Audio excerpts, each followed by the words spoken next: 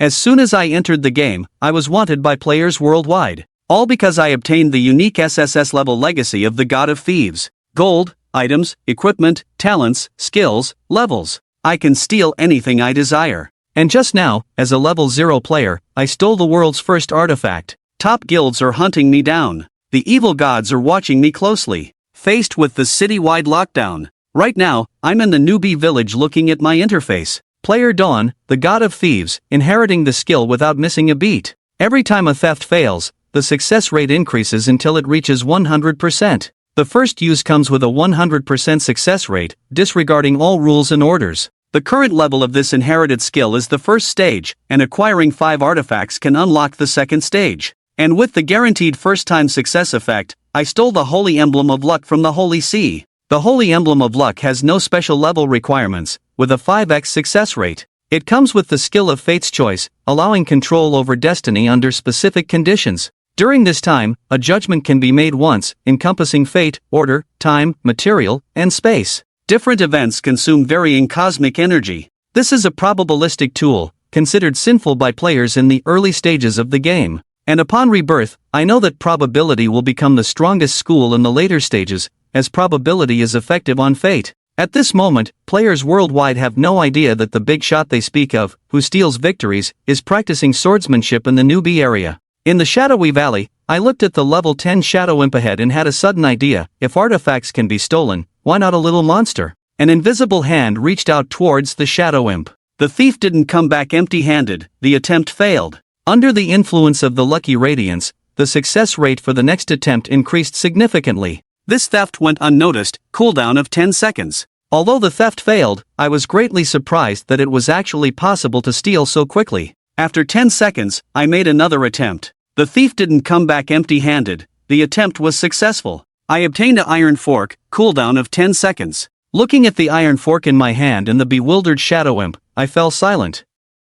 This is basically disarming face to face. The shadow imp, having dropped its weapon, was furious, wailing and searching all around. However, the intelligence of the level 10 monster was not high, so it quickly calmed down. I hid in the shadows and continued to use it on him, not coming back empty-handed. The thief didn't come back empty-handed, the attempt was successful, gaining 500 experience points. Congratulations, player level increased to level 2. At the same time, the shadow imp also felt a wave of weakness. However, 2 consecutive prompts filled me with joy. What's the point of fighting this monster? I'll just fleece him. 5 minutes later, the shadow imp went from level 10 to level 0. Meanwhile, I had reached level 10 and had also acquired a skill book, Shadow Stealth, stolen from the shadow imp. After use, you can forcibly enter a 3-second stealth state. This skill is of the dark type, suitable for dark pets, can be permanently learned, but for humans, it can only be used for a limited time after learning for 10 minutes. Feeling a sudden emptiness in my body, the shadowy monster, finally sensing something amiss,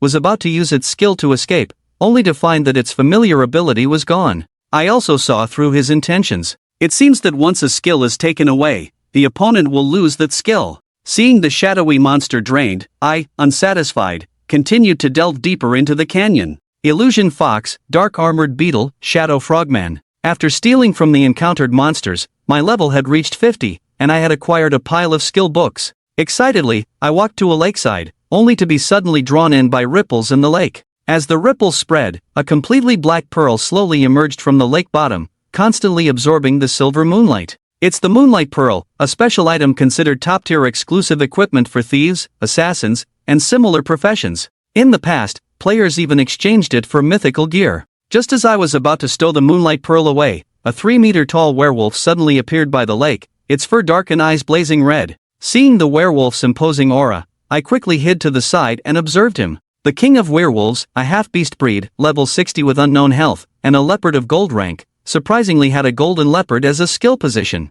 At this moment, the night wolf king stands by the lake, his eyes blazing, staring intently at the Moonlight Pearl in the lake. He is waiting for the Moonlight Pearl to absorb the moonlight to its fullest, ready to indulge. The Moonlight Pearl possesses an intense dark attribute power, making it an excellent supplement for the Night Wolf King. It is this deadly allure that prevents the Night Wolf King from noticing me at first. The vile beast dares to covet my Moonlight Pearl. I look coldly at the Night Wolf King, calculating how to act. Just as the Moonlight Pearl is about to fully condense, an invisible hand grabs onto it.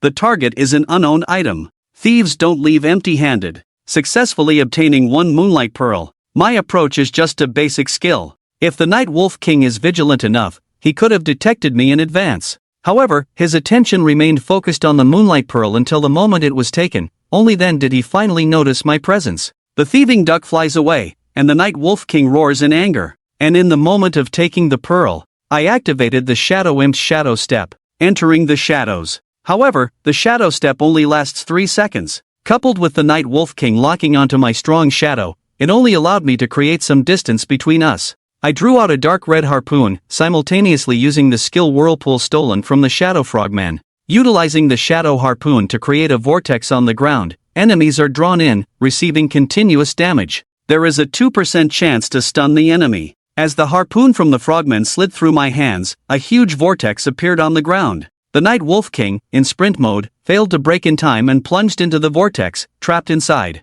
The damage from the vortex wasn't high, but the intervals were dense. The 2% dizziness was amplified 5 times to 10%, causing the Night Wolf King to quickly trigger a dizziness effect. I smiled at the Night Wolf King and then used Thief Does Not Leave Empty on it, successfully executing the skill. Obtained the skill Summon Wolf Pack Eye with a 10-second cooldown. This skill, stolen from the Night Shadow Wolf King, allows you to summon a wolf pack. The wolves' level matches yours, and they last for 1 hour. The vortex continued, and although the Night Wolf King had removed the dizziness effect, the suction of the vortex greatly limited his speed. Just as he was about to escape the vortex, the 5-fold probability bonus caused him to enter dizziness again. No wonder it's so difficult to stack probabilities. This is how it works when you stack them. It's my first time experiencing the charm of probability flow. Regular players struggle with probability flow. Without the support of artifacts or special items, it's challenging to even stack double probabilities. However, for me, with the assistance of the Lucky Holy Ash, a 5-fold probability is just the beginning. Moreover, the Lucky Holy Ash is not yet at its peak. After unlocking the Destiny selection, it can significantly increase the probability. In just this state, this 10-second vortex skill managed to trap the Night Wolf King for 10 seconds. I could use it again in those 10 seconds. Taking advantage of the target's loss of defense, successfully using it gained me 3,500 experience points. With a cooldown of 10 seconds, the Night Wolf King sensed something amiss and grew angrier, striking towards my position. The Night Wolf King is very fast, making it extremely difficult to evade his attacks. I directly used the Frogman's talent, which steals jumping power from the shadows. The Frogman can instantly complete a jumping action and significantly increase jumping ability. With just a light leap, I dodged the Night Wolf King's powerful strike. As I passed over the Night Wolf King's head, I used acid spray on him. The acid spray stolen from the ammonite beetle emits corrosive acid, with a 2% chance of causing the enemy to enter a corrosion state. This inflicts continuous damage and reduces the enemy's defense.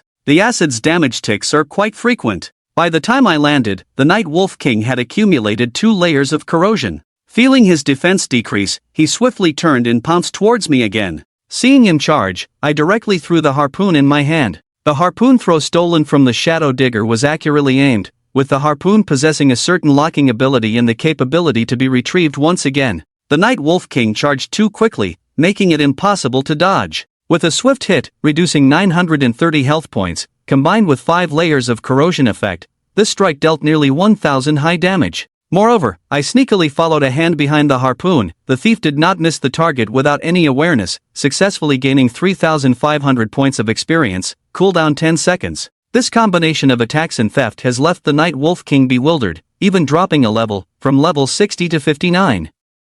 Level 60 and 59 are worlds apart. This is a watershed moment for the First Awakening. Although the Night Wolf King is still in an awakened state, the power at level 59 is unable to fish. On the other hand, I congratulate the player for leveling up to 51. In the midst of the battle, the Night Wolf King dropped a level, while I gained one. It's a seesaw situation on the field. The reason the Night Wolf King can suppress me is simply due to its boss status and completed awakening. Now awakened, unable to access power, the human side's momentum has grown stronger, making the Night Wolf King somewhat fearful. With a howl to the sky, he plans to use his ultimate move to end the battle quickly. However, after the wolf howl, there was silence all around. The lackeys who should have responded to the call did not appear. The Night Wolf King, puzzled, let out another howl, still without any response. The situation briefly became awkward. I smiled at the Night Wolf King, saying, "Watch closely, I'll teach you." Saying this, I began to howl to the sky. As the howl faded, a commotion suddenly arose in the surrounding forest. Then, from all directions, a group of strong and burly werewolves emerged.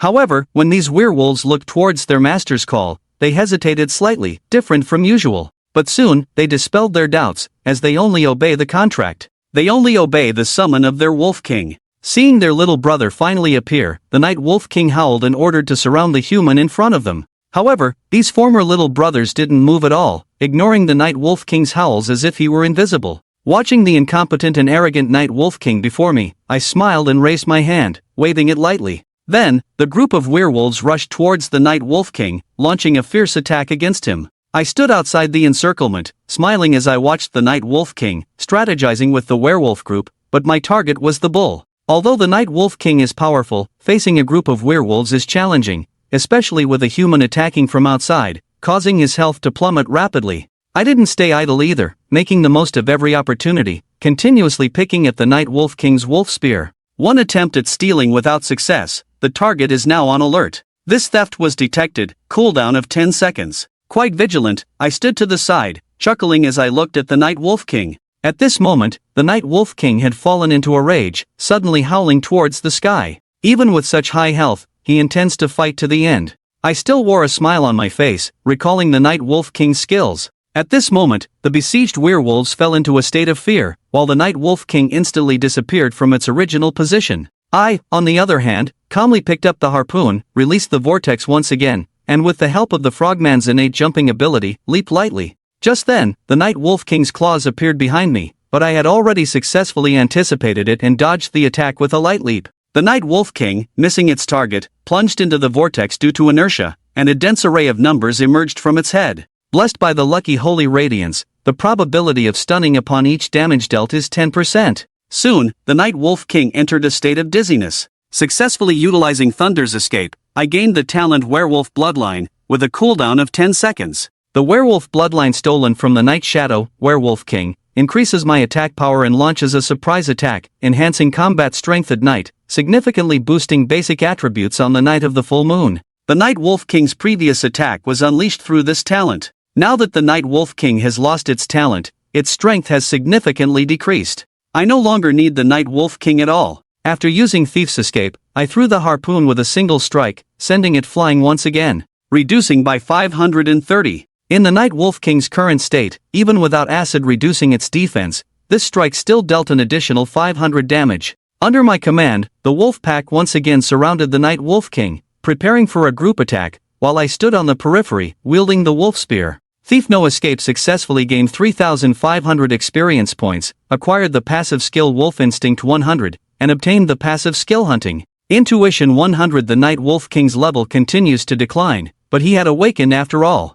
Lin Zi, upon sensing defeat, stopped fighting and chose to flee. I led the werewolf pack to pursue from behind, stealing while chasing. Seeing the Night Wolf King escape into the deep valley, I stopped in my tracks. There is a particularly powerful monster in the depths of the valley, not something I can currently handle. Forget it. I shook my head and led the wolf pack back to the periphery. The frogman's skills are very useful in combat. I plan to replenish another set. There is still time left for summoning the wolf pack. This time, I didn't sneak around. I had the wolves surround the frogman directly. The frogman shivered in fear amidst the wolves, only to have his skills ruthlessly stripped by me. Next, I continued to look for the dark-armored beetle and the enchanting fox, proceeding as usual. The notification congratulating the player on reaching level 60 appeared, followed by a sound alert. Unknowingly, I had reached level 60. Upon seeing this notification, I was momentarily stunned. The wolf pack was about to disappear, and I stopped searching for monsters. Taking stock of the gains from this trip, all depleted skills have been replenished, along with 2 skills snatched from the Night Wolf King. Hunting Intuition stolen from the King of Night Shadow Werewolves, significantly enhancing one's perception ability in a short period, enabling the insight into enemies' weaknesses, boosting self-critical hit rate and critical hit damage. Wolf Instinct stolen from the King of Night Shadow Werewolves, with a 2% chance of triggering a bleeding effect upon attack, lasting 5 seconds. After defeating an enemy, attack speed and movement speed are temporarily increased. Both skills are decent, with one being a probability skill that can gain the blessing of Lucky Radiance. The only drawback is that the monster skill is tangible. Next, I take out the Moonlight Bead. The Moonlight Bead is an epic level special accessory, enhancing attributes and stealth efficiency. When worn, the wearer can subtly attack while sneaking, without breaking stealth status. Performing significant actions reduces the probability of being discovered, allowing silent movement and greatly enhancing stealth secrecy during stealth actions. Indeed, it is a must-have for assassin and thief professions. I look at the moonlight bead's simple attributes and sigh in admiration. Just then, a prompt sounds, the player has reached level 60. Would you like to activate the awakening quest? Su-Chen was stunned for a moment. He knew that at level 60, he could undertake an awakening task. However, awakening tasks usually required consulting a career mentor to receive them. Even for hidden professions, one had to follow the clues given by the mentor at the beginning to locate specific NPCs and complete the awakening task. Therefore, awakening for hidden professions was usually much more challenging. But in his case, there was no mentor, and the task was issued by the game system. If he were to seek a mentor, even if he were reborn, Su-Chen wouldn't know where to start. The god of thieves had always been a figure of legend. Where would he even begin to look for him? Activate. Su-Chen took a deep breath and initiated the awakening task. He was mentally prepared for the difficulty of this task. He remembered a guy who had transitioned to the hidden profession of dragon language mage. His awakening task involved finding a forgotten ancient ruin where an ancient dragon and an ancient demon had sealed each other after a fierce battle. His mission was to unseal the ancient dragon, but the prerequisite was to completely eliminate the remnants of the ancient demon. Even in its residual form, the ancient demon was an immensely powerful entity. Not to mention, the exact location of the forgotten ancient ruin was unknown. The player was on the verge of collapse. How could he, at level 60, complete such a task? He posted his task on the forum seeking help from other players, but the difficulty of the task was deemed impossible even for players around level 60. Some guilds that wanted to recruit him for his hidden profession gave up on him after seeing the task details. Regular players had awakened twice by the time they reached level 100, yet that guy remained unawakened. However, Su-Chen didn't mock the other player at that moment because he might trigger an even more challenging awakening task than the other player. Task initiated, you need to act alone to steal an artifact. Your system is closely monitored by the game system. Any cheating behavior will result in task failure and permanent disqualification from awakening. Task description: the god of thieves roams between shadow and light. His greatness lies not only in his thievery skills. As his successor, you need to demonstrate your strength.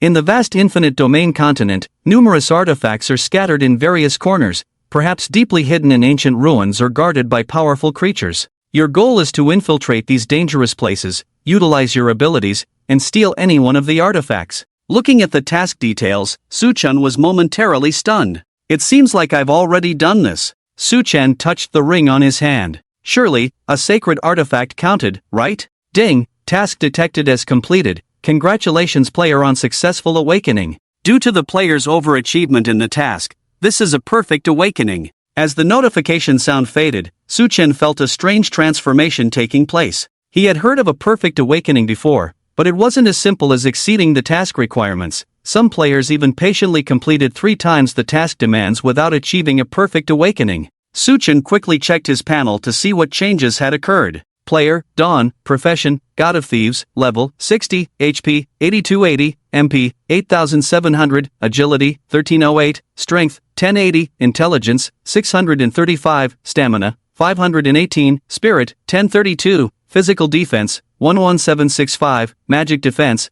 10,823, Inherited Skills, Thieves Never Empty, Theft Divine Notice Thieves Never Empty. The initial success rate of this skill is low. However, each time a theft fails, the next success rate increases until it reaches 100%. There is a chance that your theft will go unnoticed. If you fail to successfully steal equipment, this skill will attempt to steal the target's talent skills and present them in the form of skill books. Some of these skill books can be traded or learned. Thief God's Notice: you can send a theft notice to the target. After successfully stealing the designated treasure, its position cannot be changed until the end. Before the end, you can gain 3 full-level Thief God abilities. Success means no cooldown time, while failure results in a 1-month cooldown. Alright, so I'm a strange thief, huh? Su-Chen lamented as he looked at the newly awakened skills. Stealing is stealing, but having to send a notice in advance to the other party is a bit much. However, what intrigued Su-Chen the most was what these 3 full-level Thief God abilities were.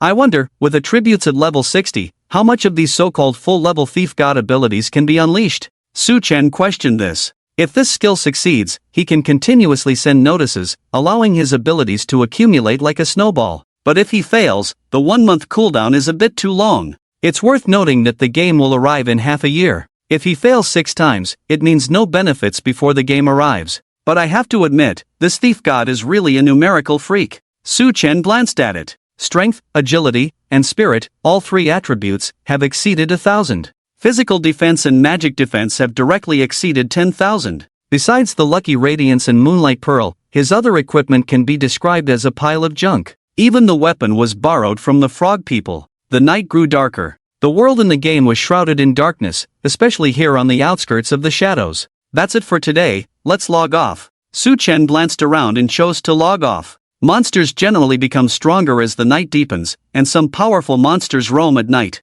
Even a somewhat famous expert wouldn't dare to venture alone in the wilderness at midnight. After logging off, Su Chen didn't rush to freshen up but instead opened the forum. The forum was bustling. Various posts had quite a good amount of activity. Desert Ruins Dungeon Guide, 12 details to note. Comment 1, finally, MODA's guide is here. I was stuck in this dungeon for a long time before, but this time I should be able to pass. Comment 2, MODA is really detailed. I didn't notice these details before, no wonder I always failed. Comment 3, this guide is so practical, thanks to MODA for sharing. New equipment showcase, the combination effect of the legendary Dragon Scale Magic Sword and Dragon Scale Shield is too stunning. Comment 1, just the sword and shield are so powerful, I can't imagine how strong the Dragon Scale set is. Comment 2, damn, how much did this Dragon Scale sword and shield cost? Comment 3, this is so cool. Looking for fixed teammates, elite players of all professions are recruited for advanced dungeon clearing. Comment 1, I'm a priest, seeking a team, can provide various buffs and healing. Comment 2, OP, I'm a warrior, want to clear dungeons together? Comment 3, finally found a team for dungeon clearing, I'm a hunter, can provide ranged output. Su Chen habitually scrolled through the posts, until he came across this one. Dominion Guild, a reward of 10,000 gold for information on the artifact Thief Dawn, able to apprehend Dawn for 100,000 gold. Dominion Guild? Su Chen stroked his chin. The current exchange rate between gold and real currency was 1 to 100. This meant that if someone could provide their own information, the Dominion Guild would give them 1 million. If they could capture themselves, that would be 10 million. This made Su Chen even consider reporting himself to fleece the Dominion Guild. But that's just talk. Nowadays, Su Chen, who had changed his profession to a god, was not satisfied with just a few million. At this moment, Su Chen opened the search bar.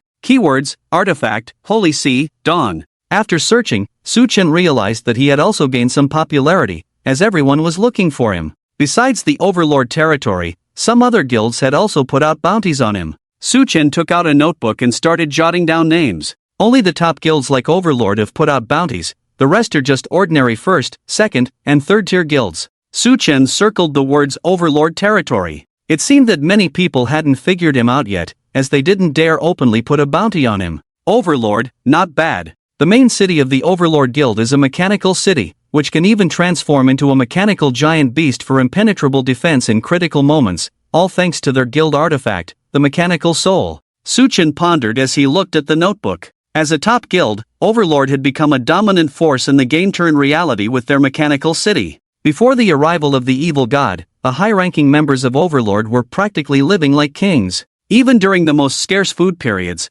the Overlord elite still enjoyed luxurious lives, exploiting the commoners. It was evident how powerful the artifact, Mechanical Soul, was. Artifacts also varied in strength. Powerful artifacts could even rival weaker divine artifacts, and the Mechanical Soul was definitely not weak among artifacts. Furthermore, the early bird catches the worm. While other top guilds were still observing, you were in a hurry to take the lead. Su Chen was still thinking about who to give the Thief God's manual to. The Overlord Guild had already presented itself. The first awakening task was to steal an artifact, which he had already completed. Su Chen speculated that the second awakening task would probably involve stealing another artifact. A higher quantity could trigger a perfect awakening. Even if he guessed wrong, artifacts were always beneficial. Currently, only one divine artifact was present in the world, the one in his possession, while the others had not yet appeared. If he couldn't obtain a divine artifact, he would acquire more artifacts. Moreover, the Overlord Guild's artifacts were fixed in the mechanical city, not on a player's body. This significantly reduced the difficulty. Thievery was random when stealing, even talents and skills could be stolen, making it difficult to take someone's artifact. But having it fixed in one place made it much easier. Because there was only one target in that place, success meant obtaining the artifact. Once the Thief God's manual was issued, according to the description, its position could not be changed until the end. Naturally, it couldn't be stored in a bag either. The Overlord Guild has committed many wrongdoings, so this act can also be considered a chivalrous one. Su-chen closed the notebook. He had already set his target. There was no way around it. He was just a passionate young man who abhorred evil. Just the thought of the Overlord Guild's artifact made him salivate. No, the thought of the Overlord Guild exploiting the artifact to deceive and dominate others made Su-chen reveal a greedy, angry expression. After browsing the forum for a while, there wasn't much worth paying attention to. Browsing the forum was like watching short videos. Sometimes there might be useful information, but without filtering, it would waste a lot of time. It was already past midnight, and Su-chen felt a bit hungry. It's good to be back. Su-chen stood up, stretched lazily, and smiled at himself in the mirror. Rebirth felt like a dream. He walked into the kitchen and opened the fridge. Only a few expired food packets lay lonely in the corner. That's quite realistic. Su-chen smiled helplessly, but he had a backup plan. There was a pack of noodles he had bought earlier in the cupboard, and Su-chen took it out. It hadn't expired yet. However, when he filled the pot with water and turned on the gas, there was only a hissing sound of leaking gas. Forgot to pay the gas bill. Su-chen slapped his forehead, remembering the situation. No fire. Just as Su-chen was thinking about fire, he felt an inexplicable force surging within his body, moving from bottom to top. Su-chen felt like something was about to spew out, so he quickly opened his mouth. A deep and powerful exhale sounded. Immediately after, a blazing flame burst out from his mouth. A small fire snake, twisting and turning, made a hissing sound. Holy cow! Su-chen was shocked. Interestingly, the rhythm of the fire breathing coincided with the words holy cow flashing. Su-chen was a bit startled himself and quickly stepped back, afraid of being burned by the flames. But as he closed his mouth, the flames stopped. Calming down, Su-chen rhythmically opened and closed his mouth, and the flames followed suit, spewing and extinguishing in sync with his movements. After all, Su-chen was a reincarnator and had seen a lot. After the game arrived, players gained abilities from the game in reality. The flames just now seemed to be from the skill of the Phantom Foxfire Incineration. Su-chen recognized what skill the flames were from. It is said that some people awakened their gaming abilities through special methods before the arrival. I thought it was just a rumor, as no one has openly admitted to it, but now it seems to be true. Su-chen recalled an urban legend from before his reincarnation.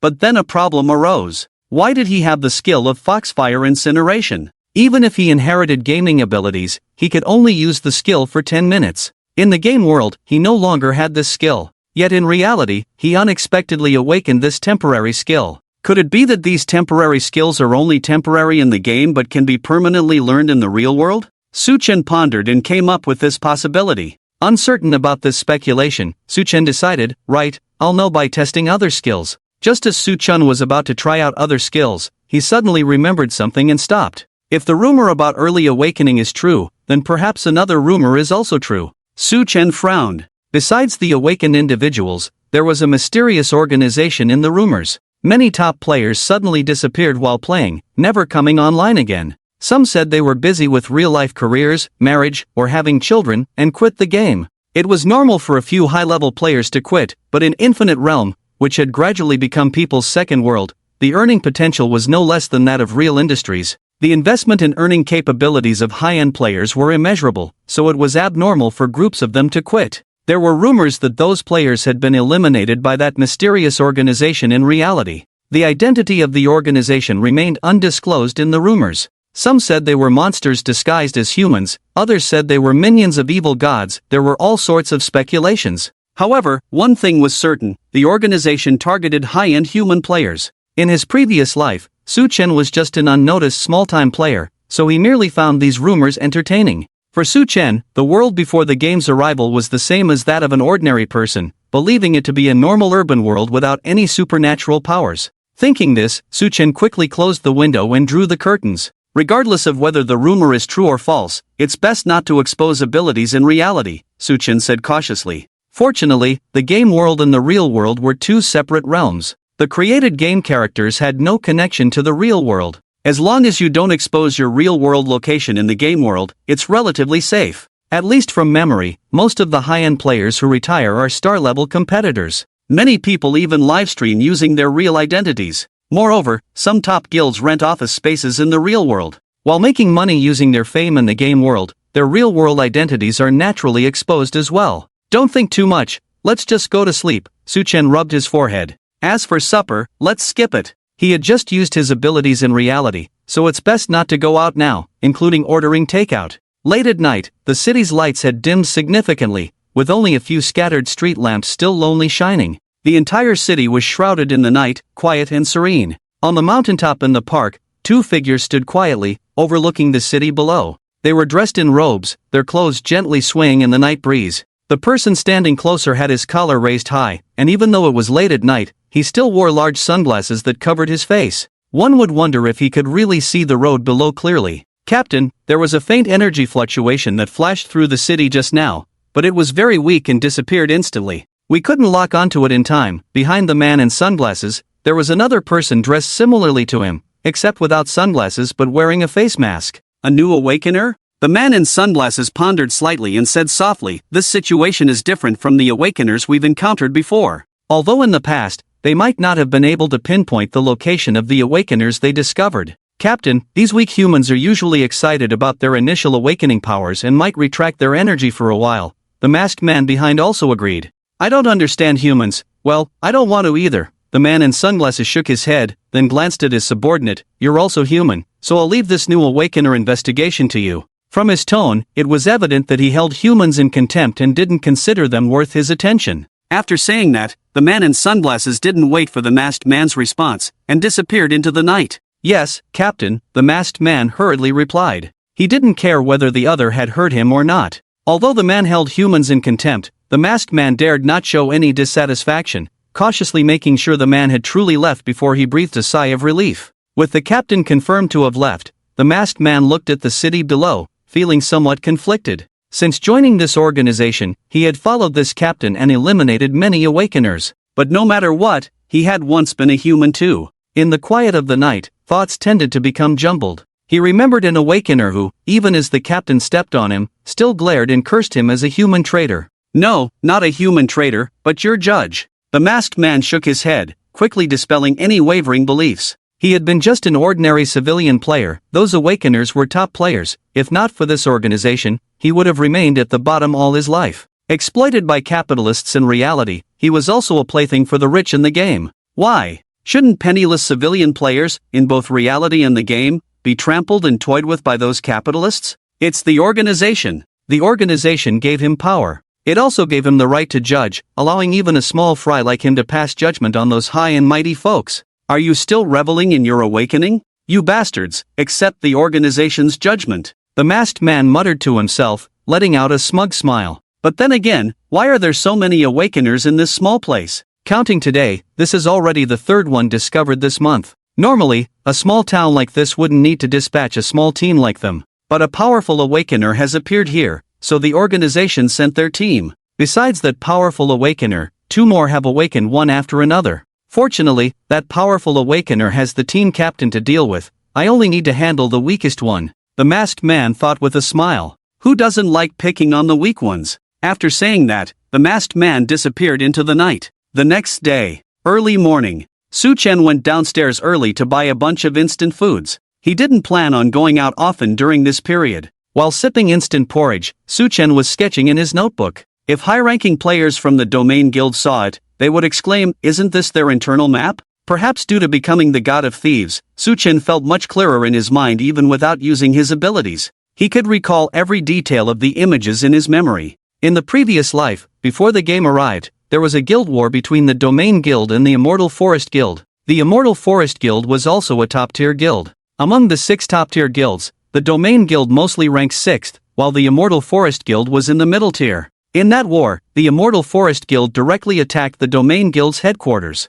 Some players from the Immortal Forest Guild started a live broadcast. The battle was intense, and Su-chen had watched the entire live broadcast. He had some understanding of the internal structure of the Domain Guild, which was why he chose it as his first target. With his mind so clear now, it felt like he was replaying the live broadcast in his head. This gives me a much better grasp. Su-chen smiled as he looked at the internal map of the Domain Guild he had drawn. After finishing the drawing, he also finished his porridge. Infinite Domain, activate. After logging in, Su-chen accessed his new talent skill. Thief God's Notice can send a theft notice to the target. After successfully stealing the designated treasure, its location cannot be changed until the end. Before the end, you can gain 3 full-level Thief God abilities. Success has no cooldown time. Failure results in a 1-month cooldown. Su-chen studied the skill and found that to send a notice to the target, he only needed to provide the name and coordinates of the treasure, as well as the owner's name. The coordinates of the domain guild were not a secret.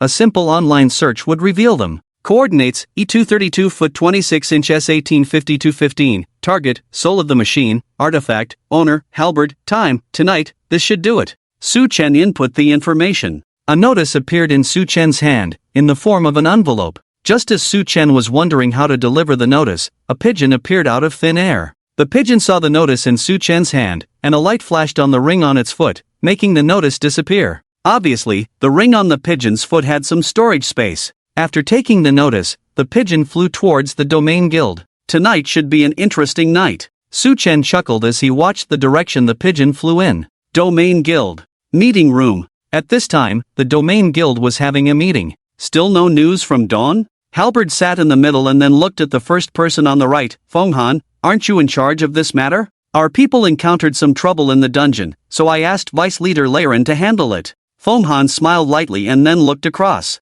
The person sitting on the left was none other than Laren. Laren cursed angrily in his heart. He and Fenghan were both vice presidents, but Fenghan always found various excuses to push such thankless tasks onto him. However, at that moment, his men happened to be resting, so he couldn't find any other excuses to avoid it. At this point, Ba Chang also looked towards Laren. President, I've had people monitoring all the major leveling spots, but there's still no sign of him. Laren felt Ba Chang's gaze and replied, is this arrangement really secure enough? Before Ba Chang could speak, Fenghan, with a smile, interjected, Laren, I have a question. Laren clenched his fists. This was originally Fenghan's responsibility. Ba Chang knew that the two vice presidents couldn't get along, but he had no intention of intervening. Obviously, Ba Chang understood the art of balance well. I've even stationed people at the leveling spots of ordinary players at level 150, and anyone suspicious won't escape.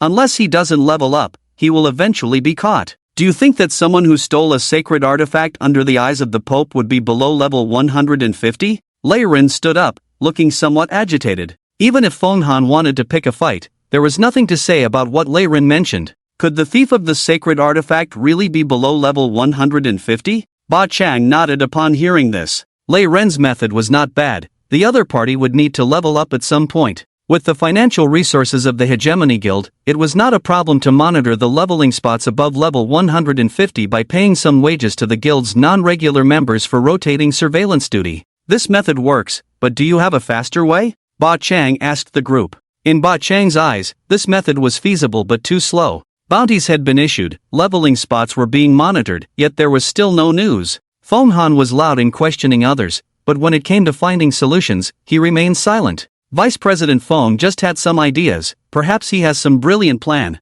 Laren didn't go easy on Fenghan, directly pressing for an answer. Of course, I have been thinking of a solution, and I will inform the president once I have one. Fenghan defended himself. Just as Laren was about to persist in questioning, a pigeon suddenly flew into the meeting room. Whose pet is out? Ba Chang frowned. This was the guild's meeting room, with strict security systems and expensive protective barriers. Not even a mosquito could fly in. So, Ba Chang immediately assumed someone had let their pet loose. This behavior was akin to having a meeting and someone setting their phone ringtone to the loudest volume. As everyone looked at each other in confusion, the pigeon found Ba Chang and perched on his head. Ba Chang blushed slightly, clenching his fist. I'll ask again, whose pet is this? Ba Chang asked, blushing. This behavior was no longer just about a loud meeting room, it was about leaders picking your food, opening the door for you, or speaking before you. Just as Ba Chang was about to grab the pigeon, a letter suddenly appeared in his hand. What's this? Ba Chang looked at the letter, puzzled. Just as Ba Chang was puzzled, a world announcement sounded. World announcement, the Hegemony Guild has received a notification from the Thief God, triggering the special event protecting the soul of the machine. Please Hegemony President Ba Chang designate guards, with a maximum of 1,000 people. During the event, only the designated 1,000 can participate in the protection operation. Failure will result in all Hegemony Guild players receiving the debuff Little Fat Lamb mark. Ba Chang was stunned. What's going on? Who is this thief god? Why did they set their sights on the mechanical soul of their guild? After Ba Xiang's 3 consecutive doubts, he suddenly remembered something. Could this messenger pigeon be the key? Ba Xiang immediately reached for the pigeon on his head, but with his strength, he actually caught nothing. The pigeon dodged Ba Xiang's grasp and flew directly in front of him. Then, it raised its wings and gave Ba Xiang a big slap in the face. What are you standing there for? Catch it! Ba Xiang, slapped in the face, couldn't bear the humiliation, but the pigeon managed to evade his capture. The others also caught on, and everyone stood up to catch the pigeon. Fenghan, eager to make a contribution, was the first to approach, but he was met with another big slap in the face. Although the damage was minimal, the insult was too strong. After slapping 2 people, the pigeon disappeared on the spot, leaving everyone empty-handed. The others stifled their laughter. The guild leader and vice leader got into a scuffle with the pigeon, and the crucial part hadn't even started. Bang! Ba Xiang angrily slammed the table. Immediately, the others suppressed their laughter, not daring to let it out. Guild leader, let's first see what's in that letter. Laren handed the fallen envelope to Ba Xiang. Ba Xiang glared at Laren. He and Fenghan had both been slapped, but he was the only one left. Nevertheless, the matter at hand was important, so Ba Xiang quickly opened the letter. After reading it for a while, Ba Xiang burst out laughing. Guild leader, why are you laughing? Fenghan asked as he leaned in. Ba Xiang couldn't be bothered to explain and simply tossed the envelope to Fenghan. Laren also came over to take a look. Too arrogant, not only stealing but also specifying the time, place, and items. They really don't respect our guild, too arrogant. The 2 of them were also extremely angry after reading it. No wonder Ba Xiang burst out laughing. They were not to be trifled with. But then again, the other party is a god tier after all. Are we really their match? After the anger subsided, Laren cautiously spoke with reason. Ba Xiang calmed down at this point. Just the messenger pigeon sent by the god of thieves had humiliated them. Were they really the god of thieves match? A worried expression appeared on Ba Xiang's face. Guild leader, don't panic. Fenghan spoke up at this moment. Oh? Ba Xiang looked at Fenghan. Do you have a good idea? The content of the letter clearly states that he uses stealing rather than robbery. This should be a mechanized event. If he really wants to overthrow us all, then he wouldn't be called the god of thieves, but the god of robbers. Fenghan analyzed seriously. You make a good point. Ba Xiang also came to his senses. He had been a bit flustered just now, but with this analysis, there seemed to be some mechanized aspects to this event. Since they are so arrogant as to agree on the location, time, and items, then let's respond. Quickly select 1,000 elite personnel now. Ba Xiang said firmly, his eyes determined. Yes, guild leader, the others responded promptly. In the world, things were also in an uproar at this time. I've never heard of this character before. Is there a new expansion pack? Could it be that the Hegemony Guild is doing some hidden task, like a hidden challenge? Can any brothers from the Hegemony Guild come out and explain what's going on? Forget it, with Ba Xiang's personality, who dares to come out and speak? It seems that the Hegemony Guild's actions were too overbearing, even the game system couldn't overlook it, so the god of thieves is punishing them. The Hegemony Guild's main city is the city of mechanics. If the mechanical soul is stolen, wouldn't the city be ruined? Although a mechanical soul wouldn't cause the Overlord Guild to drop out of the top tier, the loss of strength is still significant, basically putting them at the bottom of the top tier guilds. What? They were already at the bottom? I forgot. I suspect you're in cahoots with the Yin-Yang Overlord Guild. Soon, players discovered that the so-called Little Fat Sheep mark could be viewed. Little Fat Sheep mark, you have been identified by the god of thieves as a little fat sheep, increasing the probability of being stolen from by 30%. Duration, obtain an item from the god of thieves. Oh damn, if this event really fails, the Overlord Guild will truly become Little Fat Sheep. The key is all guild members, including those peripheral members. Got it. Let's target the vulnerable Overlord Guild. The god of thieves is truly the god of thieves, giving thieves benefits, huh? But the Overlord Guild is not easy to mess with. Solo thieves dare not target their guild. However, there will still be an impact. Solo thieves may not dare to act against them, but the Overlord Guild also has rival guilds. For example, the Immortal Forest Guild has always had conflicts with the Overlord Guild. They could easily gather the thieves in their guild to target the Overlord Guild. Yesterday, the Dawn stole the artifact, and today the god of thieves notified the Overlord Guild. Could these two events be related? You really think so? One is a player, the other an NPC. How could these two things be related? Now, the world is basically discussing this matter. The Overlord Guild usually acts extremely domineeringly, with a not-so-good reputation, especially among solo players who have been bullied by the Overlord Guild. At this time, seeing the Overlord Guild in trouble, everyone is eagerly watching the show. And at this time on the forum, a more explosive piece of information was revealed. An unnamed player from the Overlord Guild revealed that the God of Thieves will strike tonight. At this time, the Overlord Guild is conducting a selection process involving thousands of people. It's impossible for no information to leak out. The core players who have truly signed contracts with the Overlord Guild are only a few hundred. These people cannot leak information due to contract terms, but non-core players who haven't signed contracts don't have to worry about penalties for breaching confidentiality. Selecting 1,000 people doesn't mean only 1,000 people know. Among approximately 2,000 people being selected, there will always be someone with loose lips. After learning this news, players everywhere prepared to watch the show. Many streamers also hurried to the Overlord Guild. They couldn't livestream from inside, but they could still do it from a distance. On the other side, as the instigator of this event, Su-Chen was watching the World Channel.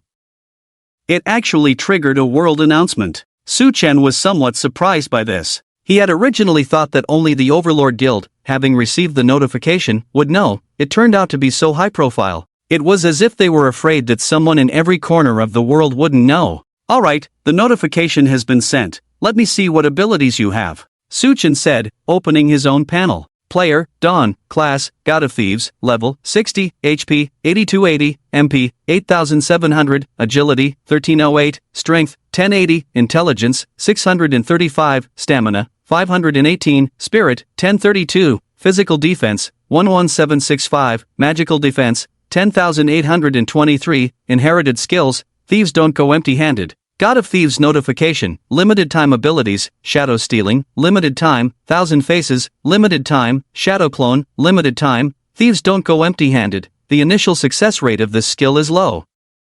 But each time a theft fails, the next success rate increases until it reaches 100%. There is a chance that your theft will go unnoticed. If you fail to successfully steal an item, this skill will attempt to steal the target's talent skill, presenting it in the form of a skill book. Some of these skill books can be traded or learned. Thief God's Notice can send a theft warning to the target. After successfully stealing the specified treasure, its position cannot be changed until the end. Before the end, you can gain 3 full-level Thief God abilities. Success has no cooldown time. Failure results in a 1-month cooldown. Shadow stealing, limited time when activated, it can block all communications around and manipulate the terrain environment, blending into the terrain and temporarily controlling some mechanisms in the surrounding environment. 1,000 faces, limited time upon contact with the target, you can gain the ability to disguise as the target, perfectly mimicking the target's appearance, voice, and some abilities. Shadow clone, limited time upon contact with the target, you can create a puppet clone highly similar to the target, which can automatically mimic the target's actions. The puppet clone does not specifically disguise as the target and can customize the thief's image. Are these the full-level abilities of the Thief God? Su-Chen pondered as he looked at these 3 skills. Looking at each ability individually, shadow stealing was undoubtedly the strongest. It was akin to a field-type skill. While it might be uncertain for other guilds' bases, the main city of the Overlord was a mechanical fortress with various mechanical designs. Su-Chen remembered that the Xianlin Guild had reached the Overlord Guild's home base but still failed to conquer it. Among these mechanical devices, the focus was crucial. In the confined space, the Overlord side, benefiting from the existence of the mechanical spirit, played these mechanical devices with extraordinary skill. The Xianlin Guild was evidently the stronger side, but they couldn't capture the Overlord Guild despite prolonged attacks. Although the Overlord Guild didn't use these devices to counterattack Xianlin successfully, they had held out for a considerable amount of time. Pressured by other factors, the Xianlin Guild could only retreat. Shadow stealing could manipulate the opponent's mechanisms in return, even if only partially, causing enough chaos. In such a disparate situation of power, Su-Chen knew well that only by stirring up the waters first could there be a chance to fish. 2 skills remained. Both required contact with the target to be used. This prerequisite condition was clearly less convenient than the first skill. Nevertheless, having them is better than not. These 2 skills, if used well, can be very useful. Su-Chen thought and then brought up a web page. He started searching for information on several high-ranking members of the Overlord Guild. Su-Chen had some understanding of these people from his past life, and seeing their photos was like unlocking a memory palace. Many things suddenly came to Su-Chen's mind. Fenghan almost forgot this person is from the Overlord Guild. Su-Chen's eyes lit up when he saw this person. In fact, although the Xianlin Guild was slightly stronger than the Overlord Guild, overall, they were on the same level. Both were top-tier guilds, with Xianlin barely in the middle of the top tier. While the strong were undoubtedly stronger, Xianlin did not break through the Overlord Guild's main city with thunderous force within a day. The real reason was due to having an insider, and all evidence pointed to Feng Han as that insider. Afterward, Feng Han disappeared, and despite the Overlord Guild's considerable efforts, they couldn't find him. This incident was a mystery. Even the Overlord Guild didn't know what kind of temptation led a powerful vice president of a top-tier guild to become a traitor. Su Chen didn't know either. However, this information can be used to advantage. A slight smile formed on Su Chen's lips. As night fell, stars twinkled in the sky. Under the night sky, the main city of the Overlord Guild, the City of Steel, was brightly lit. Not far outside the city, many players had already gathered. It's about to begin. This is the first time we've seen a god in the game personally take action against player forces. It's a pity the Overlord Guild isn't live streaming this, it would have been so much fun. The internal secrets of the Overlord Guild, how could they possibly allow you to live stream it? The Overlord Guild is well prepared this time. Not to mention the 1,000 people inside the city, there are several thousand players patrolling outside the city. They really found a loophole. The announcement only allows 1,000 people to defend, but it doesn't specify how many can be deployed outside the city. They are just reasonably using the rules. The players in the distance are obviously just passers-by here to watch the spectacle. Hey, isn't that Vice President Qin Miao from the Immortal Forest Guild? These big shots are busy all day, yet they have time to come and watch the fun, but from outside, they can't see what's happening inside. Shoo, Qin Miao is not someone with a good temper, let's not provoke her. Some players whispered among themselves, but dared not look at the other side. Nearby, a young girl paid no attention to these players but instead gazed in the direction of the Steel City. At this moment, Qin Miao leaned back slightly. The two people following her quickly brought out a chair. I really want to devour this little cake of the Overlord Guild. Qin Miao propped her chin on her hand, murmuring, "Let me handle this, President. I wonder if that thief god really has the strength." Qin Miao pondered as she looked ahead. The Immortal Forest Guild was already gathering strength at this time. As soon as the Overlord Guild falls, the elite squad of the Immortal Forest Guild will be teleported over immediately. This kind of silent warfare, though a bit shameful, is quite effective. However, it is inevitable to face collective protests from other guilds. Even top-tier guilds might intervene. After all, the Immortal Forest Guild is always ready to go to war with other guilds. Who wouldn't be afraid of first or second-tier guilds? But as long as they can easily take over the Overlord Guild, it will be worth it. Originally, the plan to merge with the Overlord Guild was not for now. However, the appearance of the Thief God made the Immortal Forest Guild change its strategy. If the opportunity is right, it's not a bad idea to act in advance. Inside the Steel City. As night fell, members not on the list of 1,000 people were forcibly teleported out. The Overlord Guild had planned to hide some people in the corners, but they were all teleported out. Attention, no birds are to be let inside the city. Overlord Spear commanded in the guild channel. The leaders responsible for the city walls outside immediately acknowledged. The location of the Soul of Machinery was now surrounded by defense forces inside and out. Most of the core forces were stationed at the Soul of Machinery. Only scattered small teams were patrolling the streets. This place is the heart of the Steel City. The control center of the Steel City. Overlord Spear sat in front of the control panel, exuding a domineering aura. Even if this is just a theft incident, not even the thief god can easily enter here. Overlord Spear smiled confidently. He had seen movies and comics about legendary thieves. It's all about deceiving under heavy guard to steal the target item. As long as he keeps his focus on the target item, even the thief god won't have a way, right? Thunderblade looked somewhat worried. He felt it wasn't that simple. This was the thief god, and it had caused a world announcement. But looking at this heavy defense, if it's just about stealing, he couldn't think of a way to take it. They spent the afternoon setting up dozens of defense mechanisms around the Soul of Machinery. Frostblade stood on the other side at this time. He observed with eyes, nose, mouth, and heart. Compared to Overlord Spear's confidence and Thunderblade's worry, Frostblade had his own thoughts. Qin Miao should be waiting outside by now. Let's see if this thief god can wipe out Overlord Spear and his team. Frostblade silently calculated in his mind. Once the timing is right, he can send out a signal to the outside. The Overlord Spear Guild has set up so many defenses that it's going to be really hard for the God of Thieves to sneak in and steal the soul of the machine without being noticed. If they get caught, they might get angry. Let's just go straight for the Overlord Spear Guild. It's interesting how they've gathered all their core members together. When the God of Thieves strikes and takes out these guys, they'll be able to infiltrate immediately with the help of the people from Xianlin. The top 3 members of the Overlord Domain Guild have different thoughts at this moment. Inside the city, Suchen quietly appears in an alley. He was still thinking about how to enter the city when the notification from the thief's letter teleported him directly into the city.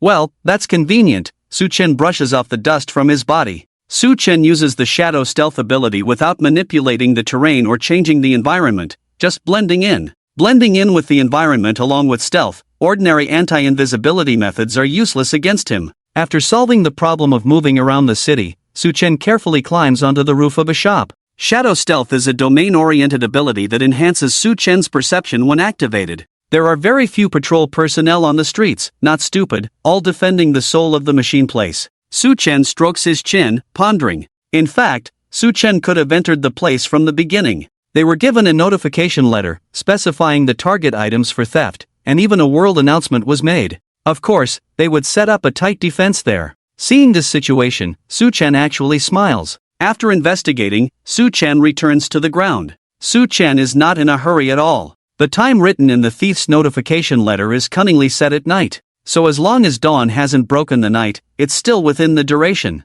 Only other players were teleported out of the city. But the NPCs were not teleported out. At this moment, an old lady is preparing to go back while carrying a basket of fruits. Suchen's eyes light up. The ghostly tactics surge in his mind. After a while, an old lady appears on the street, still carrying a fruit basket. This person is Suchen. 1,000 faces, limited time upon contact with the target. You can gain the ability to disguise as the target, perfectly mimicking their appearance, voice, and some abilities. Suchen just stealthily approached and touched the other person. He now has the option to disguise himself as an old lady. Not only in appearance, even when assessed by the game system, there are no flaws detected. Suchen walks through the city with a slow pace, carrying the fruit basket in his hand. Intentionally choosing a narrow street, he waits patiently. Perception fully open. Soon, a 3-person patrol team heads towards the narrow street. After sensing that these 3 individuals will walk down the narrow street, Suchen's lips curl up slightly. With the fruit basket in hand, he also enters the narrow street with a slow pace.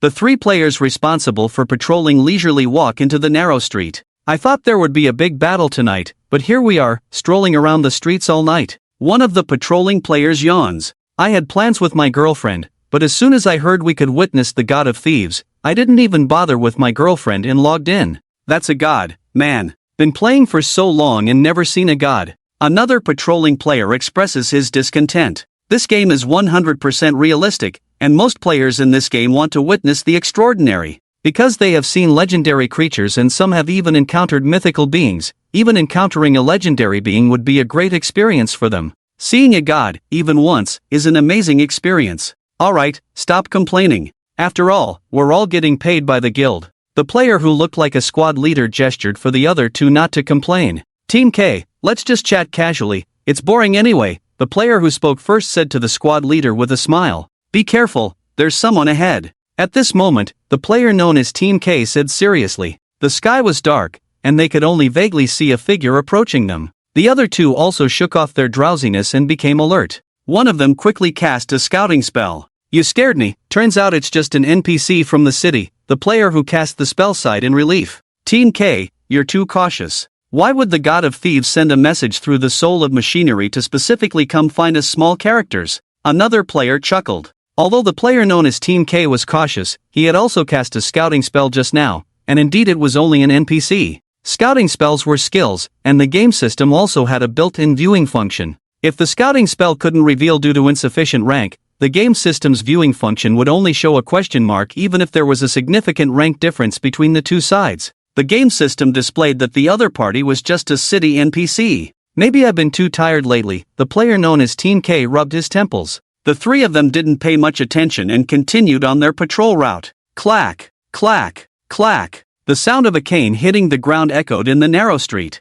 As the 3 of them approached the old lady NPC, it seemed like her cane crushed some gravel. The old lady NPC fell to the ground, her basket overturned and fruits scattered everywhere. Seeing this, the 3 approached. In the real world, people might hesitate to help for fear of scams, but in the game world, they could boldly lend a hand. Are you okay, ma'am? One of the players asked. Oh, my old bones, I'm really useless, the old lady NPC sighed, trying to get up with one hand but seemed weak. The 3 players stepped forward to help, picking up the scattered fruits. Here, ma'am, take it slow. The player known as Team K smiled and reached out to assist the old lady. Thank you so much, young adventurers. The old lady NPC slowly got up with the help of the three, looking at them gratefully. However, during the process of picking up the fruits, the old lady NPC inadvertently touched each player's arm. The three didn't notice anything unusual, just finding the NPC particularly kind and amiable. Ma'am, it's late, you should head home. One of the players gently placed the picked fruits back in the basket and advised.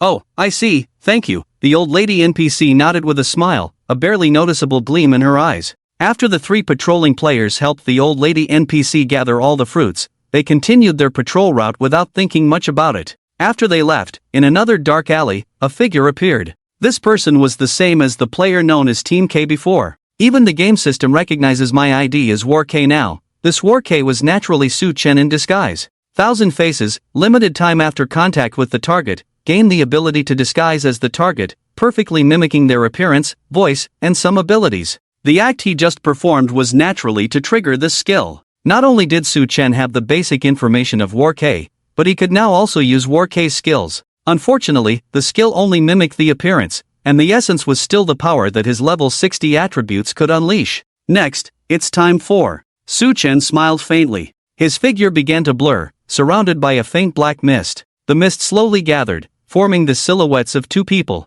As the black mist gradually dissipated, two new individuals stood before Su Chen. These two were the appearances of the other two patrolling players from before. One of the avatars had a burly figure, rugged features, clad in armor and carrying a huge sword on his back. The other avatar transformed into a relatively slender figure, dressed in leather armor with a long bow on his back and a quiver of arrows hanging from his waist. With a simple manipulation, it was discovered that they could not only act according to Su Chen's commands but also had an autopilot mode. This meant they could simulate the actions of the original freely. These two avatars came from the third skill. Preparations are complete, we can begin our operation, Su Chen smiled. This time, Su Chen did not sneak around but swaggered openly, leading the two avatars down the street. The streets. The city of Steel was quite quiet at the moment. The NPCs in the player city were mostly hired. Most of these NPCs were involved in daily occupations, and at this time, it was almost time for them to rest. Besides, their numbers were not large.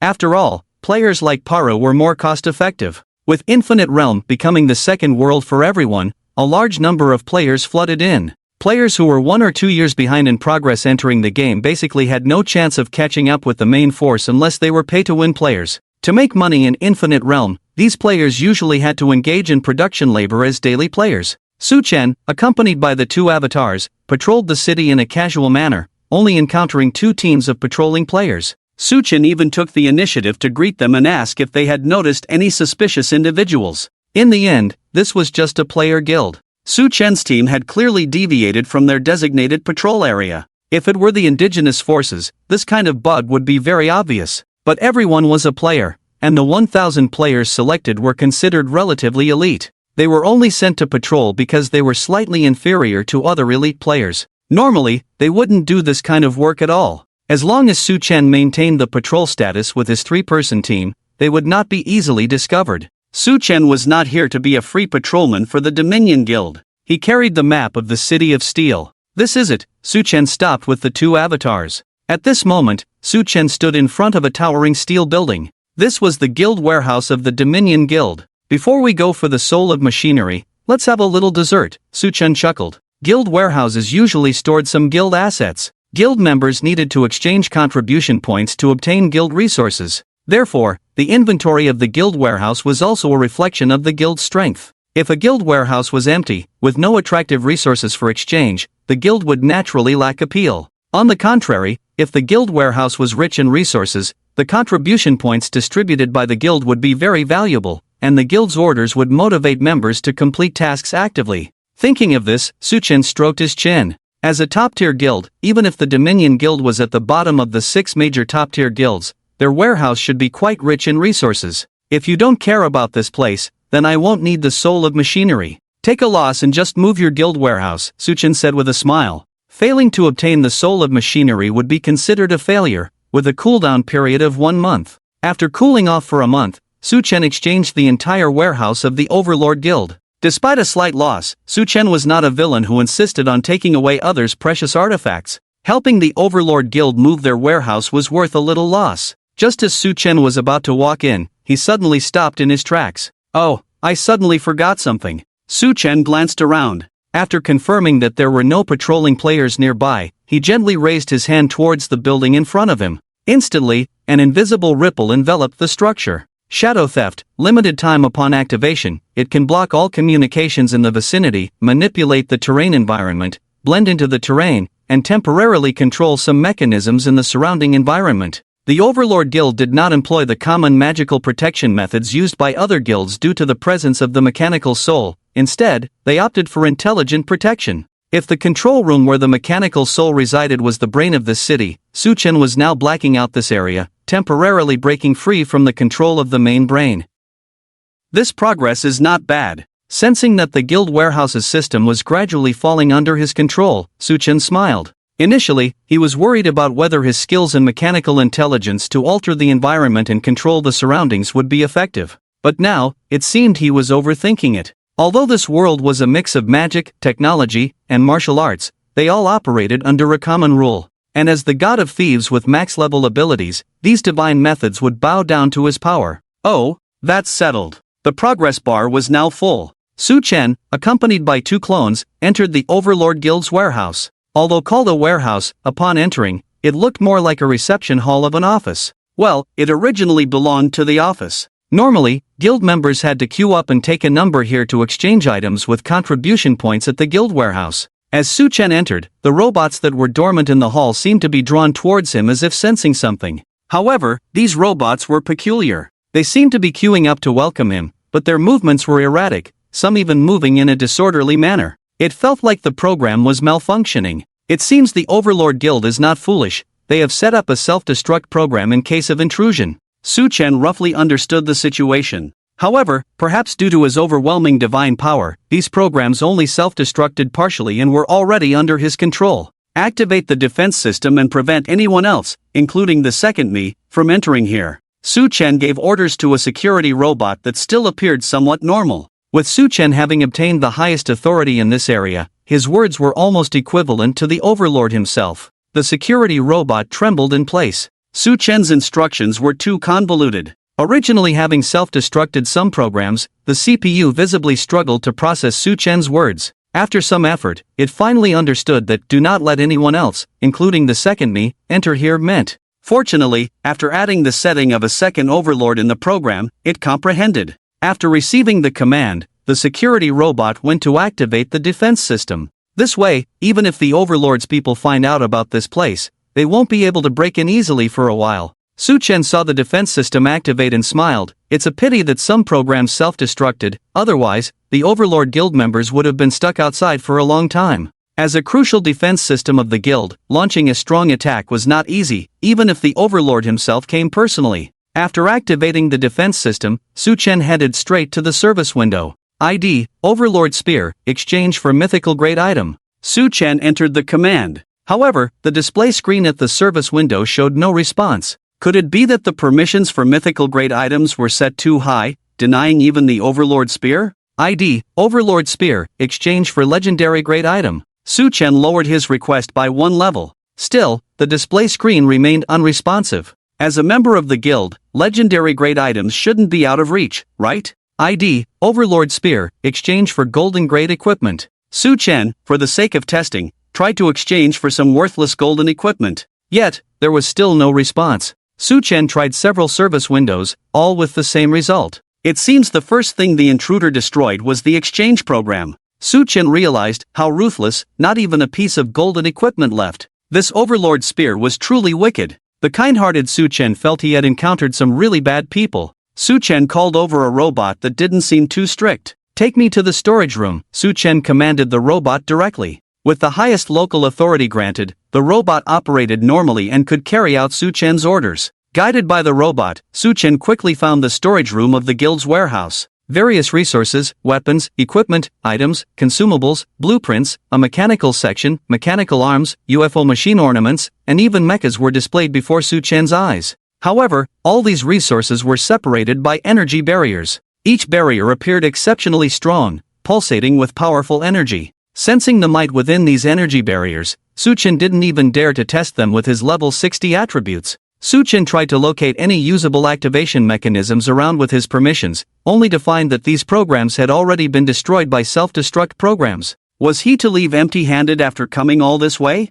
Absolutely not. This didn't align with his character of taking advantage of every opportunity. Even a passing dog would be plucked of its fur, let alone in the storage of a top-tier guild. There must be a way. Suchin paced back and forth. I got it. Suchin slapped his forehead. Always thinking about using the full-level ability of time-limited thief, he had forgotten about his initial abilities. A thief never leaves empty-handed. An invisible giant hand appeared outside the energy barrier. You go out first. Although the robot's permissions were temporarily under his control, who knew if there were any hidden tricks? Suchin didn't want others to see his work content. After the robot left, Suchin manipulated the invisible giant hand to work on the energy barrier. The hand indeed passed through the barrier. I'm in. Suchin was thrilled. But the next prompt brought Suchin back to reality. Triggering the judgment of thief never leaves empty-handed. Proceed with the judgment? Can I only draw randomly? Suchin rubbed his chin, pondering.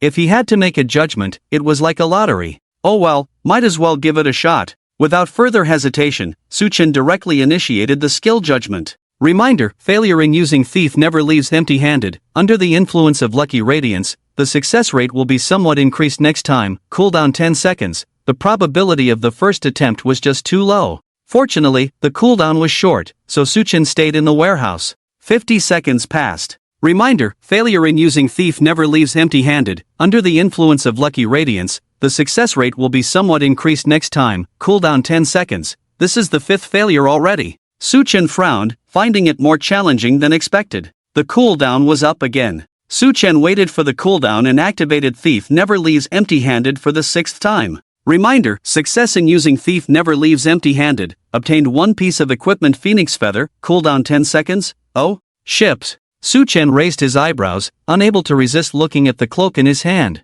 Phoenix Feather, mythical, type, cloak, level requirement, 150, basic attributes, agility, plus 200, health, plus 3000, Phoenix Rebirth, when health drops below 10 points, immediately recover 30% of health and increase defense by 20% for the next 10 seconds. Cooldown, 1 day. Flame Wings, 1% chance to release Phoenix Fire, fake, when attacking, causing flame damage to surrounding enemies. Description, made from Phoenix Feathers, containing some of the Phoenix's abilities, unable to unleash the true power of rebirth and true Phoenix Fire. It's actually a mythical grade. Suchin was somewhat surprised. Equipment for special parts like cloaks is very rare, and due to its versatility across professions, its value is more precious than mythical grade equipment for other parts. This kind of equipment placed in the warehouse, Suchin speculated. Either it's kept as a reserve and set with a high contribution value for exchange, to be used as a guild showcase level equipment, or it's something newly obtained, not yet assigned ownership. But either way, it's a big profit.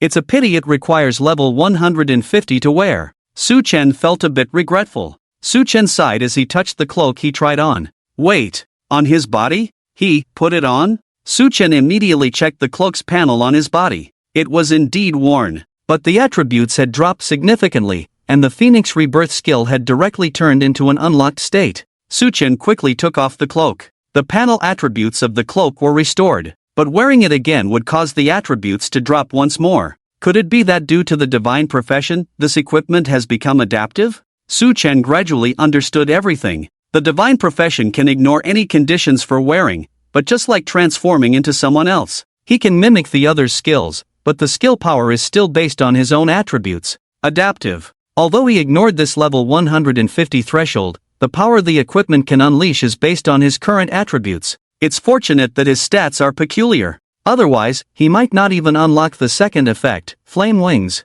Let's continue. Suchin didn't waste any time and continued to clean out the Ba Territory Guild's warehouse. Control Room. Members of the Ba Territory Guild were using the control room to monitor the situation in the city. The monitoring on the warehouse side can't be accessed. A controller expressed confusion. Ba Chang and the others had been waiting for a long time, but the god of thieves had not appeared, so they started playing mahjong out of boredom. Ba Chang had been contemplating which hand to win with when he heard the controller's exclamation. The guild warehouse is a major asset of the guild, where supplies are usually stored. Some can be exchanged with contribution points, but there are also spoils of war that have not been distributed yet, temporarily stored in the guild warehouse. After all, the security level of the warehouse is the highest. Step aside. Ba Chang stopped playing mahjong and walked directly to the control room. Under Ba Chang's personal control, not only could the guild warehouse's monitoring not be accessed, even the basic system programs failed to respond. Fong Han and Lei Ren also approached, but they dared not speak now,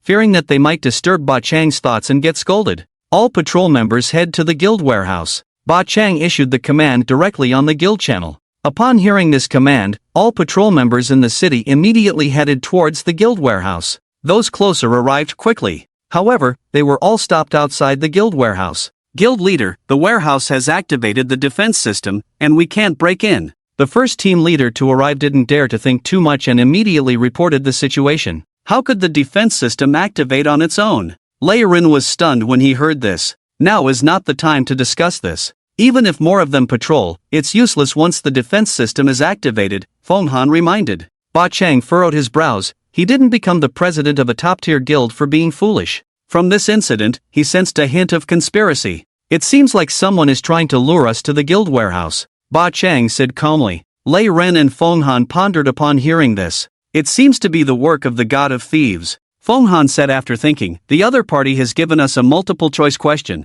one that we have no choice but to answer. Rather than calling it a conspiracy, it's more like a clever scheme. The guild warehouse is crucial for Ba Yu, but the mechanical soul is equally important. Ba Chang felt a bit irritated. Evidently, he had made a wrong estimation from the start. He thought that since the other party was the god of thieves, they must have divine virtues and even made a world announcement. If the target was the mechanical soul, then it should be the mechanical soul. But he focused too much on the other party's divine identity, neglecting their prefix. Regardless of whether they were a god or not, first and foremost, they were a thief. Trying to discuss the ethics of thievery with a thief was absurd. The other party was despicable. Lei Ren, take your people and come with me to the guild warehouse. Ba Chang made a decision after careful consideration. Isn't this too reckless? Lei Ren asked with some concern. They had taken away so many of their people. By doing so, they essentially left the mechanical soul to Fong Han. Moreover, due to Ba Chang's formidable personal strength, the combat power going to the warehouse exceeded 2/3. The primary target of the god of thieves was still the mechanical soul. After all, that's what the world announcement stated. This was a clear strategy to lure the tiger off the mountain. Fong Han didn't say anything. He couldn't admit that he was incapable, could he? Can you handle the defense of the guild warehouse if I don't go? Ba Chang said indifferently. Lei Ren hesitated. With his abilities, breaking through the guild warehouse's defense was indeed a challenging task. Don't worry, since the other party has invited us, how can we lure them out if we don't go? Ba Chang smiled at this moment. Lei Ren and Fong Han exchanged glances, wondering what Ba Chang was planning. Ba Chang sent a private message to Fong Han. No one else knew what Ba Chang had said to Fong Han. Alright, President, I will watch over here. Fong Han understood Ba Chang's arrangement instantly. The others were puzzled, not knowing what Fong Han was responding to. However, it was best for those in lower positions not to inquire about such matters. Lei Ren didn't ask either. Evidently, it wasn't his place to do so. Soon, Ba Chang and Lei Ren led the elite members of the guild to the guild warehouse. When the two arrived, they saw the patrolling members waiting outside. Without Ba Chang ordering a direct attack, they didn't dare to act. Besides, they were well aware of their own capabilities. If they could breach the guild warehouse's defense, they wouldn't be patrolling the streets. Upon arriving, Ba Chang didn't choose to attack directly but instead called forth the defense system of the guild warehouse. ID, Ba Chang, open the gates.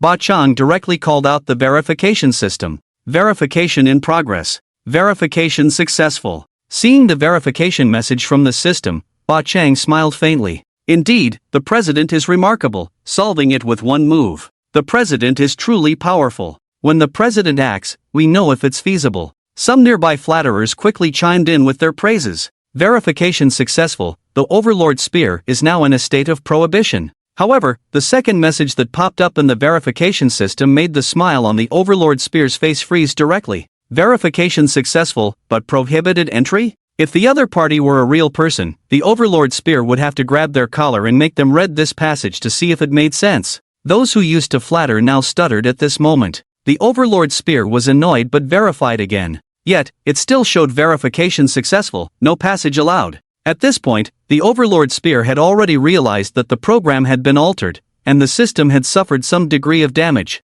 Forceful attack. The Overlord spear's expression darkened as he gave the order. Inside the warehouse. Hint, successful use of Thief's Empty Walk, obtained Thorn Guardian Armor equipment, cooldown 10 seconds. Hint, successful use of Thief's Empty Walk, obtained Dark Nightblade equipment, cooldown 10 seconds. Hint, successful use of Thief's Empty Walk, obtained. Su Chen was still taking advantage of the Overlord Domain Guild. It was probably once every minute that he succeeded. Except for the first item being a big haul, the rest are just trash of gold and dark gold. Su Chen shook his head. After all, the guild warehouse was where all guild members exchanged goods. The quantity of low-level goods far exceeded that of high-level goods. However, getting a mythical cloak wasn't a bad deal. Oh, have you figured it out already? Su Chen smiled slightly as he saw the surveillance footage. The Overlord Spear and Thunderblade have mobilized with most of their elite members. Seems like they intend to end this quickly. Su Chen still smiled, then the Mechanical Soul's place must be empty. The progress of breaking through the defense of the Overlord Domain Guild was swift.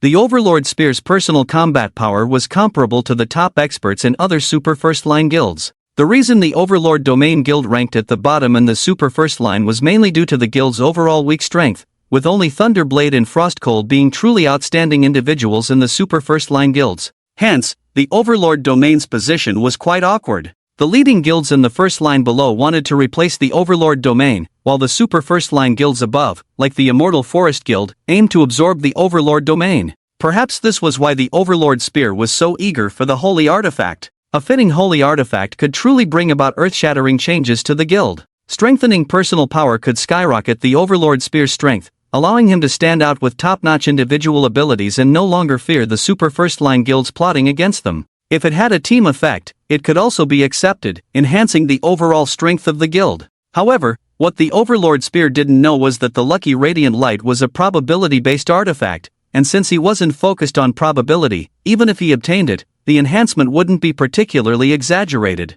After a while, the progress is quite fast. Glancing at the surveillance footage, Su Chen stopped his actions. Although the warehouse's defense level was high, some systems had already self-destructed, making it impossible to mobilize every force effectively. With the Overlord Spear leading most of the elites, it was unrealistic to rely on this broken system to stop them. Bang! At that moment, the external defense finally shattered. The Overlord Spear and Thunderblade charged in with their people. Battlefield Division. After the Overlord Spear and the others entered, Su Chen activated his ability to change the terrain. He could manipulate facilities within his range and alter the terrain. This was one of the max-level abilities of the God of Thieves. The original guild warehouse path was turned into a maze by Su Chen. He divided the group into several batches, starting from different points. His purpose in doing so was to separate the Overlord Spear and Thunderblade, placing them in different locations. Communication block. After dividing the battlefield, Su Chen used his ability to block communication in this area. To confirm, Su Chen also opened his social page. Sure enough, not to mention the friend list, even the world channel had no content.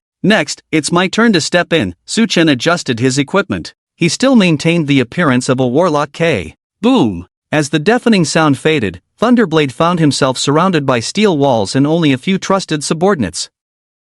Captain, where are your coordinates now? Thunderblade habitually sent a message on the guild channel. However, he realized that his message didn't go through at all. Was the guild channel blocked? Could it be that Thunderblade was kicked out of the guild? Check the guild channel. Thunderblade immediately instructed his subordinates. Boss, can't access the guild channel. Not just the guild channel, even the friends list is empty. The world channel has no content either. Several people responded one after another. That thief god, actually able to influence the game system. Thunderblade immediately understood whose work this was. Is it that extreme? The game has been running for 2 years, and I've never heard of an NPC being able to block the game system. Truly deserving of being the first god among NPCs, this is too powerful. Upon hearing Thunderblade's words, the others also exclaimed in amazement. Alright, pull yourselves together, the opponent is strong but we must not show weakness. Thunderblade reprimanded, then continued, right now, we need to find the guild leader or the storage room.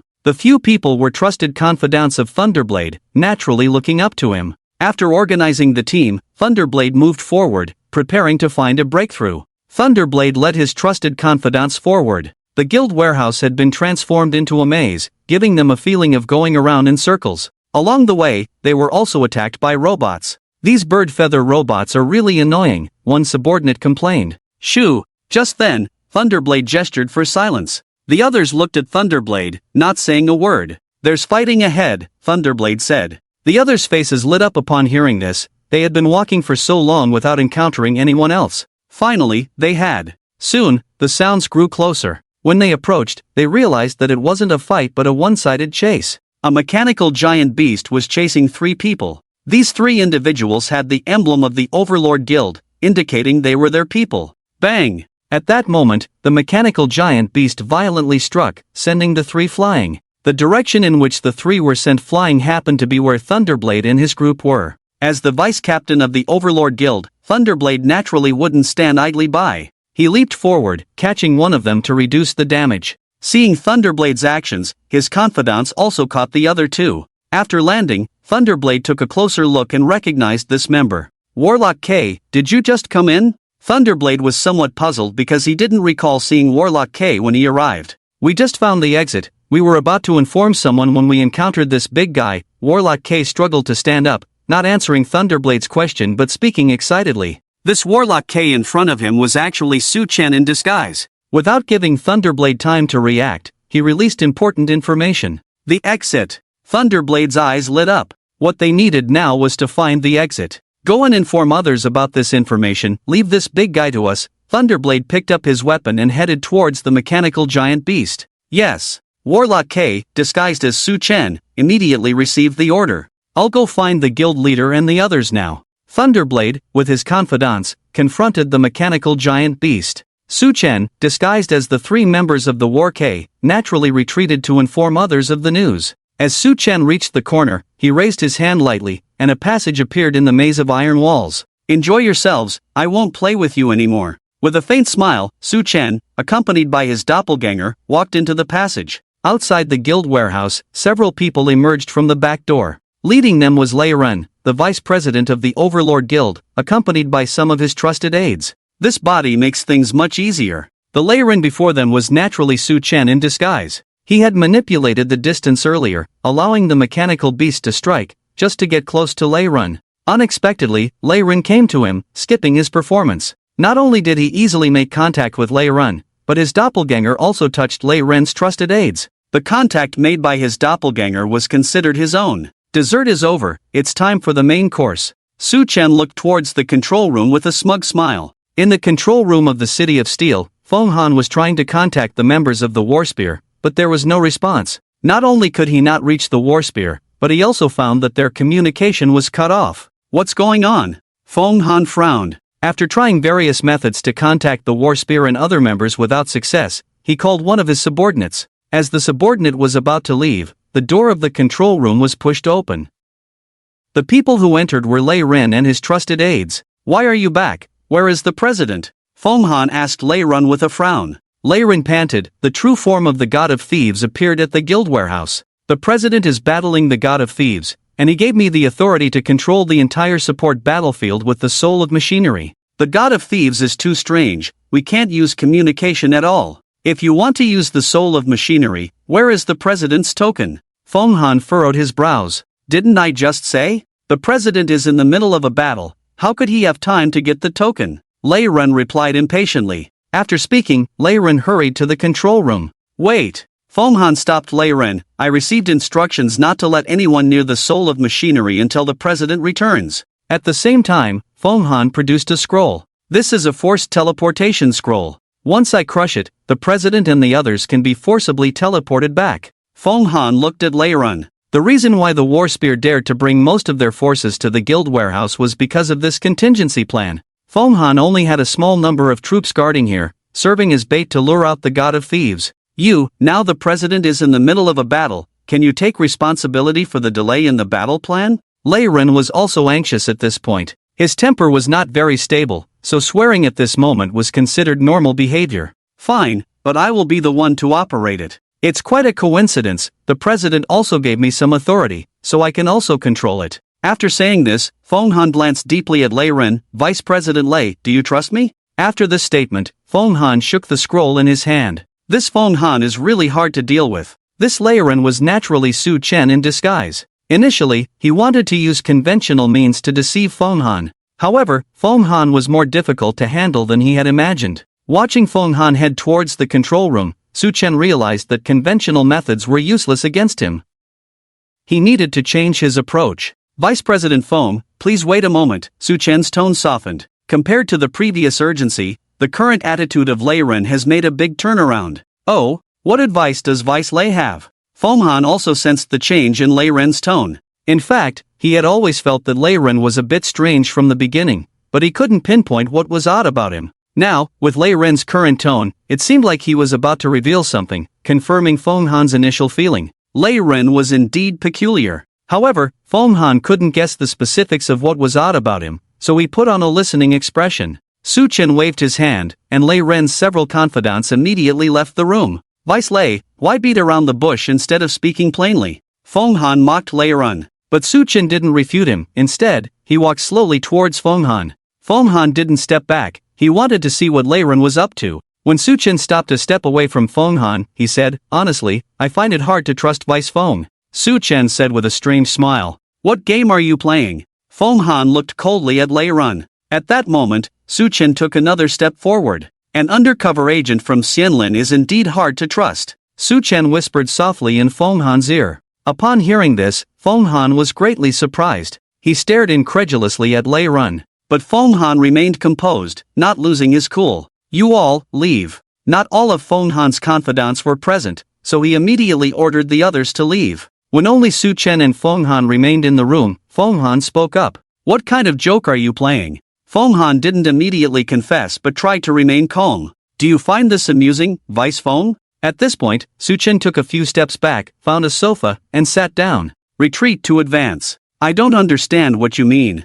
Feng Han still didn't admit. All communications are blocked now, so you don't have to worry about being recorded. And Vice Feng, I'm not pretending with you anymore. I'm here on behalf of Xianlin. Su Chen sat casually on the sofa, smiling. Hearing Su Chen's admission, Feng Han was shocked. He had thought only someone like himself would betray, but he hadn't expected Lei Ren, with his distinctive features, to betray as well. How come I've never heard of you? Feng Han said incredulously. Actually, I just found out about your identity. I broke through just now and found some areas outside that weren't blocked. I can only say that Xianlin's arrangements are indeed meticulous. Su Chen remained composed and fabricated a story. Although there were some loopholes in his story, the urgent situation didn't give Feng Han a chance to scrutinize it. Wasn't the plan supposed to take a while longer? Feng Han was puzzled, still trying to process the situation. Su Chen had already anticipated Feng Han's confusion. Plans change. With the formidable ally, the god of thieves, Xianlin believes it's the perfect time.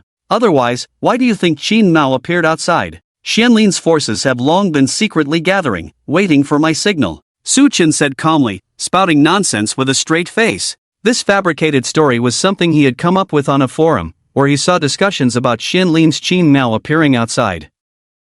Whether there was any connection didn't matter, it just had to seem related. In fact, Qin Mao had informed him about appearing outside and gathering troops. He was aware of it. Seeing Lei Ren getting even this detail right, most of Feng Han's doubts had already dissipated. Moreover, just now when Lei Ren mentioned the timing of the message, his communication was blocked here. It seems that Qinin also wanted to send a message together with someone else. But since his communication was blocked, only Lei Ren, who was outside and had communication, received it at that time, which also makes sense. So, after this is done, Lei Ren, we will still be colleagues? Feng Han said somewhat helplessly. It can only be said that the war spear will choose people, and it chose the two of us. Su Chen laughed heartily. Brother Lei has probably achieved great success this time, so I hope Brother Lei will take care of us more in the future. Feng Han also smiled at this time. The address changed from Deputy Lei to Brother Lei. Obviously, he was already considering getting closer to Lei Ren. In the past, we had many disagreements, but it was all for the sake of performing better in our roles. I hope Brother Lei won't take it to heart. Feng Han looked at Lei Ren and chuckled lightly. Naturally, like-minded people naturally gravitate towards each other, proving that Brother Feng and I are both smart individuals. Faced with Feng Han's attempt to get closer, Su Chen chuckled. By the way, the god of thieves' blockade on communication is too strong. I need to use the soul of machinery to send a signal outside. And the soul of machinery is also crucial for this operation. Lei Ren had a look of getting back to business. Since it's arranged by the immortal forest, Brother Lei, please make it convenient. Feng Han nodded. This time he had no doubts. The method given by the immortal forest may cause quite a stir, so I hope Brother Feng can help me guard the door. After the task is completed, I will report Brother Feng's contribution truthfully. Suchin not only sent Feng Han away but also asked him to guard the door. Alright, Brother Lei, rest assured, I won't let anyone else in. Feng Han smiled, showing that Leiren seemed quite understanding of human relationships. Leiren even thoughtfully found a reason to share this credit with him. Encouraged by this credit, Feng Han became very attentive. After closing the door, he personally stood guard with his trusted men. We must act quickly. After Feng Han left, Suchin put away his smile and his expression turned cold. His arguments just now couldn't withstand scrutiny at all. The main reason he could control Feng Han was by initially using the shock of Feng Han being considered a traitor and then shifting to a sense of belonging. Then, he also dangled a carrot in front of Feng Han. Feng Han's mindset went through a roller coaster of emotions. Before Feng Han completely figured it out, he needed to get hold of the soul of machinery. Suchin quickly walked to the control panel. The current item's quality is too high, the success rate is extremely low, and the stacking success rate is slow. Continue? Extremely low? Suchin pondered slightly. There was no such prompt when obtaining mythical level items before. An artifact was a sign of divine level, and there was a huge gap between divine and mythical levels. Such prompts were only seen when stealing holy artifacts before. The soul of machinery was not ownerless and was tightly guarded. After all, it was the core artifact of the Overlord Guild, known as the Steel City. Without the soul of machinery, the guild's main city would directly drop in rank. The difficulty of obtaining it might not even be lower than that of the holy artifact of the Holy See back then, as there were actually no protective measures in place despite it being considered a holy artifact. Probably because even the Bright Church itself was unaware of the existence of the holy artifact on the statue. But since he had come this far, there was no reason to give up. A thief never leaves empty-handed. Hint, failure to use the thief's ability will slightly increase the success rate next time under the influence of Lucky Radiance, with a 10-second cooldown. Fortunately, with a 5-fold multiplier, there's still a chance to draw the bottom line. Suchin muttered to himself as he looked at the prompt. The bottom line could be reached, but it had to be done before Bashan was freed, and before Feng Han outside figured it out. Suchin waited for the cooldown, ready to use the skill as soon as it was available. Without the blessing of the holy artifact, Suchin wouldn't even dare to think about divine artifacts. This Thunderblade is really well hidden. His usual rough appearance has deceived many people, Feng Han chuckled from outside the door. Initially, he thought he couldn't succeed alone. The Tyrant Spear was already difficult to deal with, and now he had added a Thunderblade to play a balancing act with him, keeping each other in check. But things were different now. The Thunderblade was also 007. The difficulty suddenly decreased by half. Moreover, the Thunderblade's attitude just now was good. Both of them were from the 007 background, so besides the promised benefits, they could also support each other. Feng Han thought that the Thunderblade had shared credit with him earlier because he wanted to build a good relationship with him. Bang! Suddenly, a noise came from inside, drawing everyone's attention. Should I go in and check? Someone immediately suggested. Feng Han glanced at the speaker. This person was not his confidant, nor the Thunderblade's confidant, and usually followed the Tyrant Spear's orders. He was considered a confidant of the Tyrant Spear. The Deputy Thunder will operate according to the chairman's instructions. Don't disturb the Deputy Thunder, Feng Han said, stopping the person who wanted to go in directly. But it's the soul of the machine inside. The player looked at Feng Han and said, the chairman personally ordered that the soul of the machine must not make mistakes. What? Feng Han's voice turned cold with a hint of chill. Do you not trust the Deputy Thunder, or do you not trust me? In the past, Feng Han wouldn't dare to confront the Tyrant Spear's confidant because he couldn't offend both the Thunderblade and the Tyrant Spear's confidants at the same time. But now that the Thunderblade was also 007, with their combined strength, why fear a confidant of the Tyrant Spear? This was Feng Han's confidence. The Tyrant Spear's confidant saw Feng Han's demeanor but had no good comeback. He was indeed the Tyrant Spear's confidant, but in terms of strength and status, he was no match for the Thunderblade and Feng Han. Offending the two most powerful deputy chairmen in the organization made him a bit nervous. Moreover, Feng Han was stronger than him, and he couldn't break in even if he tried. Watch this door and don't let anyone disturb the Deputy Thunder, Feng Han coldly instructed his confidant. Yes. Not only did his own confidant respond, but even the Thunderblade's confidants firmly stood by his side. Feng Han nodded in satisfaction. It seemed that the Thunderblade's confidants were insightful, or perhaps the Thunderblade had instructed them beforehand. The Tyrant Spear's confidant was visibly anxious at this moment. Let's go! The Tyrant Spear's confidant, realizing he couldn't force his way in, led a few other confidants to leave the place. Communication was blocked in this area, and they needed to find a place with communication to inform the tyrant spear quickly. You can't leave, the god of thieves may attack this place at any time. Your task now is to guard here, Fonghan said coldly.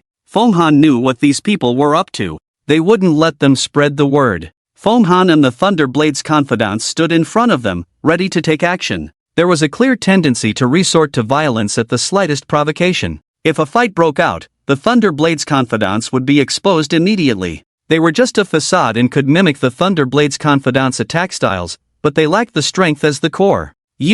The Tyrant Spear's confidants were surrounded and looked very angry, but they didn't make a move. They couldn't contact their chairman now, and in terms of position, Fonghan and the Thunderblade held the highest authority. If they disobeyed orders and then engaged with Fonghan, they would be in the wrong. For now, they could only endure and wait to contact their chairman to deal with Fonghan. Everyone could only wait outside the door. Bang! Thud! Inside the control room, strange sounds kept coming. Is the Thunderblade ready yet? Fonghan furrowed his brows. Although the Thunderblade was following orders from the Immortal Forest and he was supposed to cooperate, Thunderblade was not stingy and took the initiative to share the credit with him. Inside the control room. Hint, Thieves' unsuccessful use of empty space. This theft was detected by the defense system. Under the influence of the Lucky Radiance, the success rate for the next attempt slightly increased, cooldown 10 seconds. Hint, Thieves' unsuccessful use of empty space. This theft triggered a counterattack. Under the influence of the Lucky Radiance, the success rate for the next attempt slightly increased, cooldown 10 seconds. The reason for the continuous commotion in the control room was that it had alerted the defense system. The defense system launched an attack on Su Chen. Fortunately, Su Chen could manipulate the environment and blend into the terrain. Every time the defense system attacked, Su Chen chose to blend into the terrain to swiftly evade. Wait for the cooldown before coming out to use it again. After a failure, the defense system would attack Su Chen, who would then blend into the terrain to evade once more. It felt like playing whack-a-mole. Su Chen was playing the mole. Su Chen had already changed the terrain to seal off the door, essentially soundproofing it. But even with the soundproofing, some attacks with excessive commotion would still be heard. If Fonghan were to open the door at this moment, he would see that the door had been sealed off. On the other side of the seal, it was already a mess. Various operating facilities had been shattered by the defense system's attacks. I've stacked it so many times already, it should be close to success. Su Chen calculated in his mind. He had used it over 30 times, so theoretically, he should be close to a breakthrough. Outside the door. Listening to the occasional commotion behind the door, Fonghan initially hoped that Thunderblade would quickly handle it, but after a few minutes passed, there was still no response from the other side. Fonghan had now calmed down. Initially, he was anxious because of 007's identity, then he felt a sense of connection as the other party was also 007, and then it was the urgency to complete the gatekeeping task. Moreover, if the other party's identity wasn't real, how could they know these insider information? This had kept him from thinking clearly. Firstly, the Immortal Forest Guild had promised him a great price, and he had signed a system contract that couldn't be revoked, as well as received a hefty advance payment. The Immortal Forest Guild was wealthy, and some of the things promised couldn't be bought with money. They had already spent so much to turn him, so where would they get the resources to turn Thunderblade? Even if the Immortal Forest did have the capital, not letting him and Thunderblade communicate beforehand was suspicious in itself, turning a moderately difficult task into a highly difficult one.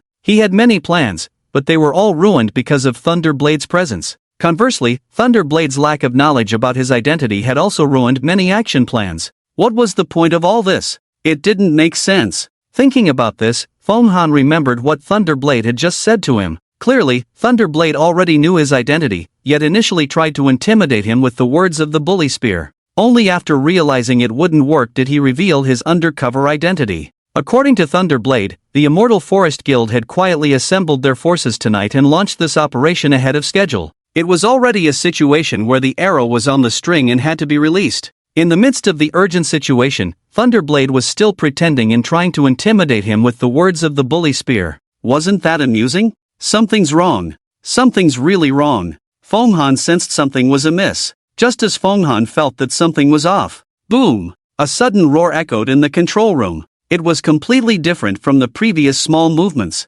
At the same time, beep beep beep, the entire building was filled with a continuous alarm sound. No! Fonghan woke up as if from a dream. The confidants of the Tyrant Spear were preparing to argue with Fonghan in a righteous manner, but Fonghan had already opened the door to the control room and ran inside. Seeing Feng Han running in, regardless of whose confidants they were, everyone rushed inside. As soon as they entered, they saw the control room in a mess. The red and blue alarm lights were flashing, the walls of the control room were blasted into a damaged state, revealing steel reinforcement and circuitry in some places. Even in the front, there was a large hole blasted through. At this moment, Thunderblade was standing in front of the hole. In his hand was a silver metal sphere, which was constantly changing in brilliance. The soul of the machine. Feng Han quickly recognized what Thunderblade was holding. Vice Captain Feng, please cover for me again. Thunderblade looked at Feng Han and chuckled. Speak, what is your purpose? Feng Han stared sharply at Thunderblade. Ha ha ha. Thunderblade burst into laughter. It seems you're not that foolish after all. Su Chen also knew that this matter couldn't be concealed, so he stopped pretending. The city was filled with alarms because he had successfully obtained the soul of the machine. With his success, Su Chen had no intention of lingering in this place of right and wrong. Raising his hand, Su Chen controlled the mechanisms that had attacked him earlier, aiming directly at Feng Han and his group. He could already control some of the mechanisms here through the shadow stealing technique, and after obtaining the soul of the machine, controlling them became much simpler. Boom! Several attacks fell simultaneously. Even Feng Han didn't dare to be careless at this moment and could only temporarily evade the attacks. Smoke filled the air. Feng Han hurriedly passed through the smoke. However, the other party had already flown out from the hole earlier. Relying on the mechanisms set up here, Su Chen had temporarily created a pair of mechanical wings for himself and had flown far away in no time. Feng Han and his group arrived at the hole, only to see a figure gradually getting farther away. That wasn't Thunderblade at all. Feng Han realized he had been deceived because Thunderblade didn't have that kind of ability. He had known Thunderblade for over a year, so he understood him well. Thinking back now, Thunderblade had been strange from the beginning. He had just assumed Thunderblade was being clumsy. When he revealed his undercover identity, he panicked and didn't think much about it. At this distance, he could still catch up. Just as Feng Han was about to chase after him, he noticed that the mechanisms that had attacked earlier were preparing for a second round of assault. Damn! Feng Han had no choice but to focus on defending against the attacks. After Feng Han and his group defended against the attacks once more, they couldn't even find a trace of the other party.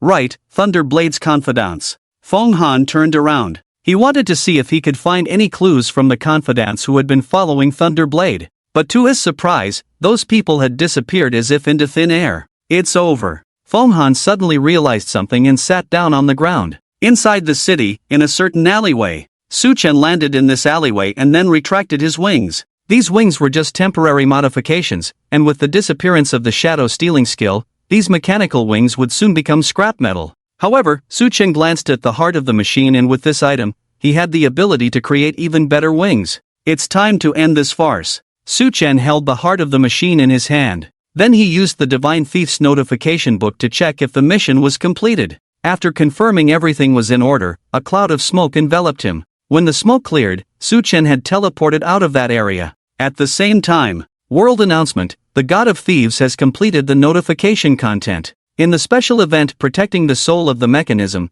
the failure belongs to the Hegemony Guild. All players participating in the event have received the little fat sheep mark from the God of Thieves. Little fat sheep mark, you have been identified by the God of Thieves as a little fat sheep, increasing the probability of being stolen by 30%. Duration, obtain an item from the God of Thieves. Damn it, did the Hegemony Guild's artifact just disappear like that? The God of Thieves is so terrifying. Any players from the Hegemony Guild come out and explain how it was done? How the God of Thieves completed it is crucial. If they confront players directly, how can the players defend themselves? We hope the Hegemony Guild will disclose the actions of the God of Thieves, as this concerns the interests of all players. Actually, logically speaking, the God of Thieves should not resort to robbery in such events. He might as well be called the God of Robbery. Waiting for the Hegemony Guild to announce. If the God of Thieves can't be stopped by the Hegemony without a fight, I'll laugh at the Hegemony for 2.5 years. Are you being silly upstairs? If you say that, why should the Hegemony still disclose details and let you laugh for 2.5 years?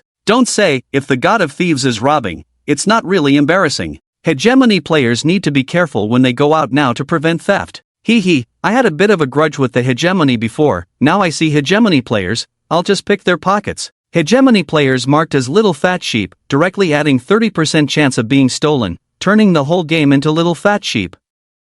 Are you all planning to bully the Hegemony like this and still expect the Hegemony to disclose details? On the World Channel, discussions about this event filled the air. Outside the City of Steel, Boring thought there would be a mutually destructive outcome. Qin Miao looked disappointed at the world announcement. Xianlin had already secretly gathered forces, waiting only for Feng Han's signal. But all night, Feng Han had not given her any signal. And when she messaged Feng Han, he didn't respond either. This made Qin Miao somewhat dissatisfied. These so-called 007s, not a single reliable one among them. Qin Miao shook her head. Just as Qin Miao was about to leave, Feng Han, who had not replied to her before, suddenly messaged her. After reading the message, Qin Miao furrowed her brows. So the God of Thieves never actually engaged in a direct battle with the Hegemony Guild. Qin Miao was puzzled. Without a direct confrontation, how did the God of Thieves manage it? But Feng Han didn't provide specific details. He just told her there was no chance and asked her to withdraw her people first. Because, according to Feng Han, he would take the blame for this theft.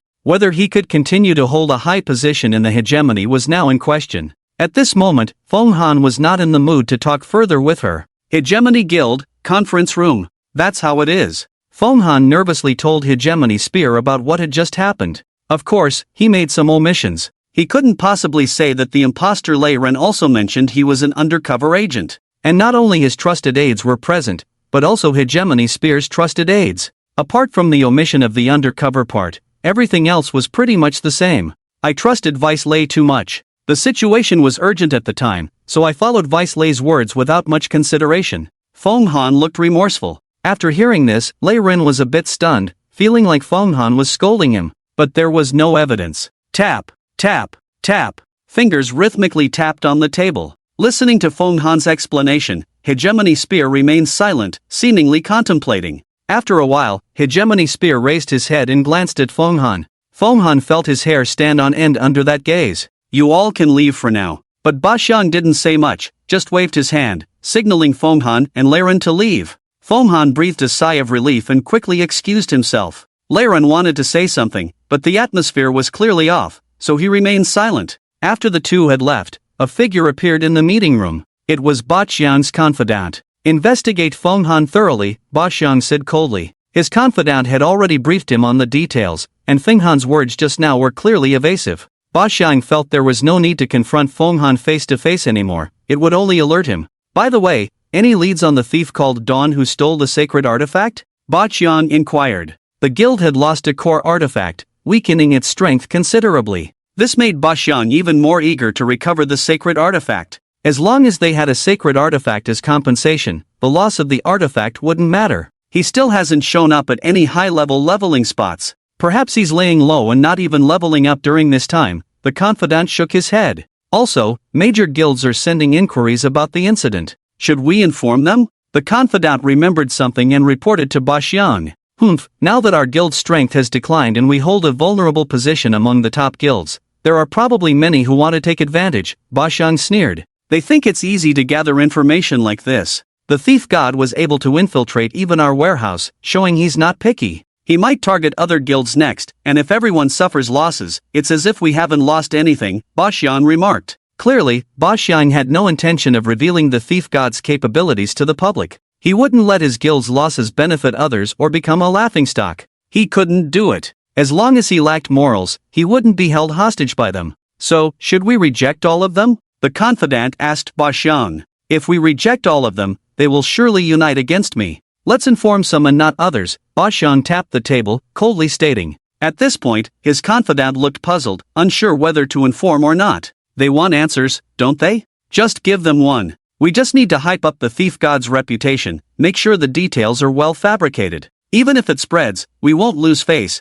Ba Xiang laid out his plan. Brilliant, as expected of the guild leader, the confidant brightened up upon hearing this. This way, they wouldn't be working for other guilds for free, wouldn't provoke the anger of other guilds, and would mislead everyone into making the wrong moves when the time came. The stronger the thief god's combat power, the less embarrassed they would be. It was truly a win-win situation. Soon, rumors about the thief god's incident began to spread. Initially, the Hegemony Guild only informed a small number of guilds. Among these guilds were some allied guilds with good relations, making it awkward not to inform others. After all, in the martial world, relationships and etiquette still mattered. However, even these guilds weren't entirely honest. The versions they spread were embellished. And as these versions circulated further, they became even more exaggerated. On the forums, there were many different rumors about the thief god's incident. Some claimed the thief god summoned countless abyssal monsters that indiscriminately attacked, crushing the entire city. Others said the thief god used ancient technology to summon a giant mechanical golem that wiped out the hegemony guild in one blow,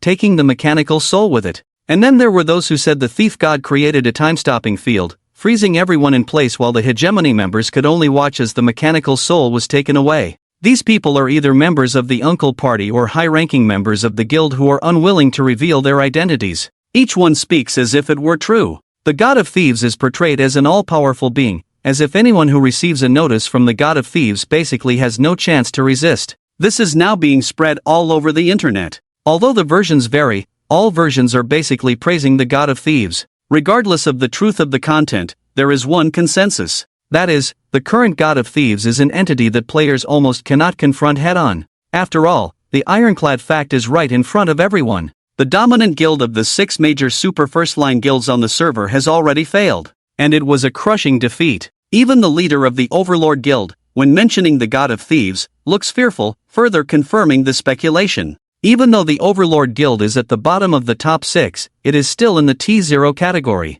The Overlord guild did not just have a back-and-forth battle with the God of Thieves, it was a crushing defeat. How much stronger can the other 5 top guilds be compared to the Overlord guild? As for the second and third tier guilds below the top 6 guilds, they are already trembling at this moment. Some of these second and third tier guilds are even considering, if they receive a notice from the God of Thieves, they might as well not resist and just offer themselves up directly, so as not to end up like the Overlord guild, all suppressed. Rumor has it that even half of the city's properties have been stolen. It is believed that the resistance of the Overlord guild must have angered the God of Thieves. For a moment, the God of Thieves became a terrifying presence in the minds of the leaders of the major guilds in Infinite Domain. Su Chen, who was watching the forum in a corner, fell into contemplation. Am I really that powerful? The forum is full of posts praising him. If he weren't the God of Thieves, he might have almost believed it. What does this mean? Su Chen really couldn't understand why they were praising him like this. But now it was late at night. Su Chen didn't think too much about it. Moreover, having just obtained a treasure, Su Chen was eager to admire it. Soul of the machine, artifact, type, special equipment, level requirement, none, divine grade manufacturing. When making mechanical equipment/items, the grade of this item will automatically increase, and the manufacturing process will never fail. Mechanical modification, you can modify mechanical items above the finished product. Each modification requires energy, and different grades have different maximum modification limits. Mechanical dominance, when the soul of the machine becomes the core brain of the territory, it will be able to control all the machinery in the city, endowing them with intelligence, and increasing the combat power of all the city's machinery, transforming them into powerful combat units. Self-evolution, the soul of the machine has the ability to self-learn and evolve. Over time, it can continuously absorb surrounding mechanical technology and knowledge, self-optimize and upgrade, thereby enhancing its own performance and functionality. Is this the soul of the machine? Su Chen looked at the introduction of the soul of the machine, feeling somewhat shocked. This soul of the machine can evolve infinitely. No wonder the Overlord Guild was able to stand for so long even after the chaos in the world. If it weren't for the descent of the evil god, the Overlord Guild would probably continue to maintain its dominance. Apart from becoming the core of the territory, the first 2 effects are quite helpful for Su Chen now. Both mechanical manufacturing and modification are very helpful. With that, Su Chen opened the auction house. He planned to buy a mechanical blueprint to practice. But just as he was about to place an order, Su Chen remembered something. He was short of money. Right, besides the phoenix feather, I also got some junk gold and dark gold that can be sold. Su Chen clapped his hands, remembering this. Gold and dark gold junk are relative terms. For the common middle class, gold and dark gold are their mainstream equipment. But for Su Chen, his goal is the vast expanse of stars, so these high-demand golden and dark gold equipment are naturally trash. Moreover, Su Chen checked and found that there were no special equipment surpassing the same quality as the moonlight pearl among these equipment,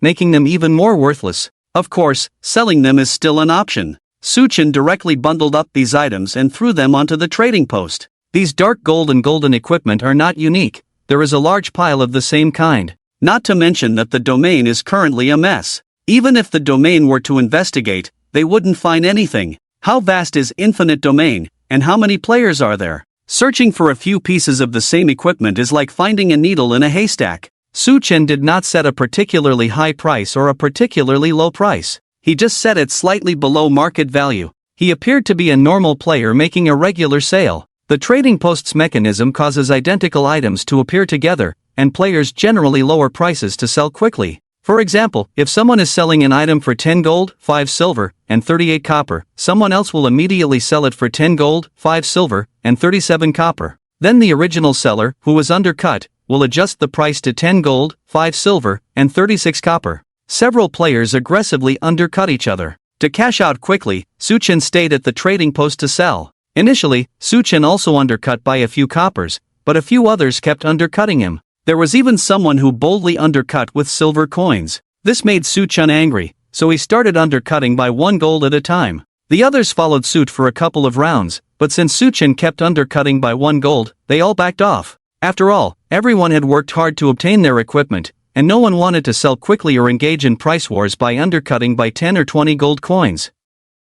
Even if someone obtained their equipment relatively easily, could anyone be as relaxed as Su Chen? As those players stopped undercutting, Su Chen's goods quickly sold out. Sold for over 2,000 gold coins, not bad. Su Chen smiled as he looked at the gold coins in his bag. That's over 20,000. Money comes in really fast. Thinking back to a while ago, Su Chen had spent his savings to buy a set of cosplay equipment in the game, only spending 300 gold coins. The people in the domain are quite considerate, they didn't expose my tactics. Su Chen chuckled. Initially, he thought that raiding the enemy guild's warehouse would be a one-time thing. Surely, everyone would be on guard against him raiding guild warehouses in the future. However, this domain guild not only didn't reveal his tactics but also praised his formidable combat power. As a result, the opponents would be more vigilant and collectively guard the treasures in the warehouse, neglecting the guild warehouse. He could even reuse tonight's tactics in the next raid. These people in the domain are something else. To thank them, he should take care of them more in the future. Right, with the soul of machinery, I need to get a better blueprint to make good use of it. Su Chen looked at the 2,000 gold coins in his pocket and fell into contemplation. During the early stages of the game, any silver or gold level mechanical blueprints would be useful when crafted. But now that the game has been running for 2 years, even with the soul of machinery for modifications, silver and gold level mechanical items would only bully ordinary players. At this stage of the game, outdated mechanical items are useless. Thinking about this, Su Chen suddenly had a new plan. With over 2,000 gold coins, he couldn't buy an exceptional blueprint. Moreover, in this day and age, who still buys blueprints with gold coins? Isn't it more appealing to borrow an exceptional blueprint, which is better than one bought with gold coins? Mechanical Maze City has many ancient mechanical treasures, and someone later disclosed a safe route. By that time, Mechanical Maze City had already disappeared, so that person's disclosure was just to attract attention since the route was no longer valid. Su Chen suddenly remembered a good place. After becoming a god, his memory became exceptionally clear. He carefully searched and even found the video that person had released in his memory palace. However, the Mechanical Maze City was not a place one could easily go to, as it had no specific route. It was like a city drifting in the myriad realms. Players who wanted to enter could only be transported in through the entry tickets distributed by the Mechanical Maze City. If I remember correctly, the price of entry tickets to the Mechanical Maze City has been inflated to 10,000 gold, and they are not even available on the market. Su Chen stroked his chin, but he remained calm. He couldn't come up with 10,000 gold now, nor did he plan to. Besides, even if he had the money, it might not be possible to buy one. There happens to be a swindler I can borrow from. No, I mean expose the swindler and then punish him with a ticket to the Mechanical Maze City. Su Chen smirked. He was just a crusader who enjoyed upholding justice. On the other side, in Gulandia, not far from the Dreamy Veil shop, two people stood facing each other, looking at the sign of the Dreamy Veil shop. Guild leader, are you sure the dawn attire was made here? Ru Yan looked at Fei Bai and asked. They had captured the process of Dawn stealing the holy artifact. During this time, they chose to trace back to the source of the event, starting with the set of church attire on Dawn. There are only 3 tailors in the whole game with that level of craftsmanship. The other 2, one is my drinking buddy, and the other is my chess partner. They have confirmed that they did not make this attire. Fei Bai smiled lightly. As a former chess king, although he had retired, Fei Bai had accumulated quite a network of contacts, and he still preferred to think things through. Oh, so that means only butterfly dance is left. Ru Yan suddenly realized. Fei Bai nodded. That's great. Let's ask Butterfly Dance for the surveillance footage of that day. Maybe we can see the true face of Dawn on Mount Lu. Ru Yen was delighted to see Fei Bai's reaction. But don't get too excited too soon, there are two uncertainties in this matter. First, as far as I know, Butterfly Dance is a very stubborn person who likes to stick to some boring principles, so it may not be easy for us to get the surveillance. Secondly, the other party is likely to be disguised, so the information we can obtain will be limited. Seeing Ru Yen so happy, Fei Bai poured cold water on her excitement. Well, why did we go through all this trouble to find this place then? Ru Yen felt a bit deflated after hearing that. That's the essence of deduction. The truth obtained from mere words and phrases is the most fascinating. But Fei Bai seemed more spirited. Ru Yen also realized what kind of person their guild leader was. What are the boring principles of butterfly dance? Ru Yen asked about the key point. Someone once offered a large sum of money to buy some information, but she refused on grounds of client privacy. That person had great influence, and the sum was indeed tempting. Even I found it very enticing, but butterfly dance still refused. Fei Bai had clearly investigated butterfly dance as well. So, can we still get it? Ru Yen asked, somewhat disheartened. Since the other party was such a resolute person, their methods, whether coercion or temptation, would likely be ineffective. Because the other party had experienced stronger coercion and more tempting temptations. It's up to you to handle this. Fei Bai looked at Ru Yen with narrowed eyes and a smile. Ha? Me? Ru Yen looked incredulous. Early morning. Noah City. Sitting on the patrol car in the city, a beam of sunlight shone through the roof crack and fell on Su Chen's masked face. Su Chen squinted comfortably. Everything was so peaceful and beautiful. If it weren't for the integration of the game into reality, the arrival of the evil god, and all these troubles, he really wanted to do nothing today, just sit on the tour bus, lie down and bask in the sun. Another cup of coffee, how wonderful. Creak. The tour bus stopped. Well, I still have to go do something. Su Chen stood up. He casually patted the magical kitten lying next to him. Meow. The magical kitten, being touched, gave Su Chen a strange look. But Su Chen had already gotten off the bus. As the tour bus drove away, Su Chen opened his palm. Tip, successfully used the thief's empty hand skill, obtained a small clump of magical cat fur, cooldown 10 seconds. Sorry, little kitty, it's a professional habit. Su Chen felt a bit embarrassed. He then put the magical cat fur into his backpack. Su Chen walked into an alley, turning left and right, following a winding path. According to his memory of the location, he walked in a big circle before finally reaching his destination. In front of him was a small shop without a sign, old and run down. Schemer, I'm here. Su Chen revealed a smug smile. Before Su Chen even entered, he heard a commotion inside. It sounded like an argument? Su Chen walked in. He saw a customer holding a green gem, loudly questioning the shopkeeper. The shopkeeper, a Mediterranean man, was leisurely sitting in a lounge chair, playing with his pet bird on his shoulder. It seemed the customer's accusation was unfounded. This is clearly not a verdant lotus gem. You sold it to me for 2,000 gold coins. Refund it now or I'll report you to the guards for fraud. The young man angrily shouted at the Mediterranean shopkeeper. Oh, then go ahead and find them. The Mediterranean shopkeeper yawned, then casually said, but I clearly marked it as unidentified. You bought it thinking it was a verdant lotus gem. If it were, I wouldn't sell it for just 2,000 gold coins. You're always dreaming of good fortune. Many gems were either unidentified or semi-sealed, and due to the high cost of identification liquid made from precious rare materials, the identification fee was very high. As a result, many players, unable to pay the high identification fee, sold the original gems directly. This led to some players who claimed to be knowledgeable specifically buying these unidentified original gems. There were indeed many successful cases where players bought gems worth tens of thousands of gold coins for just a few hundred gold coins. These cases attracted more players to join the ranks of treasure hunters. In this small shop, many original gems were stacked like trash in various boxes. You're obviously a fake. Besides not being able to read information from the system, the appearance and texture are clearly that of a verdant lotus gem. If you don't refund me, you'll regret it. The young customer persisted. However, he knew that their transaction was within the rules, so reporting to the guards would probably be futile. But 2,000 gold coins was not a small amount, especially since he had also spent 1,000 gold coins on identification. Just thinking about the identification made him angry. The identification NPC dripped the identification liquid on it, but there was no reaction, then told him it wasn't a gem at all, only requiring a 10 gold coin identification fee. He had spent a total of 3,010 gold coins. Clearly, he didn't want to let it go like this. You're quite something. The Mediterranean shopkeeper clapped his hands and said, but I recorded your threat just now. I'll show it to the guards later. The young customer almost fainted upon hearing this. This schemer was actually planning to report him to the authorities. Fine.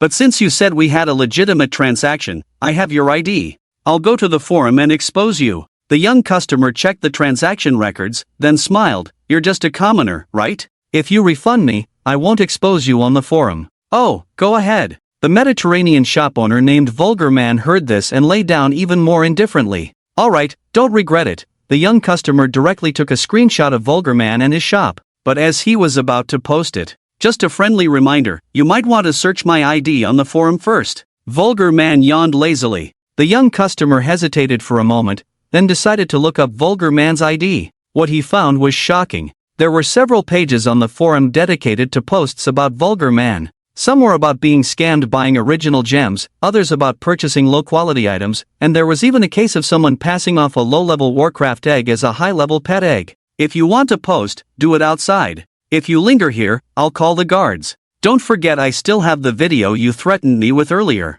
Vulgar Man impatiently ushered the customer out.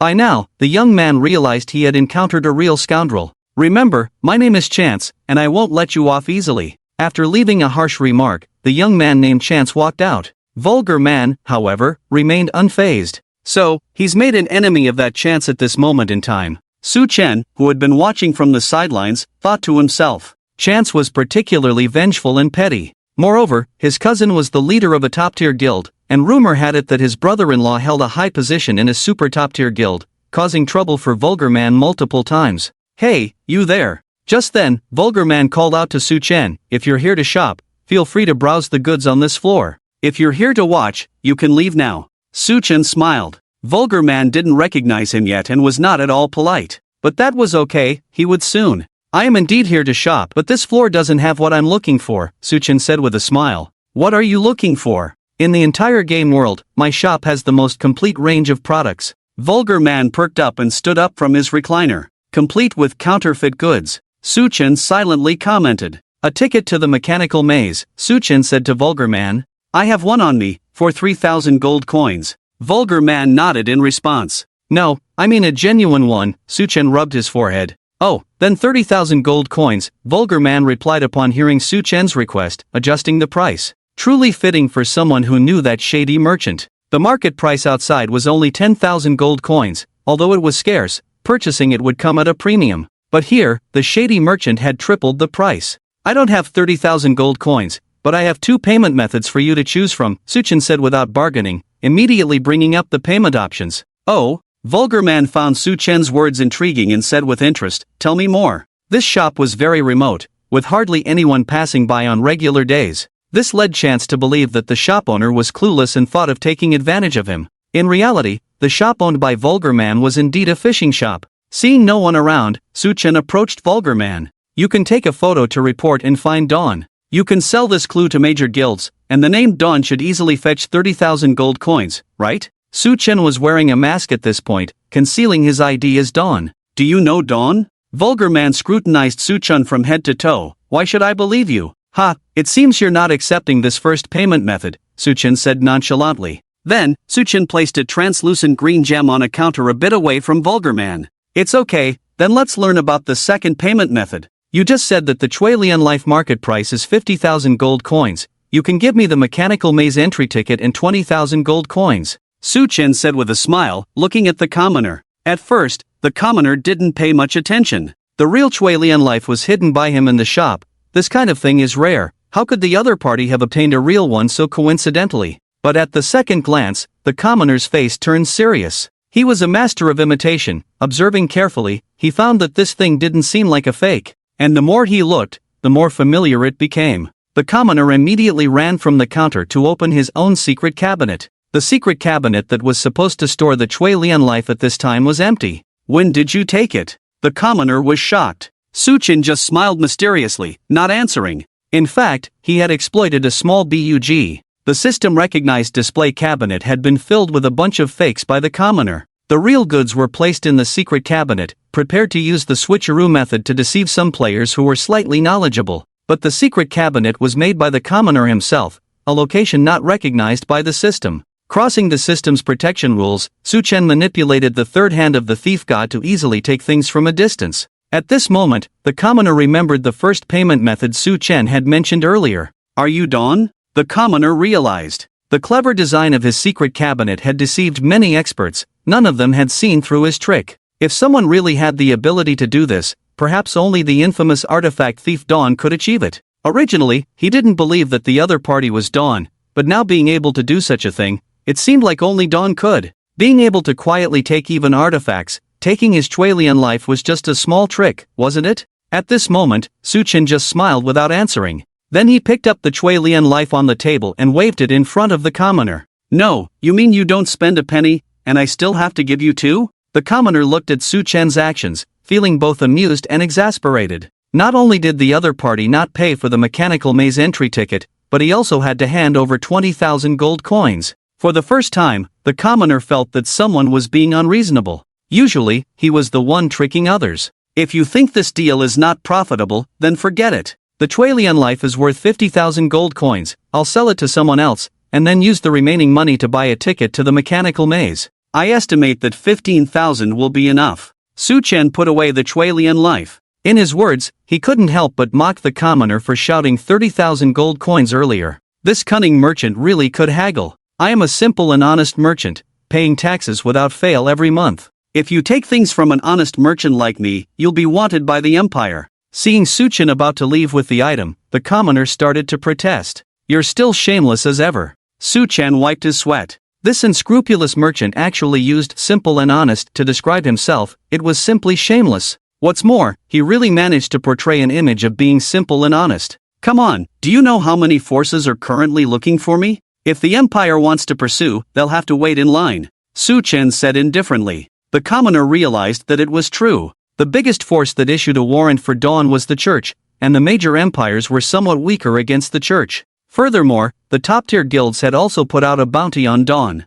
Not to mention the numerous guilds, even solo players wanted to find Dawn. Is this the highest level of not worrying about debts? The commoner was astonished. Watching Su Chen about to leave, the commoner sighed. You win, Chu Sheng. The commoner took out a scroll from his backpack. Hee, isn't it better this way? Su Chen turned around and smiled. In the hands of ordinary people was the ticket to the Mechanical Maze City. Just crush it to be transported into the Mechanical Maze City. The ordinary person explained to Su Chen how to use it. It's not a fake, right? Su Chen chose to question first. Would I lie to you? The ordinary person gave Su Chen a look. There's a saying, not afraid of thieves stealing, but afraid of thieves coveting. Don't speak so harshly, I'm just a simple, kind, and righteous merchant punisher. Su Chen chuckled and took the ticket. What about the 20,000 gold coins? Su Chen asked curiously. No need, and you didn't really intend to pay anyway, the ordinary person said calmly. Oh, how do you know? Su Chen asked in surprise.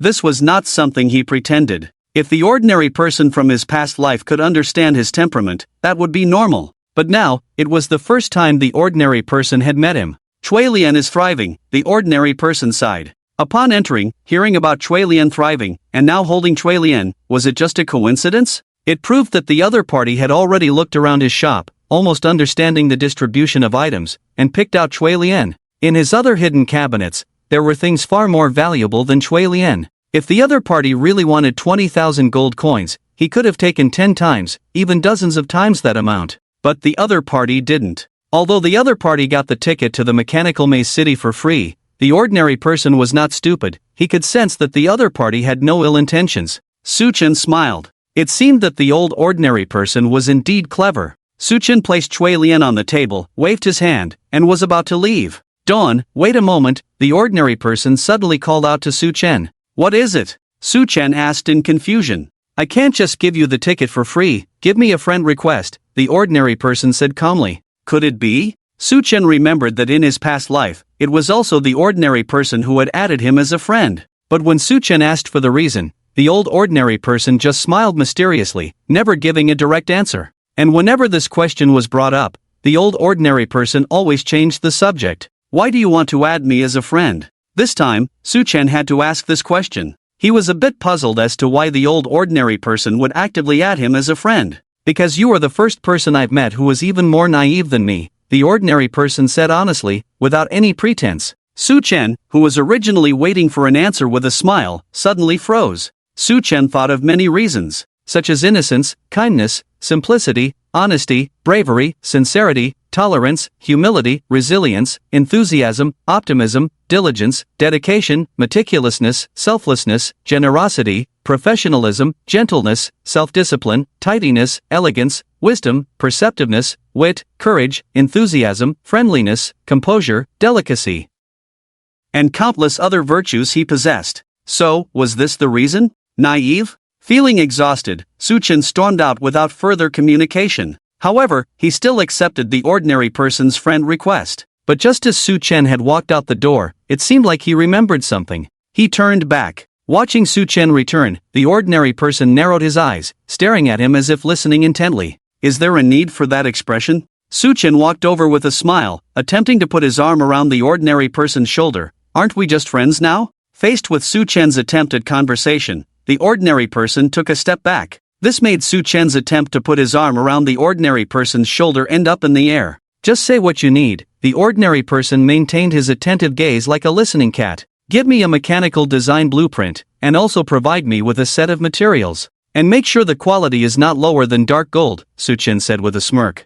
Firstly, I am a merchant. The commoner said lightly. Oh, that merchant gave me a mechanical design blueprint and materials. Su Chen replied honestly, he's a merchant, not a swindler. The commoner retorted angrily. However, after saying that, the commoner patted his own head. The point is not whether he's a merchant or a swindler. I'm a merchant, you know I have to pay, right? Su Chen's straightforwardness left the commoner a bit dumbfounded, and he started to babble. I didn't say I wouldn't pay. Let's start with credit, Su Chen said honestly. A pair of innocent Kazi orchid eyes stared at the commoner. Although he had guessed that Xiao Xiao wouldn't pay from the beginning, when Xiao Xiao actually mentioned credit, it still left the commoner feeling helpless. Just one. The commoner sighed and reluctantly took out a design drawing. Design drawing, dark gold grade mechanical hermit crab battle armor. He also took out a few materials. Hee, don't worry, I won't default on your payment. Su Chen's face showed a happy expression. The commoner waved his hand, indicating a sense of urgency to serve the customer.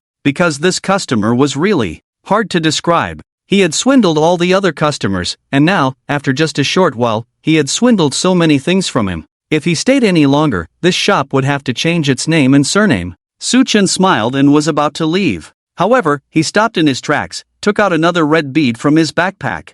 I was thinking if you didn't give it to me, I would exchange this with you. Here you go. After placing the red bead down, Su Chen slipped away. Oh my stars, a newborn. This sentence could only be faintly heard echoing in the alleyway. Noah City. Su Chen randomly chosen and run by an NPC as a temporary resting place. Whether it was for making design drawings or teleporting to the mechanical maze city, having a place to stay was convenient. Su Chen took out the design drawing and laid out the materials needed for production on the table. Craft. Su Chen didn't dawdle and started crafting directly. He already had the soul of the machine equipped. The design drawing and materials merged into a ball of light, and Su Chen wasn't worried at all about the production process. The effect of the soul of the machine ensured that it wouldn't fail. Not only would it not fail, but it would also enhance the quality of the finished product. As the top artifact of the mechanical faction, it was that powerful. A flash of light. A mechanical hermit crab appeared in front of Su Chen. This mechanical hermit crab was quite large, almost twice the size of a regular hermit crab.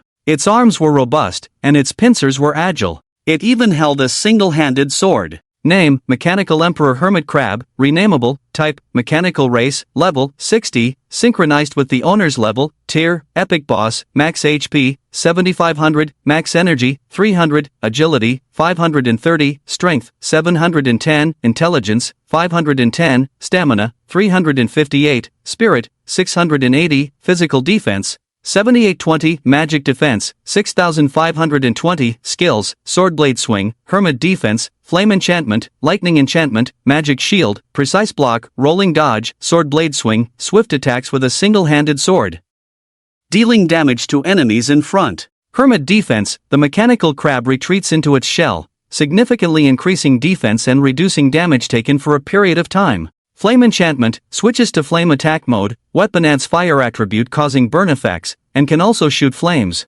Lightning enchantment, switches to lightning attack mode, weapon adds lightning effects causing paralysis, and can release lightning chains. Magic shield generates a powerful magic shield that can absorb a certain amount of damage. Precise blocking, mastering combat skills, able to accurately anticipate and block enemy attacks, reducing damage taken and having the opportunity to counterattack. Rolling dodge, possessing unique rolling skills, timely rolling can directly immunize against damage. It's actually a combat crab. Suchen looked at this mechanical crab, his expression complex. First, it rose to epic level, and it's even a boss level, which is definitely a big upgrade. But, take a look at this crab's skill set. Relying heavily on basic attacks, pure defense, blocking counterattacks, rolling, and even seems to have invincibility frames according to the description. Isn't this the protagonist of a Souls-like game? Su Chen rubbed his forehead slightly. The protagonist in Souls-like games really depends on the player's skills. Those who play well can beat various bosses with a stick, while those who play poorly are just there for fun. So, this mechanical crab that relies on basic attacks, its strength entirely depends on its own intelligence level. In order to command this guy more conveniently, Suchen felt it necessary to give it a shorter name. What name to give it? Emperor Hermit Crab. Got it. You shall be called Crab Emperor. Suchen nodded, renaming the mechanical crab. The Crab Emperor nodded in confusion. This AI brain, why does it look like a not-so-smart duck? Is it really reliable? Initially, Suchen tried to use the soul of machinery to make a second modification to the Crab Emperor, but the prompt indicated that there was not enough energy and materials, so he had to temporarily give up. But the soul of machinery's products have unlimited levels, which is quite cool. Suchen smiled contentedly. Except for some special blueprints, most blueprints maintain consistency with the level of the blueprint maker. However, unless there are specific talents, it is impossible to surpass the original blueprint's level. For example, the Crab Emperor currently produced is at level 60, just like Su Chen, but without the soul of machinery, the Crab Emperor's maximum level would only be 130. Even if Su Chen reached level 150, the Crab Emperor would still be capped at 130. Su Chen then ignored the Crab Emperor and focused on drawing on the table. He drew the map of the mechanical maze from his memory because his memories were scattered. Soon enough, Su Chen completed the summary map of the mechanical maze. After finishing the preparations, Su Chen took out the entry ticket for the mechanical maze. Mechanical maze, activate. The scene changed. Before him was a desolate yet mechanical scene. This is the mechanical wasteland. Su Chen recognized where he was now. Generally, when teleported in with an entry ticket, one would arrive at this mechanical wasteland. This place is the outermost part of the mechanical maze. Why is it called a maze? It's because the location is too secretive. Besides using the entry ticket for teleportation, there is no normal path to enter here. Even if teleported in, finding the maze is not simple at all. Its difficulty is like searching for an oasis in the desert. If it weren't for the map, I wouldn't know when I'd find my way here. Su Chen took out the map he drew to confirm his direction. Although the mechanical wasteland is desolate, at least it's easier to recognize directions than in the desert. Here, you can see towering abandoned gears and rusty mechanical parts everywhere. Not far away, there is a metal track, along with an overturned steam train lying beside the tracks. With the tracks, it's easier to recognize. Su Chen put away the map and headed towards the tracks, but first, I need to confirm the model of this train. Just as Su Chen slowly approached the steam train, click, the sound of mechanical parts being moved. Su Chen stopped his steps alertly, preparing for battle. Come out, Crab Emperor. Su Chen called out the Crab Emperor first. Just then, clang, a lizard about a meter long suddenly emerged from the mechanical parts. Su Chen immediately threw a probe over. Name, mechanical lizard, species, mechanical being, level, 80, health points, unknown, rank, silver elite, skills, stealth ambush, blade storm, tail spike poisoning, adaptive armor, energy absorption. Oh, can actually see the skills. Su Chen was somewhat surprised. Previously, the skills were still unknown. Could it be because of the mechanical soul? Su Chen wondered. However, even though all the skills were visible, why was the health points still unknown? At this moment, the Crab Emperor was filled with fighting spirit, even taking the initiative to provoke the mechanical lizard with the sword in hand. Despite a 20-level difference, the Crab Emperor was brimming with battle intent. However, no matter how strong the Crab Emperor was, it was still an epic boss. A 20-level gap was not something to be underestimated. The key was that the Crab Emperor's skills were standard protagonist style in Soul games, with a high ceiling and low floor, purely based on skill. Just right, the level 80 Silver Elite monster was a perfect test for the Crab Emperor. Crab Emperor, no problem fighting it one-on-one, right? Su Chen asked the Crab Emperor. The Crab Emperor brandished the sword arrogantly, gesturing a few times, very showy. It was just missing 2 words written on the ground: taking disciples. Very good, very spirited. Su-chen let the Crab Emperor go directly to fight the mechanical lizard one-on-one. Since the Crab Emperor was a hermit crab, not a crab, it could walk in a straight line. The Crab Emperor walked up to the mechanical lizard but did not rush to attack, just waving the sword in provocation. The red dots in the eyes of the mechanical lizard flickered. Suddenly, the mechanical lizard made a direct charge, launching a frontal attack towards the Crab Emperor. The Crab Emperor seized the opportunity and rolled away, dodging the attack of the mechanical lizard while counterattacking with a sword strike on the lizard's tail. Mechanical beings did not feel pain, but they could calculate the extent of damage to their bodies. Obviously, the Crab Emperor's blow had significantly reduced the durability of the mechanical lizard. Despite being damaged, the mechanical lizard continued to fight aggressively. Blade Storm, the tail of the mechanical lizard revealed spinning blades, then it rolled in place and lashed out at the Crab Emperor with its tail. The Crab Emperor's rolling skill had a short cooldown, about 3 seconds. However, the mechanical lizard counterattacked immediately after the Crab Emperor dodged its tail attack, within the 3-second window. This combo was completed within 3 seconds. This was the terrifying aspect of the mechanical race. Lacking pain sensation allowed them to make the most rational choices quickly. In contrast, other races with pain sensation would mostly react with an instinctive counterattack or protective evasion when hit. Hermit defense, the Crab Emperor retracted into its shell. Seeing the Crab Emperor's move, Su-chen nodded in approval. This multi-stage continuous attack was obviously not suitable for precise blocking. The Crab Emperor's reaction was very quick. The mechanical lizard continued to roll several times. Although they did not have stamina, high-energy continuous operation would lead to an overload state. The mechanical lizard paused at this moment. It was too eager to take down the Crab Emperor in one go, which led to its direct overload. The Crab Emperor emerged from its shell. Flame enchantment, blade swing. Taking advantage of the mechanical lizard's overload, the Crab Emperor first applied a flame enchantment and then used a rapid attack skill, Blade Inferno. This output directly took advantage of the mechanical lizard's weakness, depleting nearly half of its health. After getting up, the mechanical lizard tried to sweep its tail, but the Crab Emperor dodged it with a roll and struck it with a sword. The outcome is decided. Watching the scene, Su-chen could already discern the gap in strength between the two sides through their first encounter. Initially, he was worried that if the Crab Emperor's performance was poor, the Dark Gold blueprint would be wasted. But now, it was clear that even a master of soul games might not be able to outperform the Crab Emperor. In fact, looking back now, he had indeed been overly concerned. Many Go masters had been retired by the AI. In some fair competitive games, cheating is actually a logical calculation with the assistance of a smart brain. Can the top players of the Soul series really outsmart the smart brain? Unless it's a very low-level smart brain. But now, it seems that the smart brain of the Crab Emperor is very advanced. At least it is not on the same level as the mechanical lizard. Could it be because of the soul of the machine? Stop attacking. I told you to attack, then attack. Su-chen issued a new order to the Crab Emperor. Although the Crab Emperor did not understand why he had to do this, he still complied. At the same time, Su-chen entered stealth mode. Since it was already confirmed that the Crab Emperor was fine, now it was time for him to act. And he also studied a new operation, just in time to test it in real combat. Stealthily behind the mechanical lizard. Attack! Su-chen gave the command. With the sudden attack of the Crab Emperor, the mechanical lizard naturally had to defend with all its might, as it was already at a disadvantage.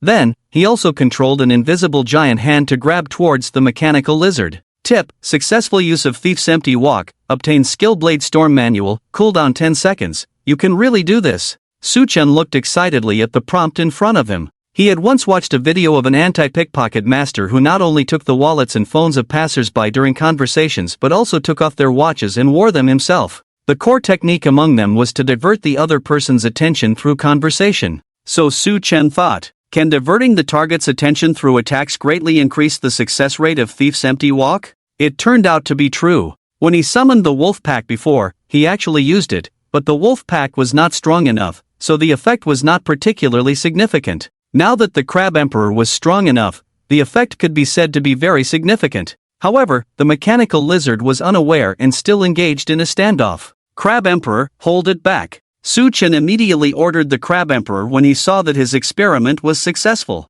The Crab Emperor nodded and, understanding Su-chen's intention, directly switched from attack mode to defense mode. Originally holding his sword with a single crab claw, it now held a sword with both crab claws. It switched from attack mode to defense mode. But the Crab Emperor did not completely retreat, instead locking onto the mechanical lizard, letting it know that if it tried to escape, it would be attacked. The CPU of the mechanical lizard was crashing, completely unable to process what this meant. However, the underlying program still drove it to attack because it could only escape once it had driven away the opponent. This close combat was like ancient marching into battle, where one side wanted to retreat but couldn't do so casually, they had to leave troops behind to cover their retreat. A hasty retreat would result in a heavy blow from the enemy. The mechanical lizard directly launched an attack on the Crab Emperor. The Crab Emperor defended with all its might, waiting for the opponent to attack and launching a precise block. The timing of the Crab Emperor's block was perfect. When the perfect block was executed, the Crab Emperor could even counterattack with its sword.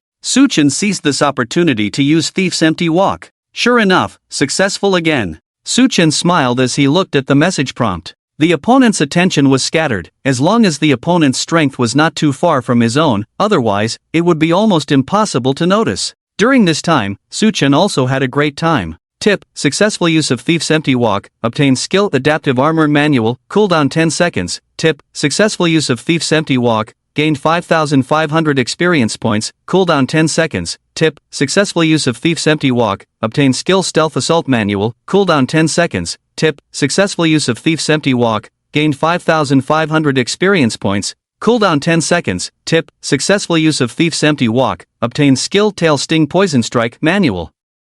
Cooldown 10 seconds, a series of messages. Suchen was having a great time.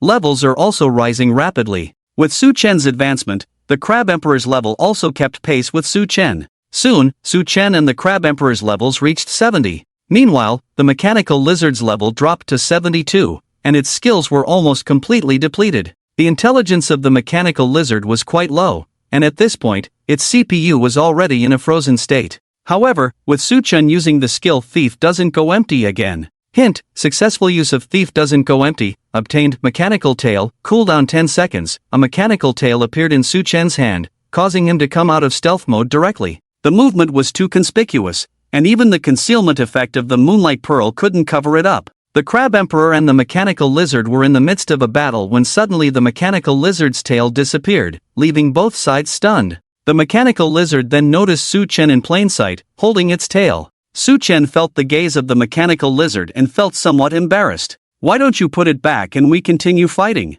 Suchen picked up the tail in his hand and shook it. Since the tail was of no use to him, he wanted to continue fighting to gain more experience. Ah!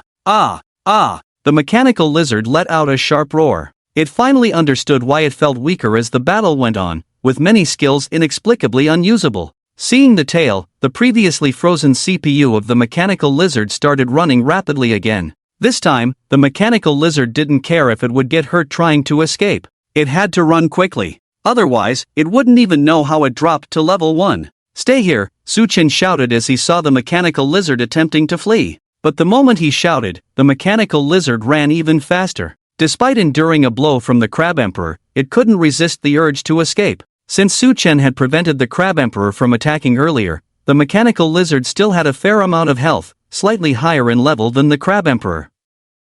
The Crab Emperor's strike, however, dealt high damage. Nevertheless, even though the mechanical lizard was 2 levels higher than the Crab Emperor, the latter was more skilled in combat rather than being a high-burst monster. The mechanical lizard managed to escape, being a native of the area and familiar with the terrain. However, it ran so fast that it didn't even want the tail Suchen was preparing to return to it. "Do you want it?" Suchen looked at the Crab Emperor, shaking the lizard tail in his hand. Faced with Suchen's generosity, the Crab Emperor just glanced at him disdainfully. "Seems like this thing is indeed useless, not even fit for a dog," Suchen muttered to himself as he tossed the lizard tail away. The Crab Emperor gave Suchen another look. Although Suchen's words seemed fine, there was a lingering sense of something more profound. "Ran away after just leveling up by 10, how boring," Suchen scoffed. Suchen calculated that he had learned quite a few skills. Essentially, he had mastered the entire set of skills of the mechanical lizard. The rest would mostly be experience. Oh, and there was still a tail. Although the skills were numerous, for Suchen, there was nothing particularly exciting about them. These were just the skills of a minor monster. Moreover, these skills were only available for a limited time of 10 minutes. Unless it was an exceptionally interesting skill, Suchen would consider brushing up on a few backups. The other ordinary skills were just for fun, like playing with a toy. Wait a minute. Su Chen suddenly remembered something. Due to the different structures of humans and monsters, stealing a monster's skills would only last for 10 minutes. However, the prompt mentioned that pets of the same type could learn permanently. Su Chen glanced at the Crab Emperor. This thing should be considered a pet, right? Su Chen quickly checked the skills he had just stolen. Stealth ambush, stolen from the mechanical lizard, able to perfectly blend into the surrounding environment, conceal its form, and then ambush enemies from unexpected angles. Blade storm, stolen from the mechanical lizard, rapidly spin its sharp blade limbs to create a cutting storm, inflicting continuous high damage on nearby enemies.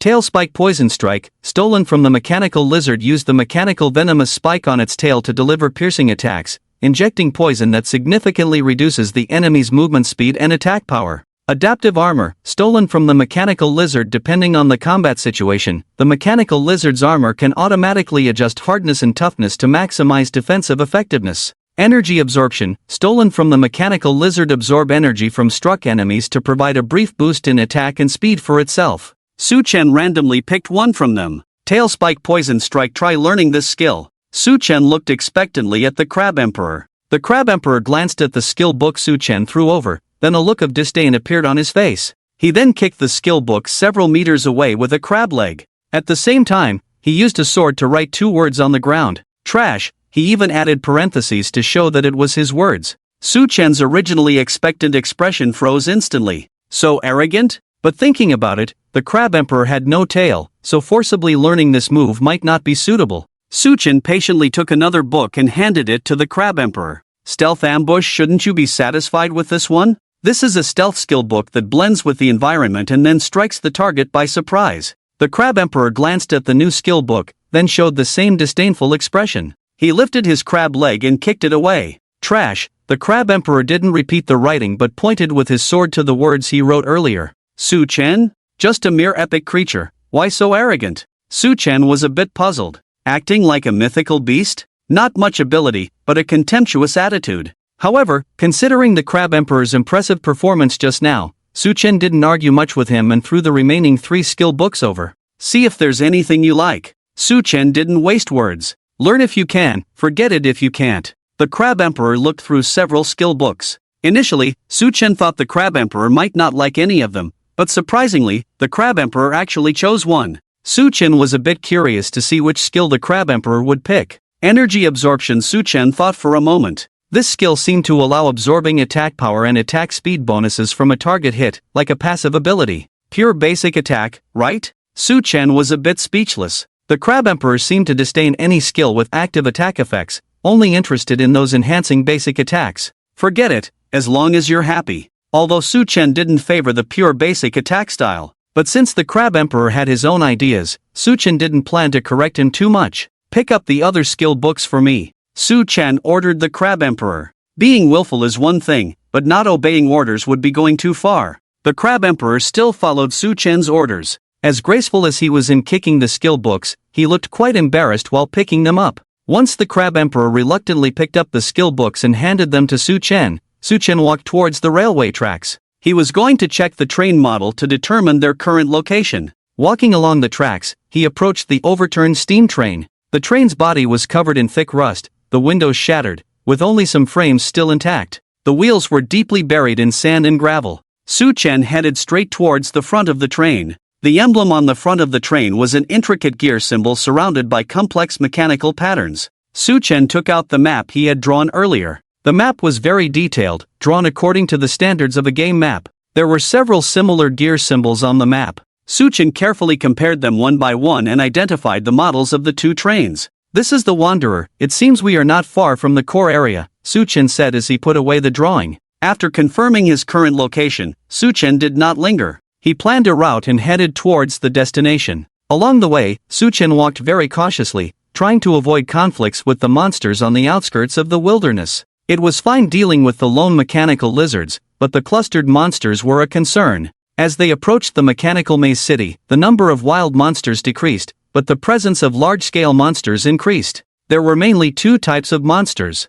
Name, security robot, species, mechanical being, level, 130, health points, unknown, tier, dark gold boss, abilities, electromagnetic pulse, iron fist, self-repair, rocket boost, energy absorption. 1 by 1, the robots patrolled the area. In addition, there were numerous packs of dogs following the robot patrols. Name, Patrol Mechanical Hound, species, mechanical being, level, 100, health points, unknown, tier, dark gold elite, abilities, supersonic assault, laser beam shot, energy shield, group control, summon mechanical reinforcements. As they drew closer to the mechanical maze city, Su-Chen had already retracted the Crab Emperor. To be honest, even 10 more Crab Emperors wouldn't be enough to handle these foes. Su-Chen cautiously used cover to move. Even the person who had posted the video, with a level exceeding 150, dared not provoke these robots and patrol hounds. Despite the robots seeming to be only level 130 and the mechanical hounds level 100, their numbers were vast. Once the intruder alarm was triggered, a large amount of support would arrive immediately.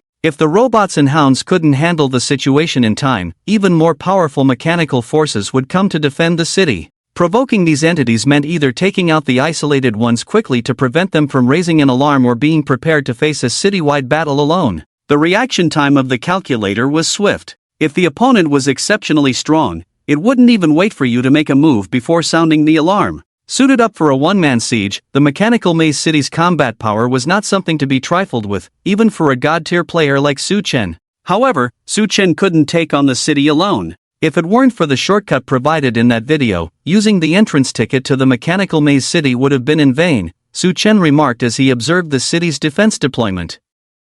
With the enhancement of the Moonlight Pearl for stealth, Su-Chen could move laterally without being detected by the robots. Ultimately, these defensive forces were only meant to guard against the exiled mechanical beings in the mechanical wilderness. Those truly capable of infiltrating this place couldn't be stopped by this level of force alone. Except for Su-Chen. They could indeed stop Su-Chen. While stealthily moving, Su-Chen also scanned his surroundings. His gaze swept across the desolate mechanical wilderness. It's really hard to find. When they reached the area on the map, Su-Chen still hadn't found it. The hidden entrance was located beneath what seemed like an ordinary rock, only discernible under specific angles and lighting conditions. According to the instructions from the person in the video, this was a hidden passage prepared by one of the rulers in the mechanical maze city. This made sense, as the big shots always liked to design secret passages. If a secret passage could lead out, it could naturally also be used to enter. Su-Chen observed each stone carefully, grateful that he had narrowed down this area. If every stone in the entire mechanical wilderness were observed in this way, it would indeed be a monumental task. The person who posted the video didn't discover it on his own. He found this information in an ancient secret book. Half an hour later. So, underneath this stone at the beginning, Su-Chen searched around and surprisingly found that it was the stone he had leaned on to rest at the beginning. This stone, under the setting sun's rays, when viewed from a specific angle, surprisingly resembled the outline of a mechanical gear. Following the method of the person in the video from memory, he tapped 3 points in sequence. The rhythm was just right. Click, click, click. The rock slowly moved. Fortunately, the movement was very quiet and did not alert the robots and patrol dogs. A pitch-black opening appeared in front of Su-Chen. Su-Chen looked around to make sure no one had noticed him. He walked towards the opening. Below the opening was a long staircase. Click, click, click. After Su-Chen entered, the stone slowly returned to its original position. Now Su-Chen had no way back. Su-Chen took a deep breath and continued walking down. In the dark space, only the sound of footsteps descending the stairs could be heard. For safety, Su-Chen did not turn on a light, because the person in the video had walked a distance in the dark. After about 3 minutes, a faint light appeared ahead. The light in the black rock, though dim, was still noticeable. Su-Chen quickened his pace. It was an unlocked metal door. He gently pushed it. The light became dazzling, causing Su-Chen to instinctively shield his eyes. Once his eyes adjusted to the brightness, Su-Chen began to look around. It was a huge stone chamber. 5 large gears were embedded in the stone walls. It seems I'm in the right place. Su-Chen slowly approached the stone wall. This place in front of him was exactly the same as the scene in the video. Su-Chen took a closer look. He found unique symbols and numbers engraved on these gears. There were symbols for the sun, moon, stars, water, and fire. Beneath each gear was a stone slab, and there were windows around each gear. 5 huge gears corresponded to 5 stone slabs. If it weren't for the solution in that video, ordinary people who come here would be trapped. Su-Chen couldn't help but think as he looked at this mechanism. This passage was a secret passage set up by a former ruler of the mechanical maze. But that ruler also considered that if someone accidentally stumbled upon the exit, wouldn't they be able to infiltrate the core of the mechanical maze? So, this puzzle mechanism was set up as a defense measure. Suchin squatted down and began to record the contents of the stone slabs one by one. The first stone slab, only 2 symbols, the sun symbol above and the moon symbol below. The second stone slab, also 2 symbols, the star symbol to the right of the sun symbol. The third stone slab, also 2 symbols, the fire symbol to the left of the moon symbol. The fourth stone slab, still 2 symbols, the water symbol below the star symbol. The fifth stone slab, this time, all 5 symbols are above, with the sun symbol, moon symbol, and star symbol forming a right-angled triangle, the fire symbol at the right angle, and the water symbol at the hypotenuse. Suchen noted all of this down. At first glance, these things seemed confusing. But in reality, once you understood the principle, it seemed quite simple. This mechanism design was like a combination lock. You had to find the correct combination to open it. And the combination was the correct arrangement of symbols on the 5 gears. The stone slabs were actually hint cards. Why would a defense mechanism provide hint cards? It's probably the layout of the ruler. 1,000 years later, he is no longer the ruler of the mechanical maze city, and this passage can be considered his opportunity for those destined. Speaking of the hint card, even if you have the hint card and don't know the logic to unlock it, you still won't be able to solve it. Although Suchen knows this logic, but Suchen doesn't want to slowly reason it out, because he has the answer. Suchen starts operating directly. Suchen rotates the first gear to position the sun in the window, then selects the gear next to it to the moon window. At this time, 2 windows light up simultaneously, one for the sun and one for the moon. The sun is above the moon, thus, the content of the first slab is achieved. Then he rotates the third gear to place the star in the window, lighting up the star pattern. And it is to the right of the sun. The star is to the right of the sun, thus, the content of the second slab is achieved. The first 2 slabs are relatively simple, the key is the third slab. Suchen continues to operate with a focused mind. The third slab has fire to the left of the moon, but now the moon is below the sun, and to the lower right of the star. At this point, Suchen returns to the second gear. He adjusts the direction of the moon. The moon must be below the sun, but it is not specified whether it is to the lower left or lower right. So Suchen adjusts the moon to the left. Then he moves to the fourth gear and lights up the fire. The fire is to the left of the moon, the third slab is achieved. The next slab is simple. The most difficult are the third and fifth slabs. Suchen reaches the fifth gear, lights up the water window, below the star. The water is below the star, the fourth slab is also achieved. Suchen breathes a sigh of relief. Next is the fifth slab. Since Suchen just moved the moon to the left, at this point, a slight adjustment is needed to make the sun, moon, and star form a right-angled triangle. The water must be below the star, and the fire must be to the left of the moon. Suchen focuses and starts making slight adjustments. A slight mistake at this step will render the mechanism unopenable. It's as exaggerated as being locked out for 10 days after one wrong attempt, unlike entering the wrong password multiple times and being locked out for a while. Fortunately, Suchen knows the points in the video. There were no mistakes during the fine-tuning. The sun, moon, and star form a right-angled triangle, with fire at the right angle and water at the hypotenuse. The fifth slab is finally achieved. Boom! Boom! The surrounding stone walls start to rotate. Each stone wall with gears opens a door. There are a total of 5 doors. Finally done. Suchen relaxes a bit. Even with the video in memory, Suchen can't guarantee that he can unlock this, as it still requires fine-tuning. As for choosing a door, that's much easier. Suchen directly chooses the star door. According to the video, the ancient texts he obtained describe only the star door as the correct one, and the other paths were false. Anyway, in the video, this path is indeed the correct one. The passage behind the star door is similar to the previous staircase. Still pitch black, but there are faint stars guiding the right direction. This path is much shorter than before. Suchen pushes open the door at the end of the passage. As soon as the door opens, countless treasures of gold and silver come into view. Is this the treasury of the mechanical maze city? Suchen is already stunned by everything before his eyes. Although he had seen the video before, what he saw with his own eyes was a completely different experience.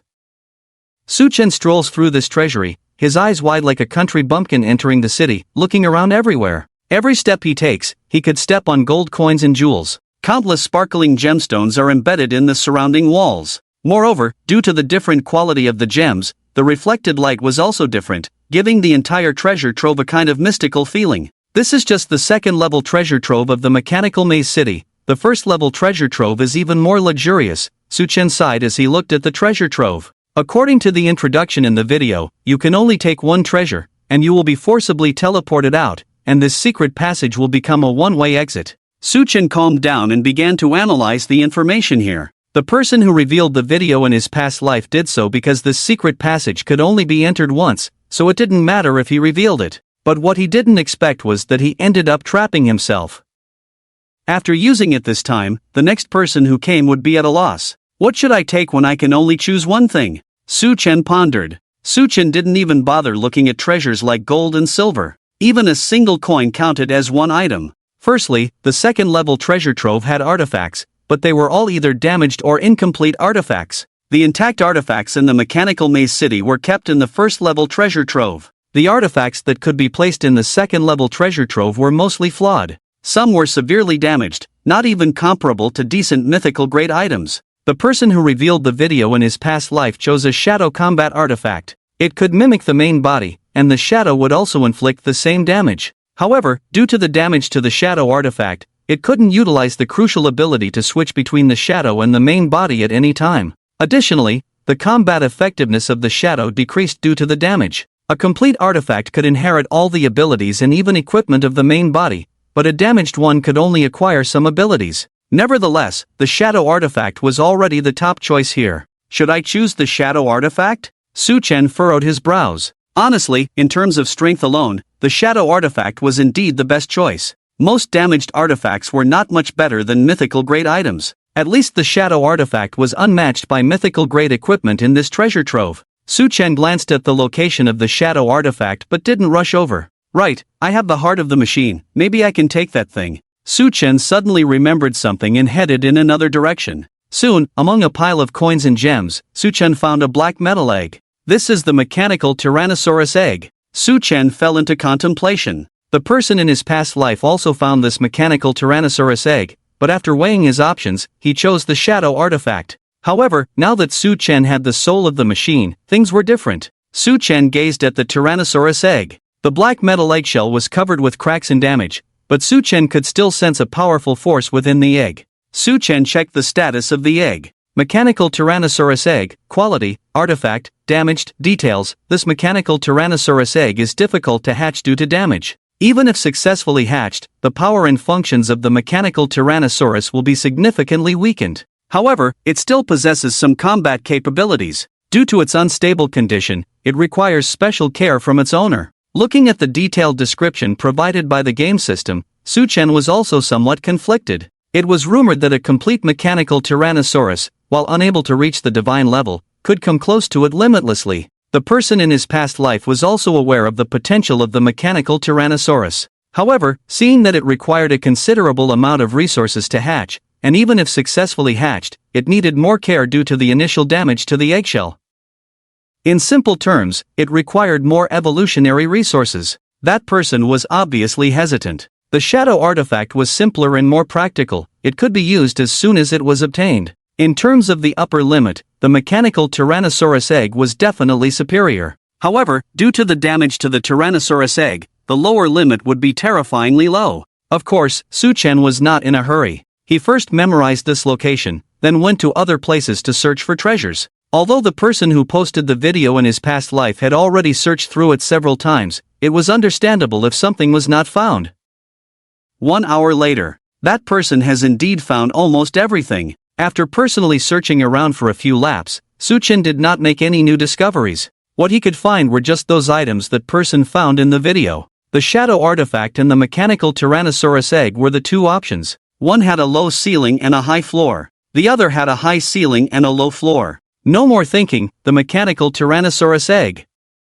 Su-chen slapped his thigh and stopped hesitating. The shadow artifact was damaged to that extent, said to be stronger than mythical grade, but it was only stronger than the mythical grade items here. Special mythical grade equipment could still be replaced. Artifacts and gods were two different things. In the end, artifacts were just weapons used by gods, hence called artifacts. Artifacts could not create gods. The mechanical Tyrannosaurus, a top-tier force under the gods, was already very strong. Just as Su-chen was about to go and get the mechanical Tyrannosaurus egg, he stopped again. He came up with a new plan. The items in the treasure trove could not be moved, otherwise, they would be considered chosen, so Su Chen searched around. In a relatively close place, Su Chen found a blueprint. It was actually a mythical-grade mechanical war vehicle blueprint. Su Chen's plan was simple. He would first choose the mechanical Tyrannosaurus egg, then in the moment he was being teleported out, he would use the skill Thief's empty-handedness to grab something else. However, the distance couldn't be too far apart. Because the time for teleportation was very short,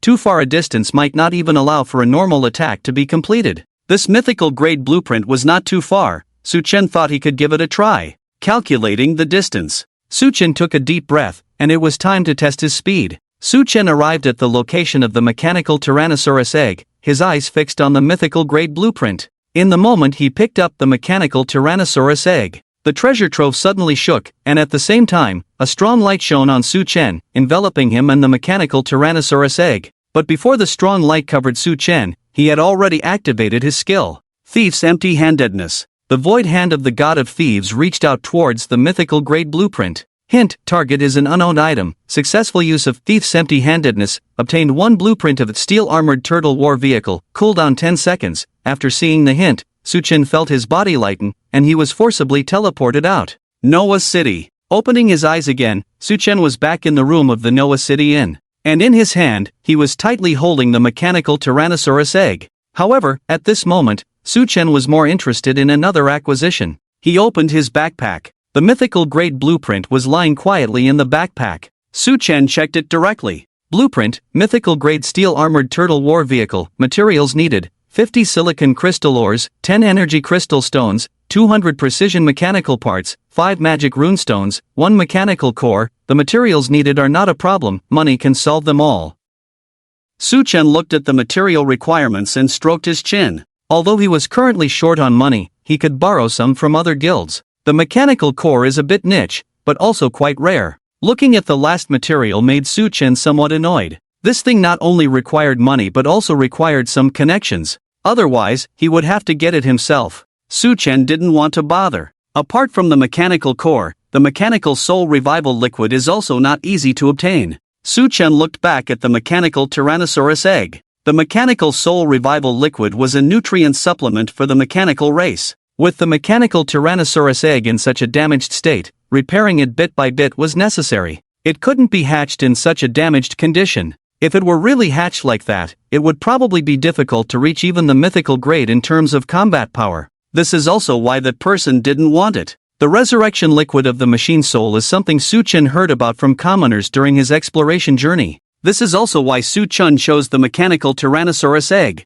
not only because he has a mechanical soul. At the same time, since the old commoner mentioned that he had this thing before, Su Chen was not polite. Let the old commoner deal with the mechanical core and the machine soul resurrection liquid. Su Chen thought and put away the blueprints and the Tyrannosaurus egg. Wherever and whenever, Su Chen thought of the old commoner, his friend. The old commoner must be pleased to have a friend like him. He directly initiated a video call with the commoner. After a while, the call was answered. As soon as the video call connected, the commoner had a wary look, staring at Su Chen as if listening to a spring cat. What's with that expression? Su Chen was a bit speechless. Ever since he touched the commoner's 2 treasures last time, the commoner often looked at him like this. Are you trying to scheme against me again? The commoner stared at Su Chen. Ask you, do I look like that kind of person? Su Chen said discontentedly. But the commoner didn't say a word. Instead, he answered Su Chen's words with a wary look, as if listening to a spring cat. Alright, I know you're a businessman. If you help me get the mechanical core and the machine soul resurrection liquid, I will definitely pay you above market price. Su Chen didn't bother to chat with the commoner. He directly stated what he wanted. He didn't even bother mentioning materials that could be bought in the market. Machine soul resurrection liquid? Upon hearing this, the commoner was somewhat surprised. How do you know I have it? Did you rummage through my shop to find out? It's not surprising that the commoner would think that way. Su Chen's methods last time were truly shocking. Without him noticing, he touched 2 of his treasures in succession. After that day, he checked and confirmed that nothing was stolen, before he could relax. If Su Chen really found his machine soul resurrection liquid, it wouldn't be that surprising. Su Chen just smiled mysteriously. Naturally, he couldn't say that the commoner told him himself. He showed a vague smile, leaving the rest to the commoner's imagination. Seeing Su Chen's expression, the commoner's face immediately fell. It seemed that Su Chen had indeed found his machine soul resurrection liquid. Now what? If someone verbally asks you to buy something, it's because they are a thief with principles. If the other party were a morally corrupt person, they would have taken his machine soul resurrection liquid when they found it last time. Why ask now? If they can steal the sacred artifacts guarded by the Holy See, why can't they steal from his small black shop? I can't give you much, I can only give you a mini bottle. The commoner sighed. Hee, don't look like that, we are friends after all. When I say it's on credit, it's on credit. This is my promise to a friend. Su Chen chuckled and comforted the old commoner. In fact, the commoner believed in Su Chen in this regard. After all, he could really take it away, but chose to put it on credit. But as for the mechanical core, I really don't have it here. The commoner continued. Su Chen actually thought that the commoner wouldn't have the mechanical core, after all, it's too niche. Just as Su Chen was about to say he would figure it out himself, the commoner spoke again. But I have a friend who might be able to help you get this thing, the commoner said lightly. A friend? Su Chen had some understanding of the commoner's friends, but not too much, because in his past life, he only occasionally saw the commoner's friends in the commoner's shop. There was no deeper understanding. After all, the commoner's friends were like him, involved in many businesses. In his past life, he was just a wandering adventurer, with no business dealings with those people. So, the common folks never introduced them to each other. But now, it seems like the common folks are planning to introduce one of their friends to him. His ID is Zhang Daosi, just say hi to him and add him as a friend, the common folks said to Su Chen before he could respond. They ended the video call. On the other side, inside a small shop, the common folks muttered to themselves after closing the video call, can't always let this newcomer take advantage of me, you guys should interact more with this newcomer. They planned to introduce the other old friends to Xiao. Always being taken advantage of, who can bear that? Regarding whether to get to know Xiao, the common folks had actually asked for the opinions of their old friends before. They emphasized the way of trading with Xiao was on credit. Only if they agreed, would they make the introduction. Otherwise, forcing an introduction would only lead to boredom and unnecessary trouble. However, those guys seemed quite interested in meeting Xiao, a person who was wanted throughout the server. By now, Su Chen had added the ID Zhang Daosi. He initiated a video call. Soon, the call connected. On the other end of the video call was a middle-aged man. However, compared to the common folks' rough appearance, this man looked more businesslike. He seemed like a businessman. If the common folks sat on the ground, tore their clothes a bit, and put out a bowl, perhaps someone would throw some coins at them. At this moment, although Su Chen wasn't wearing a mask, he still disguised himself a bit. He knew the common folks well, but their friends were unfamiliar to him. The sacred artifact thief Xiao, your reputation precedes you, Zhang Daosi said with a smile. It's all just a reputation, Su Chen waved his hand and replied. Wow, this is no mere reputation, your name has now risen to almost 100,000 gold coins, Zhang Daosi joked. 100,000 gold coins equated to 10 million real-world currency, a considerable sum. Su Chen was speechless. He wasn't very familiar with Zhang Daosi, but from a few encounters, he understood that this was a very poor person. No business, no talk. Speak if you have something, Zhang Daosi continued. But I also need to explain my situation. For major matters, my abilities are limited, I can't handle them. For minor matters, it's beneath me, not worth my time. Before Su Chen could speak, Zhang Daosi rattled on like a machine gun. Can't handle major matters, not worth my time for minor matters, Su Chen repeated and asked, so, what matter are we dealing with? What can be done? Zhang Daosi pondered for a moment and said, for moderate matters, I can help, speak your mind. I need a mechanical core, can you provide it? Su Chen got straight to the point without beating around the bush. Old Common didn't mention this to me beforehand, I need to check, Zhang Daosi said before ending the video call without a farewell. But Su Chen was used to it, the common folks and their friends were all peculiar.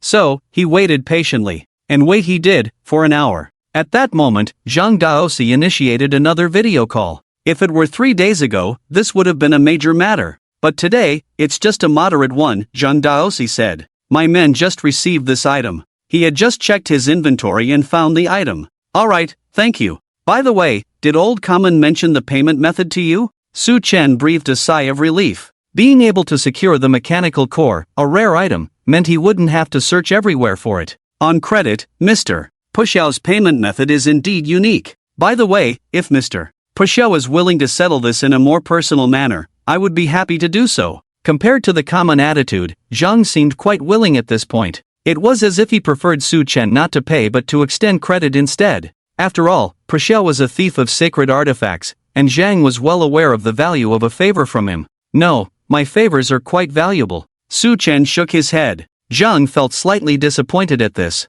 At most half, and you'll also need to help me gather some materials, but they are all quite common materials. Just as Zhang was feeling disappointed, Su Chen spoke up again. Half a favor? Zhang couldn't help but chuckle upon hearing this. Mr. Prashel is indeed an interesting person, half it is then. Zhang didn't haggle with Su Chen. Although he didn't understand how Su Chen calculated this half favor, if the other party was willing, it was a significant step forward. Alright, I'll send you the list of materials. Su Chen nodded. He then closed the video call, preparing to send over the list of materials. List of materials: 50 silicon crystals, 10 energy crystals, 200 precision mechanical parts, 5 magic runestones, 1 mechanical core. Just as Su Chen was about to send it, he paused. This half favor is too cheap, let's add a bit more. Su Chen continued editing the list. 100 magic iron ingots, 10 energy silk threads. That should do it. Su Chen smiled. Both of these materials could replenish energy for mechanical beings, and the transformation function of the mechanical soul required energy. These two materials could be converted into energy for the transformation of the mechanical soul. With a quantity of just 100 ingots and 10 threads, it was only worth a few tens of thousands of gold coins. Compared to his precious favor, this was like a glow under the moonlight. Anyway, from what he knew, Zhang was far wealthier than the average person, and a fat lamb delivered to his door would not go unclaimed. After sending the list of materials, Su Chen quickly received an email from Zhang. Very efficient. In comparison, the materials from the common folk were still being prepared. Both being merchants, the efficiency gap with Lao Su is too big. Su Chen commented. Now that he had all the materials for the tank blueprint, Su Chen planned to start building the tank first. The room was too small, so Su Chen moved to a different location. A desolate place. It was extremely barren here, with very few wild monsters, let alone players. Su Chen took out the blueprint. Blueprint, mythical grade steel armored turtle tank. At the same time, he activated the mechanical soul.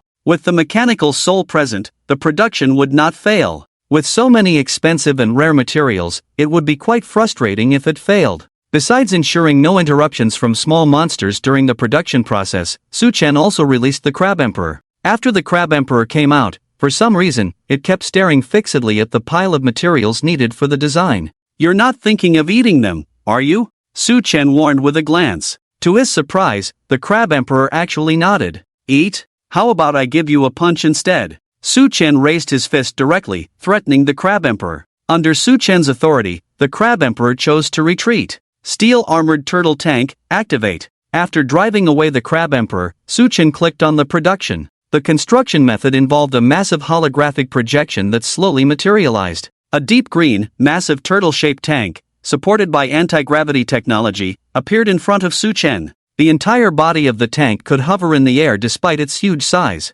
Su Chen also noticed jet propulsion devices at the rear of the tank, presumably for acceleration purposes. On the top of the vehicle, there is a main cannon, and around the vehicle, there are many empty machine gun positions. Turtle. Su Chen looked at the steel turtle tank in front of him and sighed. Su Chen directly checked the attributes. Name, Steel Turtle Tank, Renamable, Type, Heavy Intelligent Life Mechanical Vehicle, Tier, Mythical Vehicle, Durability, Extremely High, Armor, Extremely High, Mobility, Medium, Recovery Ability, High, Features, Strong Defense, possesses extremely high defensive power, significantly boosts defense, self-repair, has unique self-repair ability, can automatically repair a certain degree of damage after being damaged, enhancing the tank's sustained combat capability, heavy firepower. Uses heavy firepower weapons, damage is increased, abilities, main cannon system, machine gun tower array, energy shield, stealth camouflage, electromagnetic interference, tank transfer, main cannon system, fires various shells, accurately strikes distant targets. Machine gun tower array, activates a group of machine gun towers, providing 360-degree firepower coverage. Energy shield, reduces damage caused by enemy attacks. Stealth camouflage blends into terrain for camouflage, reducing the probability of being discovered by enemies. Electromagnetic interference, interferes with enemy communications and electronic devices. Tank transfer, the tank can instantly move over short to medium distances. This ability consumes massive energy, with a cooldown of 72 hours. This is much stronger than an ordinary mythical tier vehicle. Su Chen also knew what an ordinary mythical tier vehicle was like. This steel turtle tank is obviously exceptional. The characteristics of intelligent life are equivalent to human talents, with generally few talents in the vehicle class. Mythical class vehicles usually have only one or two characteristics, but this one has a full three. Moreover, these three characteristics are all top-notch: defense, healing, damage. None of them are useless. Su-Chen has seen mythical tier vehicles with only one characteristic, and that characteristic was an increase in electricity. One of them is that the battery capacity of that vehicle increases. Isn't that a joke? It seems to be the work of the mechanical soul. Su-Chen was quite satisfied with this mythical tier vehicle in front of him. This can be considered the strongest combat power under his command at the moment, but it's also combat power built on money. Mechanical soul plus mythical tier blueprint plus a pile of rare and expensive materials. Even an ordinary small-time rich person couldn't build this tank. Even for Su-Chen, meeting all these conditions wasn't easy. First, he borrowed the top guild's mechanical soul. Then, following the strategy, he obtained it from the mechanical maze, which was a great stroke of luck even for top experts. And there was also a powerful businessman who helped wholeheartedly. If ordinary people can be considered businessmen, then there were two. Let alone small-time rich people, even bigger ones would find it difficult to use money to accomplish this. The mechanical heart, besides being able to borrow from the Overlord guild, who else has the ability to borrow it from the Overlord? Mythical tier items are very expensive, but they still have a price. Artifacts are priceless. No holder of an artifact would sell it for money. Even in the past life, the person holding a broken artifact rejected numerous offers from countless conglomerates. Su-Chen approached this behemoth and couldn't help but reach out and touch it. However, as if sensing the warmth of its master, this colossal creature swayed from side to side. It wasn't just a vehicle, it was also a mechanical life itself. I haven't given you a name yet. Su-Chen touched the body of the behemoth, thinking, the first time I saw you, I called you Turtle, and you do have a turtle-like appearance. So, let's call you Turtle. Su-Chen gave this behemoth a name, Turtle. Watching Gue fall into silence, Su-Chen smiled. It seemed that Gue was very satisfied with his new name, so happy that he didn't know what to say. He really was a genius at naming. The Crab Emperor in one hand made countless people exclaim in amazement. Gue in one hand made countless people sigh. The old-fashioned materials haven't arrived yet, it's really slow, Su-Chen said somewhat helplessly. On the other side, Gerlandia City. Shimeng Vale. Ruyan, I considered you a friend, but I never expected you to bribe my staff to steal information from my shop. Butterfly Dance pointed angrily at the person in front of her, speaking in a furious tone. I'm sorry, Butterfly Dance, I just wanted to find a video clip, Ruyan said apologetically. Ruyan, based on what I know about you, you wouldn't do something like this. Who instructed you to do this? Butterfly Dance clenched her fists angrily. However, in response to Butterfly Dance's questioning, Ruyan avoided eye contact and looked to the side. Just then, a young man gently pushed the door open and entered. Don't make things difficult for Ruyan, it was me who told her to do this. The newcomer was none other than Fei Bai, the president of the Peak Strategy. Fei Bai, so it was you. Butterfly Dance suddenly realized. Ruyan, don't follow him, he's a shameless scoundrel. Look at yourself now, following this shameless scoundrel, what have you become? The old you was so pure, you wouldn't have done something like this. Butterfly Dance advised with a tone of disappointment. She had known Ruyan for many years, and they were very good friends before Fei Bai appeared. She understood Ruyan very well, knowing that Ruyan wasn't that kind of person, but Fei Bai seemed to have some sort of magic that gradually changed her. Little butterfly, don't think of me so badly, Fei Bai said nonchalantly. Get lost. Butterfly Dance was extremely disgusted by Fei Bai's address. It was this man's appearance that made her feel increasingly estranged from Ruyan, and she only felt disgust towards Fei Bai. It seems little butterfly doesn't welcome me very much. Ruyan, let's go. Fei Bai extended his hand towards Ruyan with a warm smile. Ruyan was a bit shy but still took Fei Bai's hand. Initially, she hesitated a bit before doing so, but she couldn't resist Fei Bai's persuasion. Moreover, this man's presence was very important to her. Watching the two leave her shop, Butterfly Dance hesitated but ultimately refrained. She had wanted to expose this matter. However, if she did so, Ruyan would be used as a shield by that shameless guy, and Butterfly Dance couldn't bear to do that. I wonder whose privacy they stole. Let's wait and see. If possible, we'll inform the customer whose privacy was leaked. Butterfly Dance was also trying to figure out a solution. Although she didn't know why Fei Bai wanted Ruyan to do this, being targeted by that scoundrel meant he was plotting something. She wondered who this person was, to make Fei Bai go to such lengths to scheme against them. Inside the city, Ruyan followed behind Fei Bai, her face slightly flushed. At this moment, Fei Bai was still holding her hand. Despite knowing Fei Bai for so long, this was the first time they had such intimate contact. Although it was only in the game, the real sensation still left Ruyan feeling a bit confused. The two soon arrived at a hotel. Fei Bai directly opened a room. Upon entering the room, Ruyan became even more unsure. Fei Bai wouldn't. The atmosphere in front of her was somewhat ambiguous. "Show me the video quickly." However, Fei Bai's first words were somewhat disappointing. Ruyan felt a bit lost, but still complied with Fei Bai's request, taking out the video clip stolen from Butterfly Dance's shop. At this moment, Fei Bai was already eager. He first dragged the progress bar to find the segment where the Butterfly Dance started making the papal attire. This segment was quite long, so it was easy to locate. Once he found the production process, the next steps were simple. Fei Bai quickly found the scene where Butterfly Dance delivered the outfit. This is the person. Fei Bai suddenly paused the video. Yan Yan also approached at this time. She was curious about the infamous relic thief and wondered what kind of person he was. "It seems like there's a disguise. The image isn't very clear." Fei Bai furrowed his brow. "Should we check before he placed the order?" Yan Yan reminded. Fei Bai nodded and calmly went back to review the previous footage. "Got it." Fei Bai's eyes lit up. Because before the arrival of the other party, there was no disguise. Yan Yan also came closer. "Ha!" Fei Bai and Yan Yan both exclaimed. The person on the screen was just an ordinary person, the kind that would blend into a crowd and disappear. "He's not even wearing proper gear. Is his level really low?" Yan Yan shared her opinion. In the video, Dawn was wearing the lowest grade equipment possible. Wrong. However, Fei Bai immediately refuted Yan Yan's view. That's precisely the brilliance of the other party, appearing without a disguise, yet it's the most sophisticated disguise. Those wearing trash gear are 99% noobs, but there's that 1% who are super skilled. Fei Bai looked at Yan Yan and asked lightly, "Which do you think Dawn is?" To steal a relic, he definitely wasn't a noob.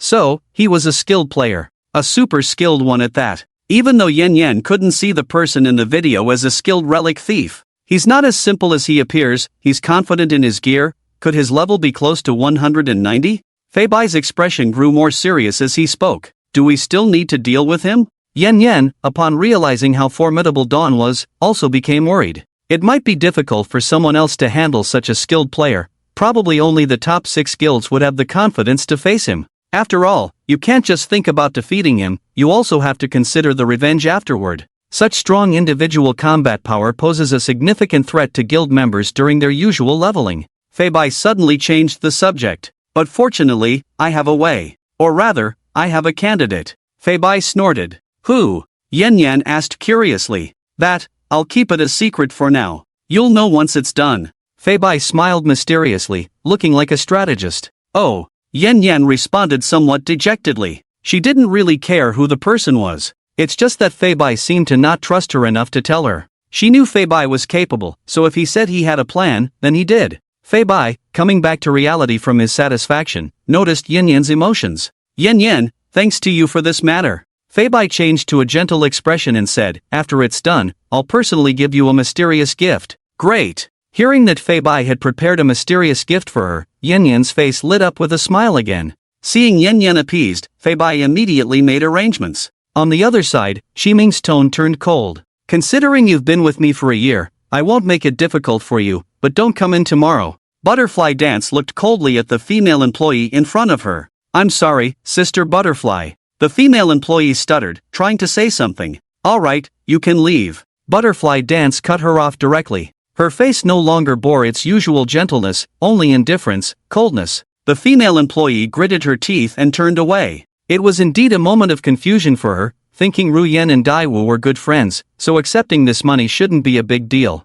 But she never expected Daiwu to turn on Ruyan, let alone herself. Watching the female employee walk away, Daiwu shook her head. Sometimes she was just too kind-hearted, making it seem like anyone could take advantage of her. The other employees, seeing Daiwu, the boss, lose her temper like this for the first time, dared not make a sound, quietly doing their work and avoiding the irate Daiwu. Daiwu walked towards the surveillance point inside the store. Generally, not too old surveillance footage would have backups. She pulled up the backup surveillance data to review. She wanted to see whose information had been stolen. If it was an old customer, she could immediately inform them to be cautious and plan to compensate the customer as well. Losing that segment of the recording wasn't good for business. During that time, there were only 3 customers. 2 of them were girls who often ordered beautiful clothes from her. Could Fei Bai have set his sights on these 2 girls, trying to exploit their preferences? Just as the thought crossed her mind, Dai Wu shook her head, dismissing the idea. She was very clear as a bystander about the relationship between Fei Bai and Ru Yan. Perhaps Ru Yan was still unaware of the true nature of Fei Bai, blinded by being in his presence. Fei Bai was a complex person. Stealing the footage from that day must have been for something important. Besides, Ru Yan wasn't very clever. But to ask her to help Fei Bai chase after the girls? She might be naive, but not that naive. So it's actually this person? Dai Wu's gaze shifted to the man in the video. She naturally remembered this person because he was the first to order the top-of-the-line disciple attire from her at a high price. And there was one thing about him that left a deep impression on her. It was his arrogant demeanor when he tipped, placing only 1 gold coin on the table. In the wilderness. Lao Su, you're a bit short on this. Su Chen weighed the small bottle in his hand. Lao Su didn't say anything, but his gaze, like a listening cat, seemed to say everything. Alright, Lao Su, I'll compromise. Seeing Lao Su's expression, Su Chen didn't continue. In fact, it was a test to see if he could get some more machine soul revival liquid from Lao Su. Until the video was turned off, Lao Su maintained the same listening cat gaze. Su Chen took out the mechanical dinosaur egg. Ready to hatch it. I wonder to what extent this bottle of machine soul revival liquid can repair the mechanical dinosaur egg. Su Chen was also uncertain. He had planned to get more machine soul revival liquid from Lao Su. Considering Lao Su's previous expression, he probably couldn't afford it. With Su Chen's current means, even passing dogs would be plucked of their fur. But Lao Su's dog fur had almost run out. This machine soul revival liquid was indeed a precious resource. Just as Su Chen was about to use the machine soul revival liquid on the mechanical dinosaur egg, the Crab Emperor, who had been waiting nearby, suddenly ran over and hugged Su Chen's thigh. His eyes fixed on the machine soul revival liquid. Go away. Su Chen shook his leg, shooing away the Crab Emperor. This guy, the Crab Emperor, was acting like a stray dog, always looking for food. After being chased away by Su Chen, the Crab Emperor found a corner, turned his back, and sat on the ground. Su Chen didn't have time to deal with him. Su Chen had high expectations for this mechanical Tyrannosaurus, not willing to waste a drop of the resurrection fluid on the Crab Emperor. Break through the sky, mighty Tyrannosaurus, let me witness your brutal magnificence. Su Chen laughed heartily, arms wide open, warmly welcoming the arrival of the mechanical Tyrannosaurus. Honestly, Su Chen felt a bit ridiculous even to himself. But as long as the mechanical Tyrannosaurus was powerful, bearing the label of being a bit ridiculous was worth it. The Crab Emperor squatting nearby glanced at Su Chen before turning away. At this moment, the mechanical Tyrannosaurus egg slowly began to crack open. The body of a mechanical baby dragon, surrounded by the resurrection fluid of the machine soul, started repairing its broken parts. The baby dragon was also absorbing nutrients from the eggshell and resurrection fluid. Its body grew larger and larger until it stopped, reaching the size of a small park's artificial hill. Roar! The mechanical Tyrannosaurus was evidently excited about its own birth. Its metallic armor shimmered with a cold metallic sheen under the sunlight. Its crimson electronic eyes also emitted dangerous signals. Su Chen looked at the behemoth before him, his eyes shining. Based on his many years of experience, this behemoth was undoubtedly imposing. However, Su Chen still felt a bit uneasy and checked the panel of the mechanical Tyrannosaurus. Name, Mechanical Tyrannosaurus, name changeable, level, 70, aligned with the owner's level, type, mechanical race, rank, intermediate demigod, durability, extremely high, armor, extremely high, mobility, high, recovery ability, medium, attack, extremely high, characteristics, sharp. The mechanical Tyrannosaurus's attacks can more easily break through the opponent's defense, fire enhancement. When using fire elemental attacks, it will always cause burning, with double the damage. Focused flames, purified flame power, enhancing the quality of fire attributes, abilities, blue fire jet, flame claw strike, flame shield, fire dragon tornado, flame healing, flame acceleration, solar true fire, blue fire jet, spews azure flames that not only cause damage but also weaken the target. Flame claw strike, launches a fierce attack with claws enveloped in flames, causing double damage. Flame shield, forms a flame shield to defend against ranged attacks and damage nearby enemies. Fire Dragon Tornado, summons a Fire Dragon Tornado, inflicting continuous damage on surrounding enemies and reducing their abilities. Flame Healing, the mechanical Tyrannosaurus can use its own flame energy for self-repair or provide a certain degree of healing to allies when necessary. Flame Acceleration, enhances its mobility by jetting flames, significantly increasing its movement speed for a short period. Solar True Fire, ultimate move gathers all its power, spewing intense flames, causing massive area damage and special effects. The combination of these characteristics and skills is truly exceptional. Looking at the mechanical Tyrannosaurus's panel, Suchen was somewhat surprised. It exceeded his expectations. The intermediate demigod level left Suchen somewhat dissatisfied. A complete mechanical Tyrannosaurus was renowned as the top combat power under the gods, and this intermediate demigod version surely had some gaps compared to the complete one. However, the characteristics and abilities of this egg were exceptionally pure. If that guy who chose the shadow artifact in his past life knew about this egg, with its purity, even if he didn't know how to repair it, he would choose this egg. Suchen couldn't help but think. Although there were only 3 characteristics, each one was more ruthless than the last. Armor piercing, doubled burning, increased flame intensity. Moreover, all 7 skills were fire-based. These skills not only ensured damage but also covered defense, agility, healing, and weakening the opponent. It could be said that even without the use of repair fluid, it was already at a mythical level, but still the top-tier mythical level. Compared to the broken shadow artifact, its power is only stronger, not weaker. Not to mention, by using the repair liquid to elevate the mechanical Tyrannosaurus to the demigod level, it significantly raises the limit. Looking at this massive creature, Suchen pondered what name to give him. Originally, with such pure fire attributes, he could be named something like Fire Dragon. But Suchen thought, wouldn't that give away too much information, revealing its pure fire attribute? As for a misleading name like Water Dragon, it wouldn't be suitable either, as the first move would give away that it's actually a fire dragon. Let's call you Rampage. Suchen gave the mechanical Tyrannosaurus a name. Compared to Turtle, Rampage seemed quite satisfied with his new name. When Turtle was around, Suchen, who knows Emperor Crab? Now with Rampage, who knows Turtle? Suchen glanced at Turtle with some disdain. However, the downside was that Rampage's level was the same as his own. He was still at level 70. Even though Rampage was such a purebred mechanical fire dragon, his combat power was affected by his level and wouldn't be very strong. On the other hand, Turtle, although also a mechanical life form, was ultimately a vehicle. So Turtle's level was not affected by Suchen's level. Turtle was still the strongest combat force under his command at the moment. Let's get to know Turtle a bit. Suchen realized this and changed his tone. Now Suchen wanted to improve his equipment while also aiming to level up. But sometimes it's like this. You can't have your cake and eat it too. Forget it, let's find a place to level up to 100 first. Suchen planned his route after giving it some thought. Level 100 is the level of the Second Awakening. Suchen always felt that the conditions for the Second Awakening were not as simple as 1 + 1. Previously, the condition for the First Awakening was to obtain an artifact, so Suchen speculated that the Second Awakening would involve acquiring more artifacts. But was it really the case? What if he ended up doing a bunch of things and then realized he was heading in the wrong direction for awakening? The guilds were already wary of him, and it wouldn't be convenient to do other things later. Although the Overlord Guild did not disclose the methods they used to the outside world, Suchen hadn't forgotten that Fenghan was the 007 of the Immortal Forest Guild. The Immortal Forest Guild also had some affiliated guilds. There are no secrets in the world, and his methods might have already spread within certain circles. Level 70 was just too low. He couldn't easily defeat players over level 100 now. Level 100 was a turning point.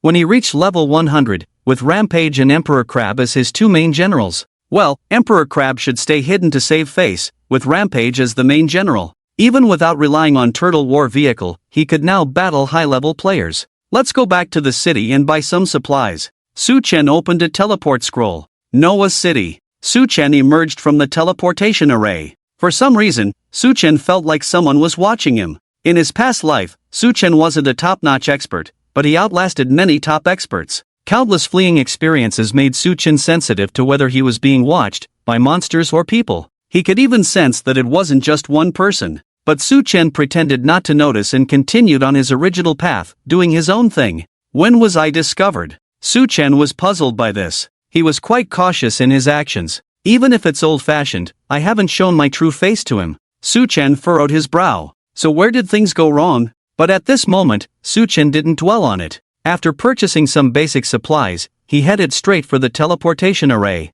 Aren't you going to make a move? Suchen remained vigilant at all times. If the other party doesn't make a move this time, they'll be more cautious next time, and then it will be hard to catch them. Unless the other party is truly naive and hasn't noticed their poor tracking skills. It's not that Suchen is arrogant, it's just that the person sent to track him is really clumsy in tracking. Friends who track often know this. The biggest taboo in tracking is hesitating. You shouldn't follow when they walk, or stop when they stop. True tracking means not stopping, adjusting your pace if they pause briefly.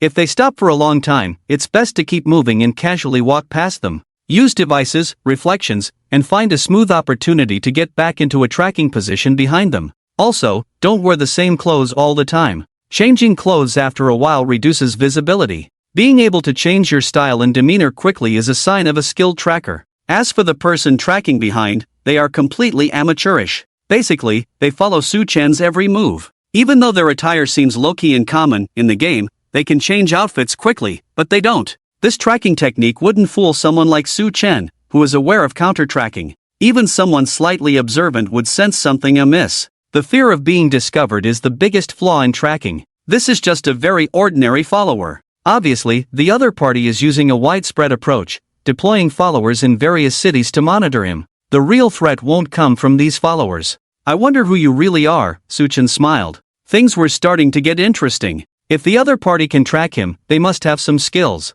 Someone with such abilities wouldn't be foolish enough to think these ordinary followers could go unnoticed. If he were truly arrogant to that extent, Su-chan wouldn't find him interesting. If they strike in the city, given the guard level of Noah City, they'll have less than 15 seconds. Su-chan estimated the time the other party would take action based on the guard level of Noah City. Noah City is a large city. The first responders would be regular guards, but the strong within the city would quickly realize the attacker's strength and react. There might be a 2 to 3 second margin of error. Just then, a chill ran down his spine. Here it comes. Su-chan was focused. As they entered the teleportation array, the other party was definitely going to strike. This chill was a locking skill. Seems like you underestimated me. While the locking skill could temporarily disable his teleportation ability, it didn't mean he couldn't defend himself. If the other party was arrogant enough to think his attacks couldn't be defended against, you're in for a surprise. Turtle. Suddenly, a massive turtle war chariot appeared out of thin air.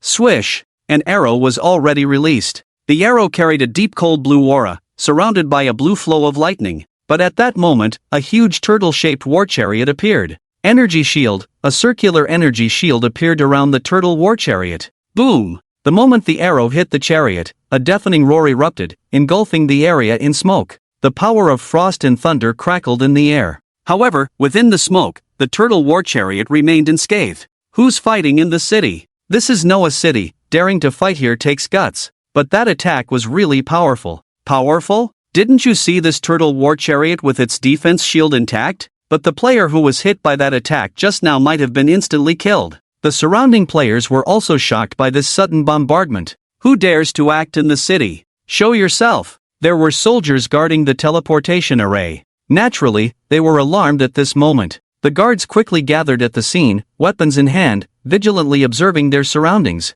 However, the attacker had already disappeared from the crowd. A single missed strike and a quick retreat, indeed a skilled assassin. Su-chan had also vanished into the crowd. Taking advantage of the smoke from earlier, he immediately retracted his turtle tank and slipped away into the crowd. As for why he was so sure it was an assassin, Su-chan squinted his eyes. Although the arrow was powerful, almost reaching the strength of a top archer, Su-chan did not believe it was an archer. Noah City was guarded by powerful individuals. If it wasn't a top assassin, even if that powerful individual couldn't detain him, at least they would have noticed. If that person wasn't a top assassin, then it would be those few people standing in the clouds of the game. But those few, they wouldn't do something like this. I think I already know who you are. Su-chan smiled. Not those few, but a top assassin, capable of a strike close to that of a top archer. Adding these three conditions together, only one person remained. Leon, 7th on the assassin ranking. On the surface, he was a lone player. But Su-chan knew Leon's deeper identity.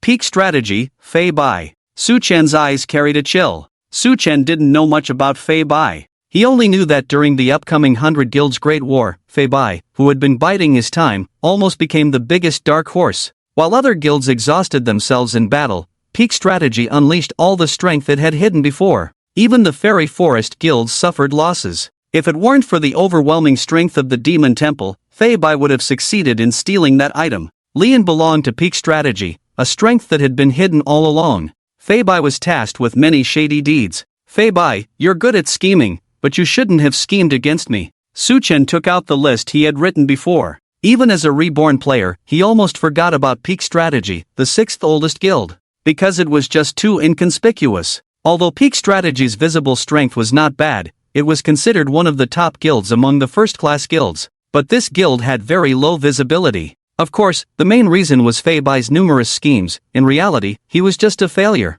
And due to offending many guilds during the 100 Guilds Great War, especially the Fairy Forest Guild, they later led a group of lackeys to settle the score with Peak Strategy. After that, this guild did not cause much of a stir. That's right. The artifact Peak Strategy is hiding is even better than the domains. Su-chen slapped his thigh, remembering. Peak Strategy was indeed too low-key, so much so that Su-chen had forgotten that they were secretly hiding an artifact. Tower of War Glory. When Peak Strategy ambushed the Fairy Forest Guild, the main reason for the exhaustion on the Fairy Forest side was that Peak Strategy had been hiding an artifact all along. During the 100 Guilds Great War, the game system had a built-in live broadcast. Just as the exhausted soldiers of the Fairy Forest Guild had finished a fierce battle and were preparing to rest for a moment, a golden tower appeared above their heads. Before the Fairy Forest could investigate, the golden tower locked onto the area where the Fairy Forest was located. Under the golden light, all members of the Fairy Forest Guild entered a continuous health deduction state. In addition, powerful beams of light containing energy struck the entire area. Then a war behemoth appeared and attacked the members of the Fairy Forest Guild. Before the Immortal Forest could react, the mastermind behind the Peak Strategy suddenly emerged. The golden light that had harmed members of the Immortal Forest Guild actually healed those aligned with the Peak Strategy. Simultaneously, while the golden light inflicted negative effects on the Immortal Forest members, it enhanced the abilities of those aligned with the Peak Strategy. In this zero-sum game, the Immortal Forest, already weary from previous battles, couldn't unleash their full potential. Their artifacts went into cooldown, and their top experts exhausted their ultimate moves in the fierce combat. The Immortal Forest, laying all their cards on the table, was ultimately outplayed by the Peak Strategy. Well, I almost forgot about you. Consider your war tower as compensation for this ambush. Su-chen smirked coldly. The Peak Strategy had now become his next target. At that moment, inside a highly secretive small building, Fei, the plan failed, Lianin confessed with a hint of shame in the video. What a missed opportunity, Fei Bai sighed, rubbing his forehead. Lianin understood. Indeed, as Fei Bai pointed out, this was the best chance, but it slipped through their fingers. He reacted too quickly. Lianin shook his head. It's not just his reaction. The guild has only a few skilled trackers, all stationed in some of the major cities popular among high-level players. Fei Bai analyzed from Lianin's and the informant's accounts. What should we do next to deal with him? Lianin asked, somewhat unwillingly.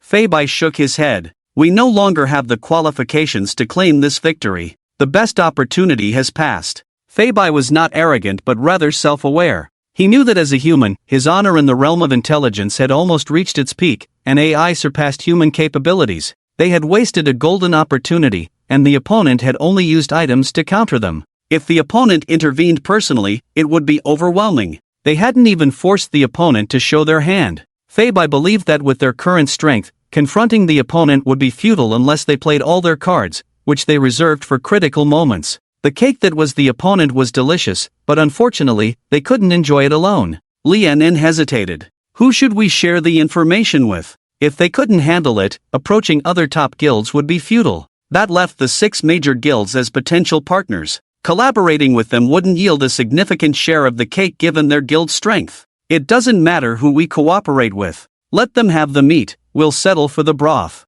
Just providing information without expecting immediate rewards is fine. Fei Bai waved off, indifferent to a chance that wasn't rightfully theirs. One thing is crucial. Think carefully before answering. Fei Bai's expression turned serious. What is it? Lianin asked, puzzled. Did Dawn notice your involvement this time? Fei Bai asked calmly. Lianin pondered for a moment. No, I only made one move, and I withdrew as soon as I shot the arrow. After reflecting, Lianin gave Fei Bai a definite answer. That's good. Fei Bai breathed a sigh of relief. After all, it's not the thief you fear but the one who keeps an eye on the thief, especially when that thief is the wanted artifact thief across the server. The Dark Playground. Su-chen's figure appeared at the entrance of the amusement park. The incident in Noah City did not cause much of a stir. The world of the infinite domain was vast, and although Noah City was a large city, it was not the most populous one. Many things happened every day in the infinite domain, and the conflicts between players in such a world were trivial. Only the players in Noah City discussed it briefly.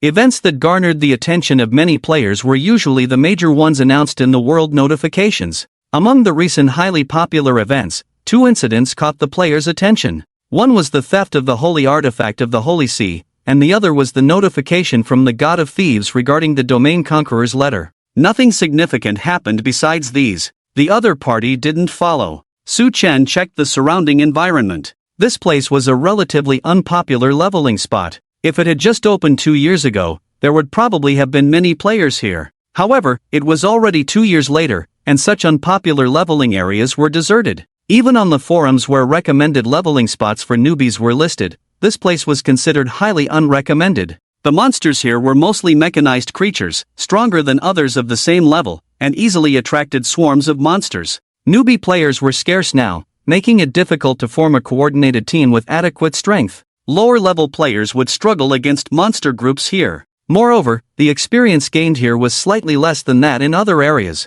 With various bloggers recommending areas with high experience, low monster strength, and high cost-effectiveness, this place naturally went unnoticed. The hidden door should still be closed. Su Chen muttered. Because this place was too unpopular, after the initial exploration, very few people came here to level up. It was developed very late. Speaking of which, another renowned explorer had discovered this place. Crab Emperor, Rampage, come out. Su Chen walked into the entrance and summoned the Crab Emperor and Rampage. A crab wielding a large sword and a mechanical Tyrannosaurus appeared before him. As for Turtle, Su Chen did not summon it, mainly because Turtle was too large in size, and it had caused quite a stir in Noah City not long ago, which was not too far from here. Besides, to open the hidden door, they couldn't risk scaring away the crucial monster. Of course, coming to this place to level up was not just about the hidden door. Another reason was that the monsters here belonged to the mechanical race, which aligned with Rampage Crab Emperor's attributes, allowing them to learn permanently what they could make use of.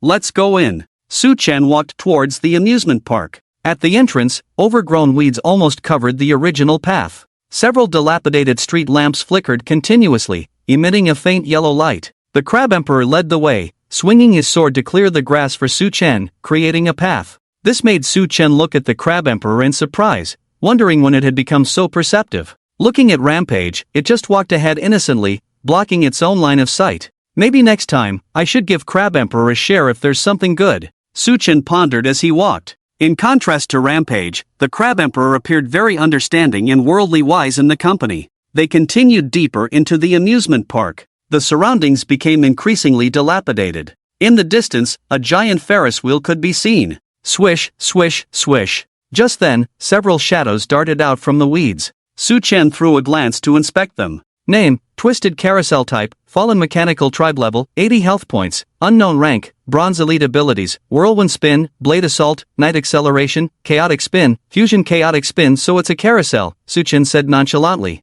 This kind of monster posed a significant threat to ordinary players. Not only did they have decent individual combat capabilities, but they also possessed a fusion skill. Like a carousel, these wooden horses would spin around their target, causing substantial damage and confusion.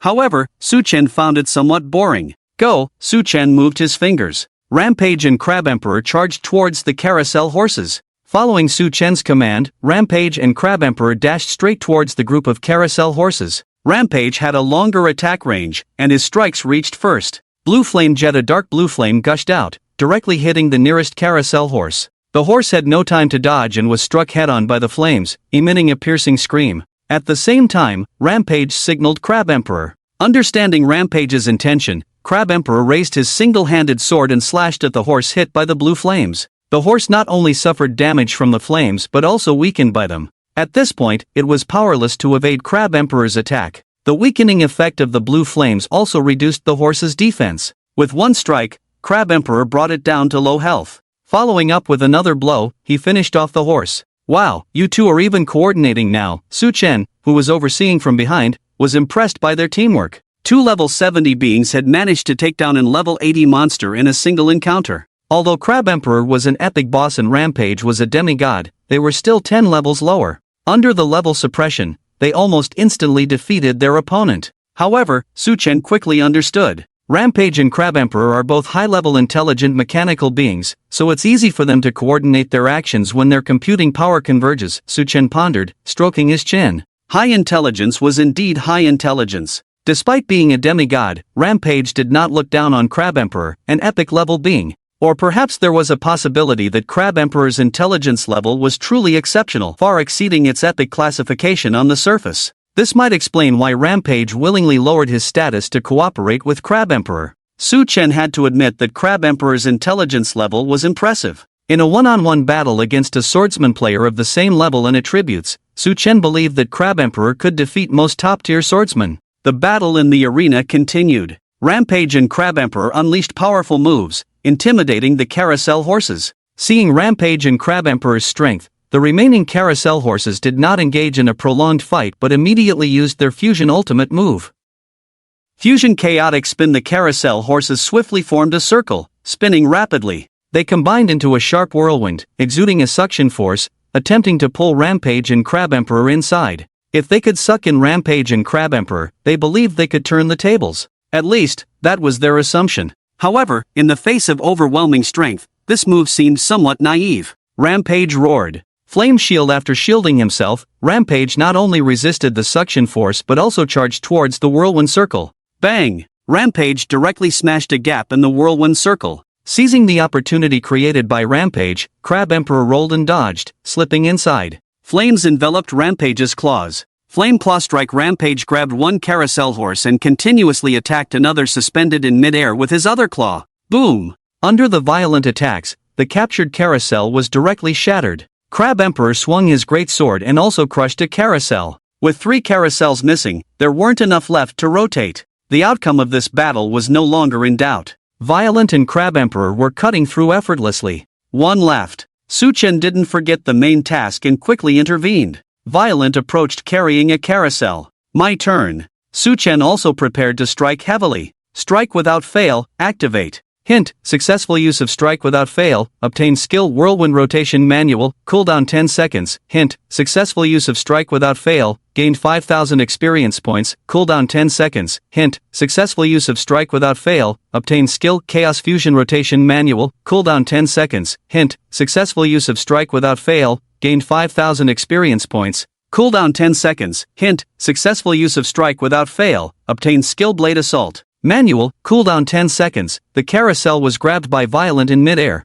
feeling a continuous weakening force, making it anxious. But being anxious was futile, it could only kick its hooves in midair in a struggle. After realizing the struggle was useless, the carousel's eyes suddenly flashed red. Quick, throw it away, it's activating self-destruct sequence. Su Chen promptly warned Violent. Violent obediently threw it into the air. Boom! Like fireworks, the carousel exploded in midair. Su Chen rubbed his forehead slightly. I told you to throw it away, not to set off fireworks. Hint, congratulations, player has leveled up to LV 85, only level 85. Su Chen sighed, realizing that leveling up was getting harder. The experience required for levels increased significantly. This round only gained 15 levels. Thinking back to the lower levels, it was much more enjoyable, gaining 50 levels in one go. However, if other players knew about this, he would likely face criticism. For them, leveling up was a real challenge. High-level players had to work tirelessly in monster areas day and night,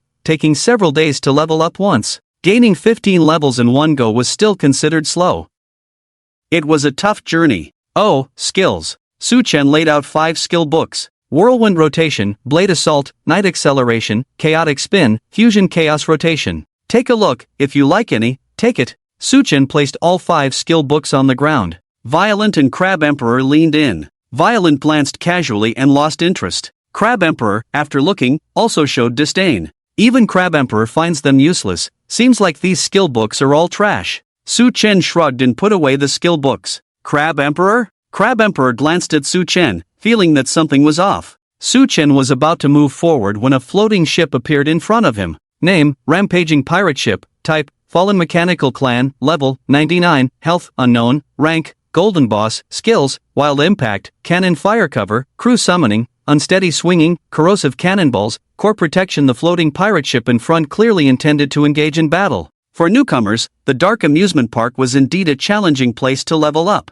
Any slight disturbance would summon a boss. Well, Violence setting off fireworks wasn't exactly a minor disturbance. However, this pirate ship didn't seem formidable. The difference between level 99 and 100 might seem small, but it was significant. This was the disparity between the first and second awakenings. Although the boss in front had a higher level, Violent and Crab Emperor were at level 85. Su-Chen hadn't even let the Crab Emperor launch a violent attack yet when the pirate ship unexpectedly made the first move. The cannons on the ship kept firing, sending a barrage of cannonballs their way. The Fire Dragon Tornado unleashed a Fire Dragon Tornado, directly sweeping up those cannonballs. Then, the Fire Dragon Tornado carried the cannonballs and smashed them towards the pirate ship. Not only did the pirate ship suffer from the Fire Dragon Tornado's damage, but also from their own cannonballs. The Crab Emperor didn't stay idle either. Taking advantage of the cover provided by the Fire Dragon Tornado, the Crab Emperor leaped high and boarded the ship. The pirate ship quickly summoned some crew members on board. However, it was futile as the Crab Emperor swiftly dealt with them one by one, heading towards the core area. Destroy the ship's weapons. Su-Chen gave a signal. Su-Chen planned to repeat his tactics. Once the Violent and Crab Emperor controlled the pirate ship, it would be his turn to act. The Violent also boarded the ship. The pirate ship shook violently, trying to shake them off. But as the Violent and Crab Emperor wreaked havoc on the ship, not only did they smash the ship's weapons, but they also damaged its power system. Watching the pirate ship behave, Su-Chen smirked and boarded the ship as well. Little ship, don't be afraid, I'm a good person. I'll let you go soon. Su-Chen first calmed the pirate ship's emotions. Then, he activated the Thief's Empty Hand skill. Hint, successful use of Thief's Empty Hands, obtain skill Fire Cover level 1, cooldown 10 seconds. Hint, successful use of Thief's Empty Hands, obtain skill Summon Crew Members level 1, cooldown 10 seconds. Hint, successful use of Thief's Empty Hands, gain 6,800 experience points, cooldown 10 seconds. Hint, successful use of Thief's Empty Hands, gain 6,800 experience points, cooldown 10 seconds. Hint, successful use of Thief's Empty Hands, obtain skill Wild Impact level 1, cooldown 10 seconds. Su-Chen made a move towards the pirate ship. The pirate ship struggled continuously, but its struggles only fueled the excitement on the faces of the Crab Emperor and the Violent. Be gentle, both of you. Su-Chen held a cannon in his hands. It was just obtained using the Thief's Empty Hands skill. He was still working hard, but these two big guys were not being gentle. He hadn't even absorbed enough yet, and they were already dismantling the small ship. Despite talking, Su-Chen didn't stay idle. Once the cooldown of Thief's Empty Hands was over, he used it again. This time, a beam of light appeared as Su-Chen leveled up. Hint, congratulations, player has reached level 99. Level 99, huh? Su-Chen stopped his actions. There was still a bit of experience left on the pirate ship, but Su-Chen had no intention of absorbing it further. To open the hidden door, you must defeat the Lord of the Dark Amusement Park below level 100.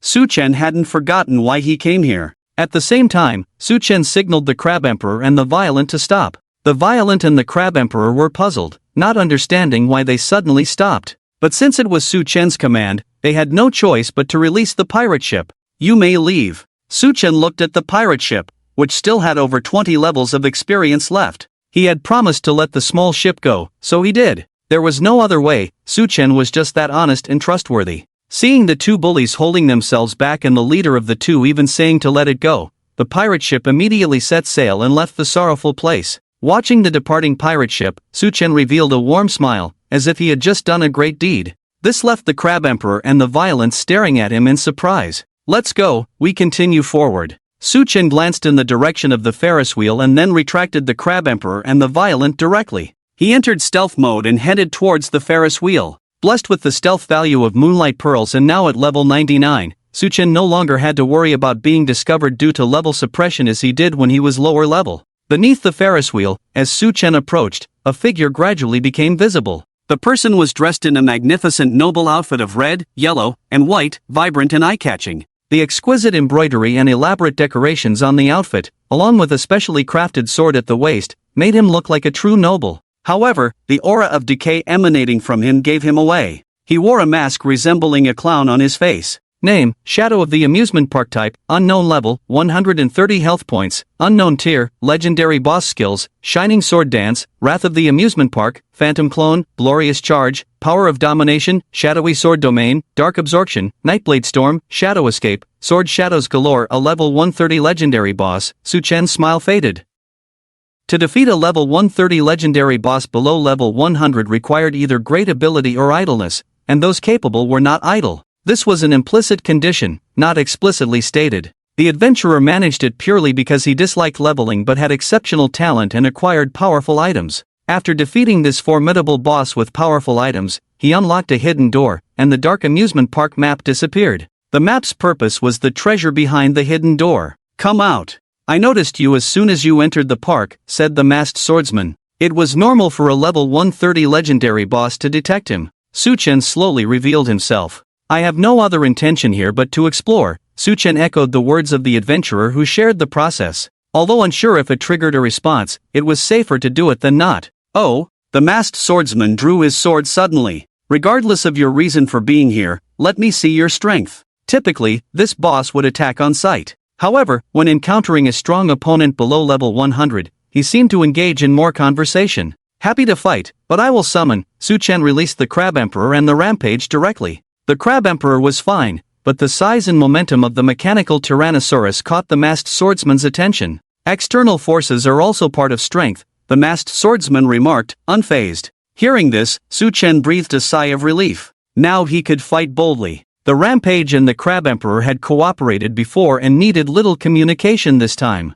The Rampage took the initiative, spewing blue flames to suppress the masked swordsman. The Crab Emperor raised its sword, ready to join the fray when the opportunity arose. However, the masked swordsman skillfully dodged the Rampage's blue flames and, when unavoidable, sent out sword chi to cut through them. Although the Rampage was a demigod of the first tier, much stronger than a legendary boss, the 31-level difference and the disparity between first and second awakenings made a significant gap. In this intense battle, only the Rampage could contend with the masked swordsman. The Crab Emperor was forced to retreat, suppressed in both level and tier. However, its advanced AI allowed it to continuously dodge and block, maneuvering on the battlefield edge. For a moment, neither side could gain the upper hand. The masked swordsman also sensed this and was about to change targets when he scanned the battlefield and found no trace of his opponent. Where did he go? The masked swordsman was puzzled. At this moment, a giant turtle war chariot came charging towards him. The masked swordsman quickly dodged. Boom! But the Ferris wheel behind him suffered the consequences.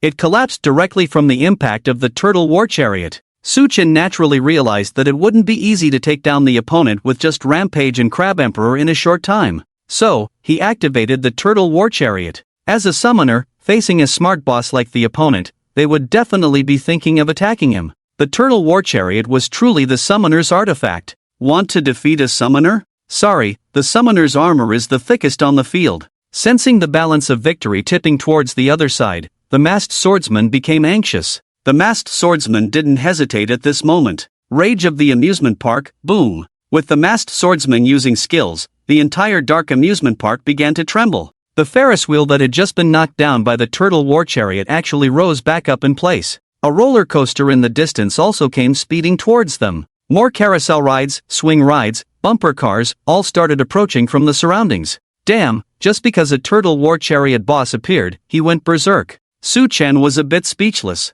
He wasn't planning to attack the monsters summoned by the masked swordsman but focused firepower on the masked swordsman instead. Main cannon system, Solar True Fire. Both the turtle and Rampage unleashed their ultimate moves. As for the Crab Emperor, he was just a basic attacker, no ultimate move. Fire! Suchen gave the command at the right moment. The main cannon system of the turtle instantly shot out a dazzling beam of energy, cutting through the night and heading straight for the masked swordsman. At the same time, the Solar True Fire condensed by Rampage took the shape of a fireball, locking onto the masked swordsman. The masked swordsman tried to defend by swinging his long sword, but it was futile. The beam shattered his shield and block, followed by the Solar True Fire's finishing blow. The masked swordsman fell to the ground with a cry. Wisps of black smoke rose from his body. With the masked swordsman falling, the once restless amusement park seemed to pause as if a pause button had been pressed. The mechanical monsters rushing over seemed to malfunction, stuck in place. The entire amusement park returned to calmness, as if nothing had happened. But at that moment, specks of starlight fell on the fallen masked swordsman. From the masked swordsman's body, a faint figure slowly emerged. The clown mask on its face had disappeared, revealing the kind face of a middle-aged man. There was a hint of weariness in his eyes, but more so a sense of relief. "Thank you, adventurer." The middle-aged man first thanked Suchen slightly upon seeing him. "I used to be the director of this amusement park. What's going on?" Suchen knew that a mission had been triggered at this moment, so he responded to follow the mission flow. In the distant past, this amusement park was a place of joy for countless children and adults. The middle-aged man spoke, his thoughts drifting into memories. However, the erosion of a mysterious force gradually turned the amusement park into a place of darkness. This is my lifelong career and my home. I chose not to escape but to stay here, guarding it in my own way. But rather than saying I am here, it's more accurate to say that it's my obsession that has been supporting the existence of the amusement park. The middle-aged man sighed as he reminisced. Adventurer, you are strong. I have awakened from my obsession, and I no longer need to stay here. With a thought, the middle-aged man opened a hidden door beneath the Ferris wheel. I entrust the amusement park to you from now on. The middle-aged man spoke to himself. As his words fell, a warm light emanated from him, gradually dispelling the darkness that once shrouded the amusement park. His figure also began to fade slowly, until it vanished into nothingness. Speaking of which, the park director is also a pitiful person. Suchen shook his head. In this world, there are many such touching stories. People yearn for mythical tales, unaware that myths are far crueler than reality. Suchen didn't dwell on it any longer. He walked towards the hidden door. Inside the hidden door was a scene entirely different from the outside world. It looked like a lounge in an amusement park, adorned with colorful lights, a faint sweet fragrance in the air, and candies scattered on the floor like something out of a fairy tale. On the walls hung some photos. In one photo, a middle-aged man with a kind smile posed with children. The central photo showed the middle-aged man surrounded by a group of children, all wearing joyful smiles. This man in the photo was the park director from earlier. The once heartwarming scene now carried a tinge of sadness. On the central table sat an exquisite small gift box. Suchen knew this was what he came for. Opening the box revealed a shiny pentagonal star-shaped badge that sparkled faintly. Suchen reached out and picked up the badge. Star of the amusement park. Type, special item, level requirement, none, power of the amusement park. By possessing the star of the amusement park, the holder can use the park's facility skills and summon illusions of the park's facilities, both adapting to the user's current attributes. Mini amusement park, damaged. The star of the amusement park contains a miniature amusement park world. The holder can enter this mini world at any time and gain the right to develop the amusement park. What? There's a mini world inside? Suchen was astonished. In his past life, that adventurer had vaguely mentioned being able to summon some park illusions, which had some effect but not much. If Suchen hadn't come here to level up, he might not have bothered wasting time to specifically open this hidden door. Damn, what a scam. What's the concept of a mini-world? This is like having an escape route. Even if an evil god descends and there's no sanctuary left in the world, one can hide in this small world. The space in a storage ring is a different dimension and not suitable for living, completely different from this mini-world. Honestly, that adventurer from the past didn't understand the value of the mini-world. If he had known, he wouldn't have just hidden this function but would have kept the entire exploration process a secret. Perhaps the person who came after him realized the importance of the mini-world. He rarely showed up later, probably regretting sharing this process for a moment of vanity. Suchen's mind stirred, planning to take a look at this mini-world. Suchen entered the mini amusement park full of anticipation. Hint, the spatial channel is damaged, please repair before proceeding. Ha! Suchen was stunned when he saw the game prompt. It was only then that Suchen noticed something. Inside the parentheses of the mini amusement park, there were small words indicating damage. He had been too excited earlier to notice. It seemed that the adventurer from before was quite naive. He probably didn't mention it because this function couldn't be used. Repair the spatial channel. Suchen was in a dilemma. Just knowing that the basic material to repair the spatial channel was time sand, an extremely rare material, was challenging enough.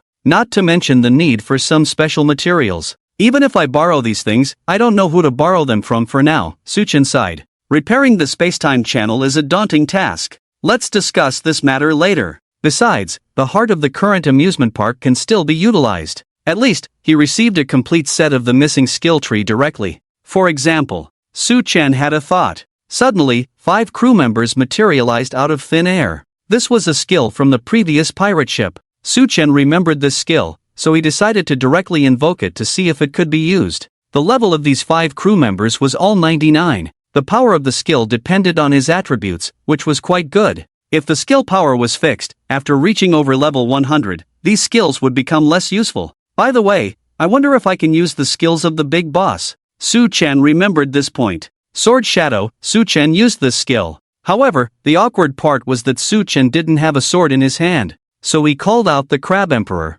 Let me borrow a one-handed sword. Suchen directly took the one-handed sword from the Crab Emperor. Immediately, Suchen wielded the long sword, creating layers of illusions. Not bad, Although these skills are not very powerful, they are comprehensive. Su Chen nodded. After all, this was a complete set of skills for an area map. He then threw the sword to the Crab Emperor and retrieved the Crab Emperor. A pure tool crab holding a sword. Oh, it seems like there was a system message just now. Su Chen slapped his forehead. He had been busy hiding the door earlier and had forgotten about the system prompt. Notification, congratulations, player has reached LV 100. Notification, player has reached LV 100. Do you want to start the awakening task? Level 100, It turned out that the experience he gained earlier had directly leveled Su Chen up. As for what the second awakening task was, Su Chen had speculated before that it might increase the number of artifacts. However, Su Chen later realized that it was not as simple as just increasing the quantity.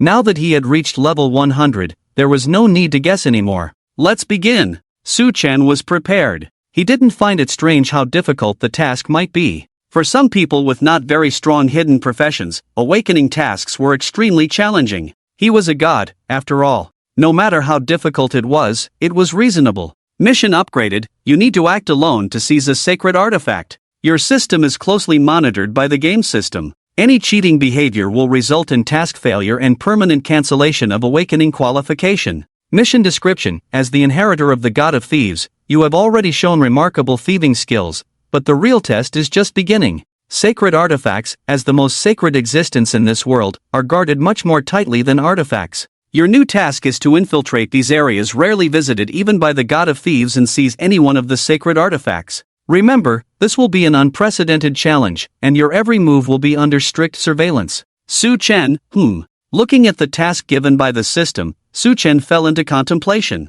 The real test is just beginning. Guarded much more tightly than artifacts. Areas rarely visited even by the God of Thieves. An unprecedented challenge. Every move will be under strict surveillance. Then, Su Chen touched the ring on his hand. Ding, task detected as completed. Congratulations, player has successfully awakened. Detected an additional artifact and special item. Due to the player's exceptional completion of the task, this is a perfect awakening. It felt so simple that it seemed unreal. But then again, stealing a sacred artifact seemed really difficult. Sometimes, one might overestimate this world, the essence of this world being a huge stage. Of course, this premise was based on Su Chen having memories from a past life. Without those memories, he wouldn't even know where to find the first sacred artifact at this stage. Waiting for the sacred artifacts that will appear later, it will be a fierce competition where countless powerful individuals will go all out. There's no need to stack quantities. I wonder what the task for the third awakening is? Su Chen stroked his chin.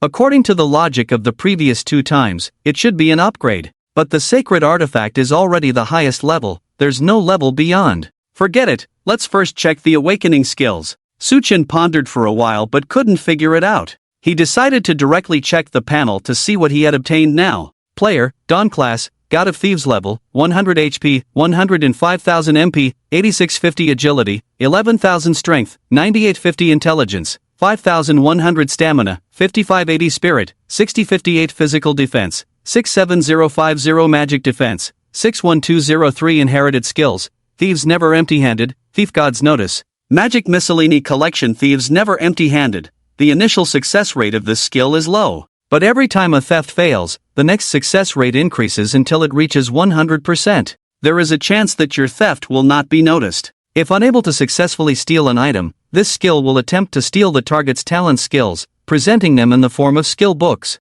Some of these skill books can be traded or learned. Thief God's Notice can send a theft notice to the target, successfully steal the designated treasure, and cannot change its position until the end. Before the end, you can obtain 3 full-level Thief God abilities. Success has no cooldown time. Failure results in a 1-month cooldown. Magic Miscellany Collection contains a full-level Thief God magic collection. Excluding time-based ones, there's quite a leap in attributes. Su Chen first looked at the attributes. The first and second awakenings are a watershed moment. After the second awakening, attributes will double. But usually, it's just a doubling. Maybe some hidden classes can double it twice. But it seems like his attributes have increased several times. Truly a beauty in terms of numbers. But these inherited skills, why do they have such plain names one after another? Su Chen rubbed his forehead slightly. Thieves Never Empty-Handed is fine, even the notice is fine. This one doesn't even have a name, it's just a collection. Those who don't know might think it's a magic teaching book picked up at a flea market.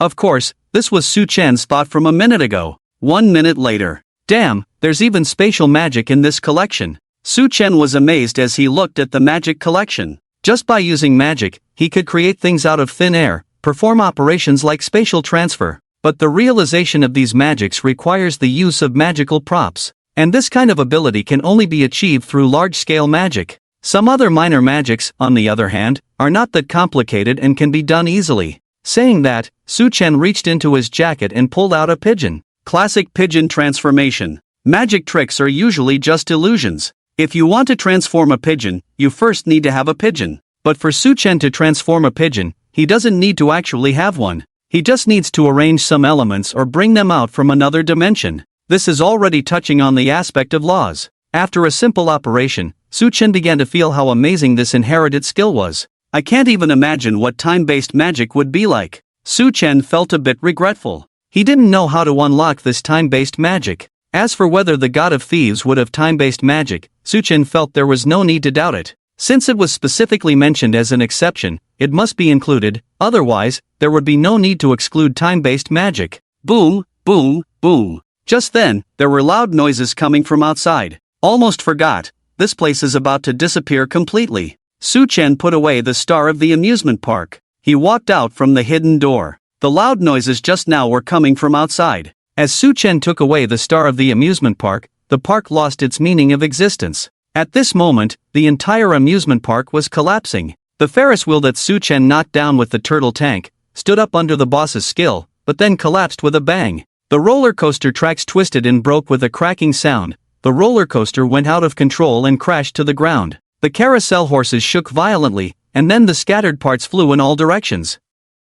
The bumper cars collided and squeezed each other, eventually piling up into a huge metal heap. The whole dark amusement park seemed to have gone mad. But after the madness, the entire amusement park fell into calmness once again. The scattered fragments on the ground began to fade into nothingness. Eventually, they turned into twinkling starlight. These starlights intertwined with each other and finally converged into thin streams. Why is the stream of starlight flowing towards me? Su Chen quickly noticed something was amiss. But before Su Chen could run away, the star of the amusement park, which had been put away, seemed to be inspired by something and appeared on its own. The target of these starlights was not him. It was the star of the amusement park floating in mid-air in front of him. The starlight maintained order, queuing up in an orderly manner to enter the star of the amusement park. Quite polite. It took quite a while to complete this process. After absorbing the energy, the star of the amusement park returned to Su Chen's hands. The current star of the amusement park became more moist and radiant. It was as if the entire dark amusement park had merged into the star of the amusement park.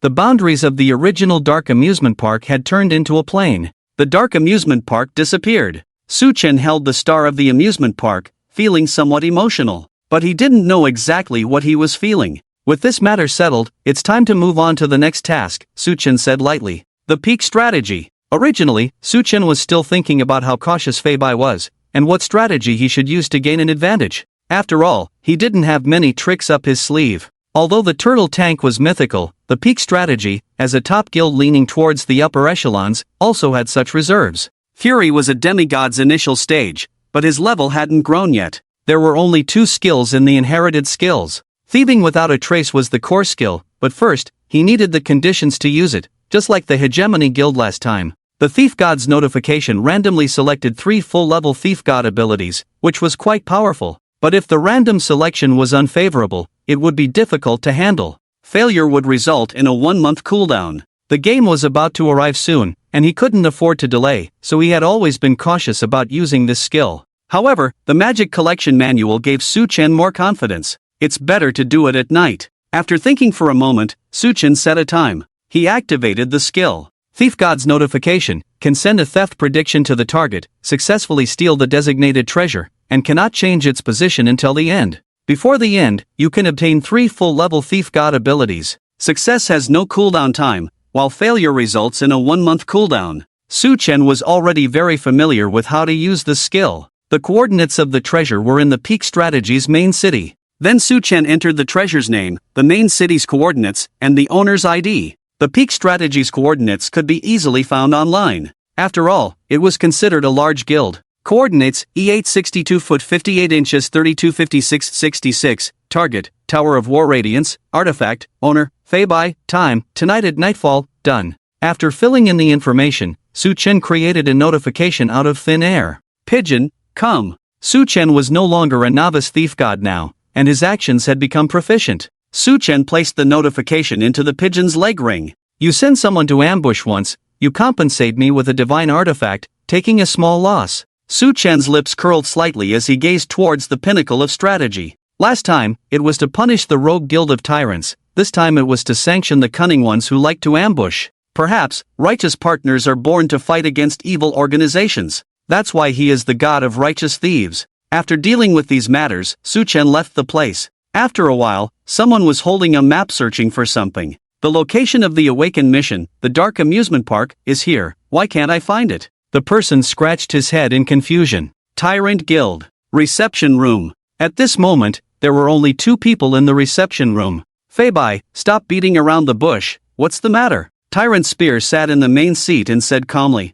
The pinnacle of strategy in the 6 top guilds actually had little interaction, and Feibai's low-key presence usually didn't draw much attention. Tyrant Spear wasn't particularly eager to meet Feibai. Although top guilds would befriend some first-class guilds, it also depended on the individuals, not all guilds were befriended. But Feibai claimed to have something that Tyrant Spear needed urgently. This made Tyrant Spear take the time to meet Feibai. President Tyrant Spear, please don't be in a hurry.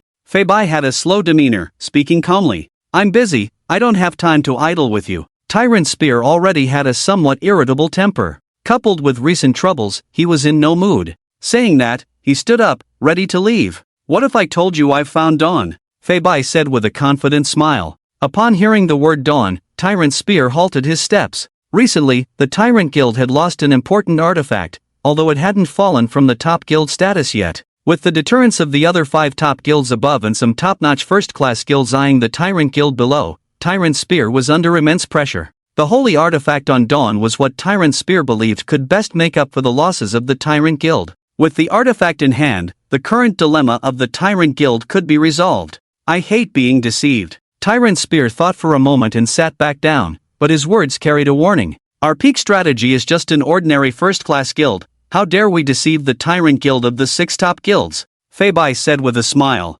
Tyrant Spear found Feibai's words comforting. Regardless of the current situation of the Tyrant Guild, the reputation of the 6 top guilds still stood. How could these people dare to deceive him? Speak, what do you want to gain? Tyrant Spear wasn't foolish. If the other party brought out important clues about Dawn, there must be a motive. I've drafted an agreement. Feibai, seeing Tyrant Spear's inquiry, didn't hold back and directly presented the prepared agreement to Tyrant Spear. Tyrant Spear took it, and as he read on, his expression grew darker. You only provide identity information, and we handle all the actions. You actually have the audacity to demand 50% equivalent value of the profits? Tyrant Spear's words carried anger. The Tyrant Guild was not what it used to be, but it wasn't a place where anyone could just come and take advantage. This lion's share agreement was a blatant disregard for the Tyrant Guild. In the past, during the peak of the Tyrant Guild, many first-class guilds were eager to please and seek favor. This peak strategy, however, dared to treat him with such an attitude. We are not without any contribution, my people will act in coordination.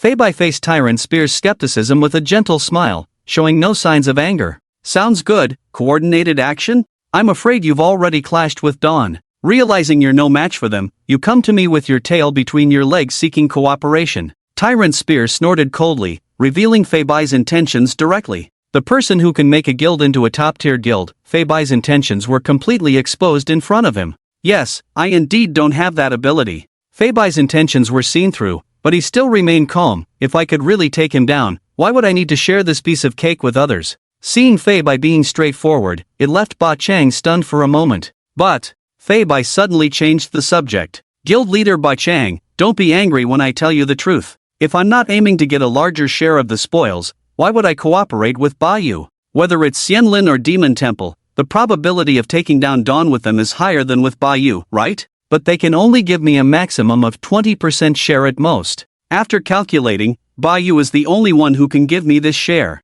Feibai put away his smile and spoke seriously. Ba Yu fell silent. Rough words but sound reasoning. If it weren't for Ba Yu's decline, they might not have come to cooperate with Ba Yu. It's precisely because Bayou is in decline that they urgently need that artifact to turn things around. 50% is too much. However, Ba Chang still didn't accept this division. It seems guild leader Ba Chang hasn't made up his mind yet, so let's wait for guild leader Ba Chang to think it over slowly. Fei Bai smiled, stood up, and without any hesitation, turned to leave. Ba Chang opened his mouth, wanting to call the other back, but he quickly realized that if he stopped Fei Bai now, then Fei Bai would truly have the upper hand in this matter. However, if he didn't stop the other would really leave. But at that moment, a pigeon flew into the reception room from somewhere. Looking at the pigeon, Ba Chang felt it was familiar. It's that day. Soon, Ba Chang remembered. Wasn't this the pigeon from the notification of the thief god? That day, he was even slapped by the pigeon. Again? Ba Chang looked at the pigeon, feeling a sense of fear. Is it really targeting Bayou with them? Why? Why does the thief god target him like this? Ba Chang's heart was filled with various emotions: anger, fury, rage, wrath, outrage. But also a sense of powerless rage. Could it be that my dominance is about to fall just like this? Ba Chang sat dejectedly in the chair. A deep sense of powerlessness filled his heart. Just as Ba Chang had accepted reality, he noticed that the pigeon didn't fly towards him. Instead, it landed on Fei Bai's head. Immediately, a letter appeared in Fei Bai's hand. What's this? Fei Bai looked at the letter in his hand with some confusion. Sitting in the chair, Ba Chang suddenly recalled the scene from that day. The pigeon landed on his head, and then the letter appeared in his hand. Masaka! Wasn't this pigeon coming for him? At that moment, a world announcement answered the doubts of both. World announcement: the Peak Strategy Guild has received a notification from the Thief God, triggering the special event protecting the Tower of War Brilliance. Please have the Peak Strategy Guild leader Fei Bai confirm the guard personnel, with a maximum of 1,000 people. During the event, only the designated 1,000 people can participate in the protection operation. Failure will result in all Peak Strategy Guild players receiving the debuff Little Fat Sheep mark. Before Fei Bai could react, a relieved laughter rang out. Ba Chang was so happy, almost thinking that the thief god was coming to target him again. It turned out not to target him, but the Peak Strategy Guild. Ba Chang felt like he had just been on a roller coaster ride, with his emotions soaring and plummeting. From feeling utterly powerless a moment ago to now feeling so relieved. Especially since this person in front of him had dared to use information about Dawn to threaten him just now, not even giving him a chance to negotiate, just turning around and about to leave. Refreshing, absolutely refreshing. Today's relief was given by the God of Thieves, although the frustration before the relief was also given by the God of Thieves. But Barbaric Spear remembered something and looked at Fei Bai expectantly. At this moment, Fei Bai realized something. He looked at the pigeon on his head. Would there be any crucial information on this messenger pigeon? Fei Bai immediately reached out to grab the pigeon on his head. However, the pigeon agilely dodged Fei Bai's capture and flew in front of him. Then, smack! The pigeon raised its wings and gave Fei Bai a big slap. Seeing this scene, Barbaric Spear showed a satisfied smile. Comfortable. A slap that treats everyone equally. This slap can't just be taken by him. Moreover, after the pigeon slapped Fei Bai, it disappeared from the spot before Fei Bai could make a second attempt to catch it. Ha ha ha. Sorry, it's just a bit funny. Barbaric Spear didn't care about Fei Bai's face and burst into laughter directly. Even though Fei Bai usually remained indifferent, being slapped by a pigeon in front of Barbaric Spear was a bit embarrassing. Faced with Barbaric Spear's mockery, Fei Bai couldn't directly retort. And his mind was not on saving face at the moment. The Tower of War Glory, how did the God of Thieves know? I sealed it directly to avoid exposure. Fei Bai clenched the letter in his hand, feeling somewhat annoyed. But with Barbaric Spear present, he had no intention of opening the letter here to avoid revealing more guild information. After calming down from Barbaric Spear's mockery, Fei Bai actually forced a smile on his face and looked at Barbaric Spear. President Barbaric Spear, could you please inform me of the details of the guild guards that day? I will definitely repay you in the future. Fei Bai squeezed a smile and looked at Barbaric Spear. This change in expression even made Barbaric Spear look at him with some admiration. This person could really adapt to situations. Barbaric Spear couldn't do what he did, as he acted with tyranny. However, despite his admiration, Barbaric Spear had no intention of actually telling him those details. I have already informed some guilds about that day, you can ask them, Barbaric Spear said indifferently. Hearing Barbaric Spear's words, Fei Bai frowned. With his intelligence, he naturally wouldn't believe the increasingly exaggerated rumors. But Barbaric Spear's words also indicated an attitude. He wouldn't tell him. To tell you the so-called truth would mean that the information given to other guilds is all false, right? In fact, other guilds understand the truth behind this matter, but they can only guess, as Barbaric Spear himself cannot admit it. I wonder what conditions President Barbaric Spear needs to inform me of those details. Nevertheless, Fabai still tried to ask. The incident is true, but some details may not have been remembered clearly at the time. Barbaric Spear said ambiguously. Then how can I make President Barbaric Spear remember those details? Fabai continued to inquire, sensing a chance. 10%. Barbaric Spear spoke lightly. The smile on Fabai's face froze. This was clearly a trick on him. Even negotiating with top guilds could exceed 10%. Since President Barbaric Spear can't remember, then forget it. I'll take my leave. Fabai saw that negotiation was futile and didn't waste more words with Barbaric Spear. No need for goodbyes. Barbaric Spear said indifferently. Watching Fabai walk away, Barbaric Spear smiled coldly. He was not just a simple fighter, he had his own considerations. Why did Fabai dare to ask for a 50% share right away? It was because he saw that the Barbaric Domain Guild urgently needed that sacred artifact to reconsolidate its position. Fabai dared to turn around and leave because he had noticed something. The Barbaric Domain was in a hurry, but the peak strategy was not. Wait until the God of Thieves makes a move, then we'll see how urgent you are, murmured Ba Chang softly. At the same time, the world announcement caused a stir in the entire world channel, creating a lively atmosphere. The God of Thieves has barely calmed down for a couple of days, and now this. Isn't the peak strategy much weaker? Why is the God of Thieves targeting easier targets now? The peak strategy isn't actually weak, just not well known. Their overall strength is quite strong. What's going on? Is this an expansion pack or some limited time event? The Soul of Machinery is an artifact, but what about the Tower of War Radiance? I've never heard of it. Could it also be an artifact? It's probably just an ordinary mythical grade item. The peak strategy isn't even among the top few in the top guilds, so what kind of artifacts could they have? Now we don't know the limits of the God of Thieves' appetite. If it's consistent with last time, it's an artifact, but if there are no limits, it's probably mythical grade. At this moment, a poll was launched on the forum. Can the peak strategy hold on? Yes, /no, soon. Over 90% of players chose the no option. Are you kidding me? If even the hegemony couldn't hold on, how could the peak strategy? I heard the God of Thieves summon ancient machinery last time and wiped out the hegemony with a slap. Isn't it said that the God of Thieves can stop time? He directly froze everyone in the hegemony and casually took the soul of machinery. Due to the exaggerated information spread by the hegemony last time, coupled with increasingly sensational rumors, the image of the God of Thieves had become virtually invincible. Of course, there were still rational players. They thought the information spread by the hegemony was too far-fetched. If the God of Thieves was really that strong, why trigger such events? Just make an announcement. Let them prepare their treasures obediently and kneel down to welcome the God of Thieves to take their treasures. However, there were too many players following the trend or seeking excitement. Their comments were quickly overshadowed. On the other side, Su Chen also received a notification. He also saw the world announcement. Notification settled. Let's see what abilities I drew. Su Chen opened his panel. Player, Dawn Class, God of Thieves level, 100 HP, 105,000 MP, 8,650 Agility, 11,000 Strength, 9,850 Intelligence, 5,100 Stamina, 5,580 Spirit, 6,058 Physical Defense, 67,050 Magic Defense, 61,203 Inherited Skills, Thieves Never Empty-Handed, God of Thieves Notification Book, Magic Miscellany Collection. Thieves Never Empty-Handed. The initial success rate of this skill is low.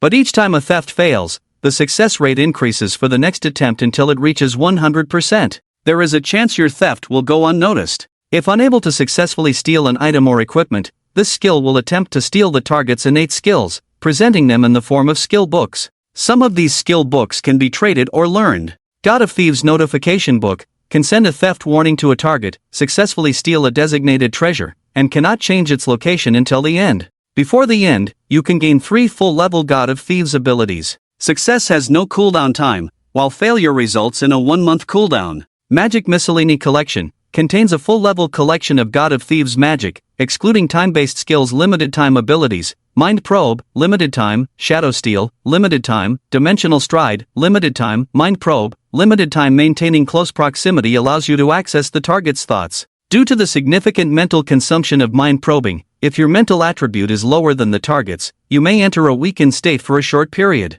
Shadow Theft, limited time. After activation, it can block all communications in the vicinity, manipulate the terrain environment, blend into the terrain, and temporarily control some mechanisms in the surrounding environment. Dimensional steps, limited time after use, one can briefly step into a different dimensional space, enabling travel between different dimensions. There are 2 new abilities. Su-chen looked at the panel, analyzing. There's no need to say much about shadow theft. This was the ability drawn last time, blocking all communications on the field. Drawing this was quite crucial. The other 2 abilities can probably be classified as mind reading and dimensional travel. Mind reading requires mental power, although he has 6,000 points of mental power, far exceeding players of the same level. Even compared to many level 150 players who have undergone the Third Awakening, his mental power is high. But there are experts among the peak strategies after all. It's better to use the skill on physical professions as much as possible. Su-chen formulated a plan. However, it's not a matter of failure if his mental power is lower than the opponent's, just that he will be weakened for a short while. So even high mental power mages can still be forcibly read. If necessary, it can still be used on mages. As for the other dimensional steps, Su-chen felt that this skill was better than the 2 other skills drawn previously. Unless there is a spatial lock, there is nowhere that can stop him. If the peak strategy has a spatial lock, then it wouldn't be a top-tier guild. It would rank in the top 3 among the 6 major top guilds. The cards this time are not bad. Su-chen smiled. As usual, Su-chen checked the latest information on the peak strategy. Much of the information is transparent online. Just search for some keywords. Peak strategy, Starlight City, Feibai. With the increase in level and the Second Awakening, Su-chen has also gained some divine power. For example, just by looking at this information, he can filter out the content he wants in his mind. The Holy See recently sent out a heresy investigation team, currently staying in Starlight City. Su-chen discovered this key information. The Holy See investigating heresy. Su-chen pondered, perhaps this favorable condition could be used? Last time when dealing with the domain, the undercover information from Fenghan was a great help. The current investigation team from the Holy See might not be useless. After thinking for a while, Su-chen suddenly had a flash of inspiration. It should work like this. Su-chen smirked, revealing a pure smile. As night fell, the area outside Starlight City was crowded with people. However, compared to the last time when the domain was surrounded, most were just onlookers this time. This time, a few people from the top guilds could be seen. The Spear of Domination from the domain, Qin Miao from Xianlin, and Yunying from the Irregular Sea Breeze are all here. What are they doing here? No need to think too much, they must be here to see what good things in the peak strategy have caught the attention of the thief god, looking for an opportunity to take advantage. 3 of the top guilds have sent people, and there are also several executives from other top guilds. It seems that the things in the peak strategy might not be able to be guarded. Their top guild's behavior shouldn't be too unsightly, probably just looking for opportunities. Shoo, be careful not to be heard by them. The surrounding players, seeing the lineup of spectators outside, couldn't help but murmur and discuss. Outside Starlight City, there is a small mountain peak standing, but rather than calling it a mountain peak, it's more like a large stone pillar. The view from there is the best. Other players would like to go there, but seeing the few people from the 3 top guilds up there, they dare not approach. On top of the stone pillar, this place can accommodate more than 20 people to watch at the same time, but at this time, there are only a few people. President Ba still has the leisure to care about others. Qin Miao took the initiative to talk to the Spear of Domination. Since the last incident with Fenghan, he has been somewhat suspicious of Ba Chang, so they haven't been in touch recently. Qin Miao also doesn't know how many people Ba Chang brought with him tonight, so she took the initiative to probe a bit. When it comes to idleness, Vice President Qin is probably even more idle than someone like me, Ba Chang said mockingly. It is well known that the 2 guilds have a feud. The one who makes the first move is the inferior one. Qin Miao took the initiative to provoke, so naturally, Ba Chang didn't give her a good face. Can't I just enjoy watching the fun? Qin Miao said with a smile. President Ba is indeed domineering, Qin Miao said, still smiling. Ba Chang knew that Qin Miao was eloquent and didn't bother to argue with her. President Yun, even though you are far away in the sea, you still came to join in the fun, Qin Miao said to another person when she saw that Ba Chang didn't want to talk to her. Irregular Sea Breeze is one of the top 6 guilds, with strength between Ba Territory and Xianlin, but they are a sea-based guild. If they were to be attacked, with their naval combat capabilities, even the top 3 guilds would not find it easy to defeat them. President Qin misunderstood. I'm just personally interested, Yuning said politely. Their guild has no feud with Ba Territory or Xianlin, so they are polite to everyone. Although they previously referred to each other as presidents, they are actually vice presidents, just a matter of face. Removing the vice from the other party sounds better. Ba Chang called Qin Miao a vice president simply to show her no respect. President Yun, you better observe carefully, Qin Miao said with a smile.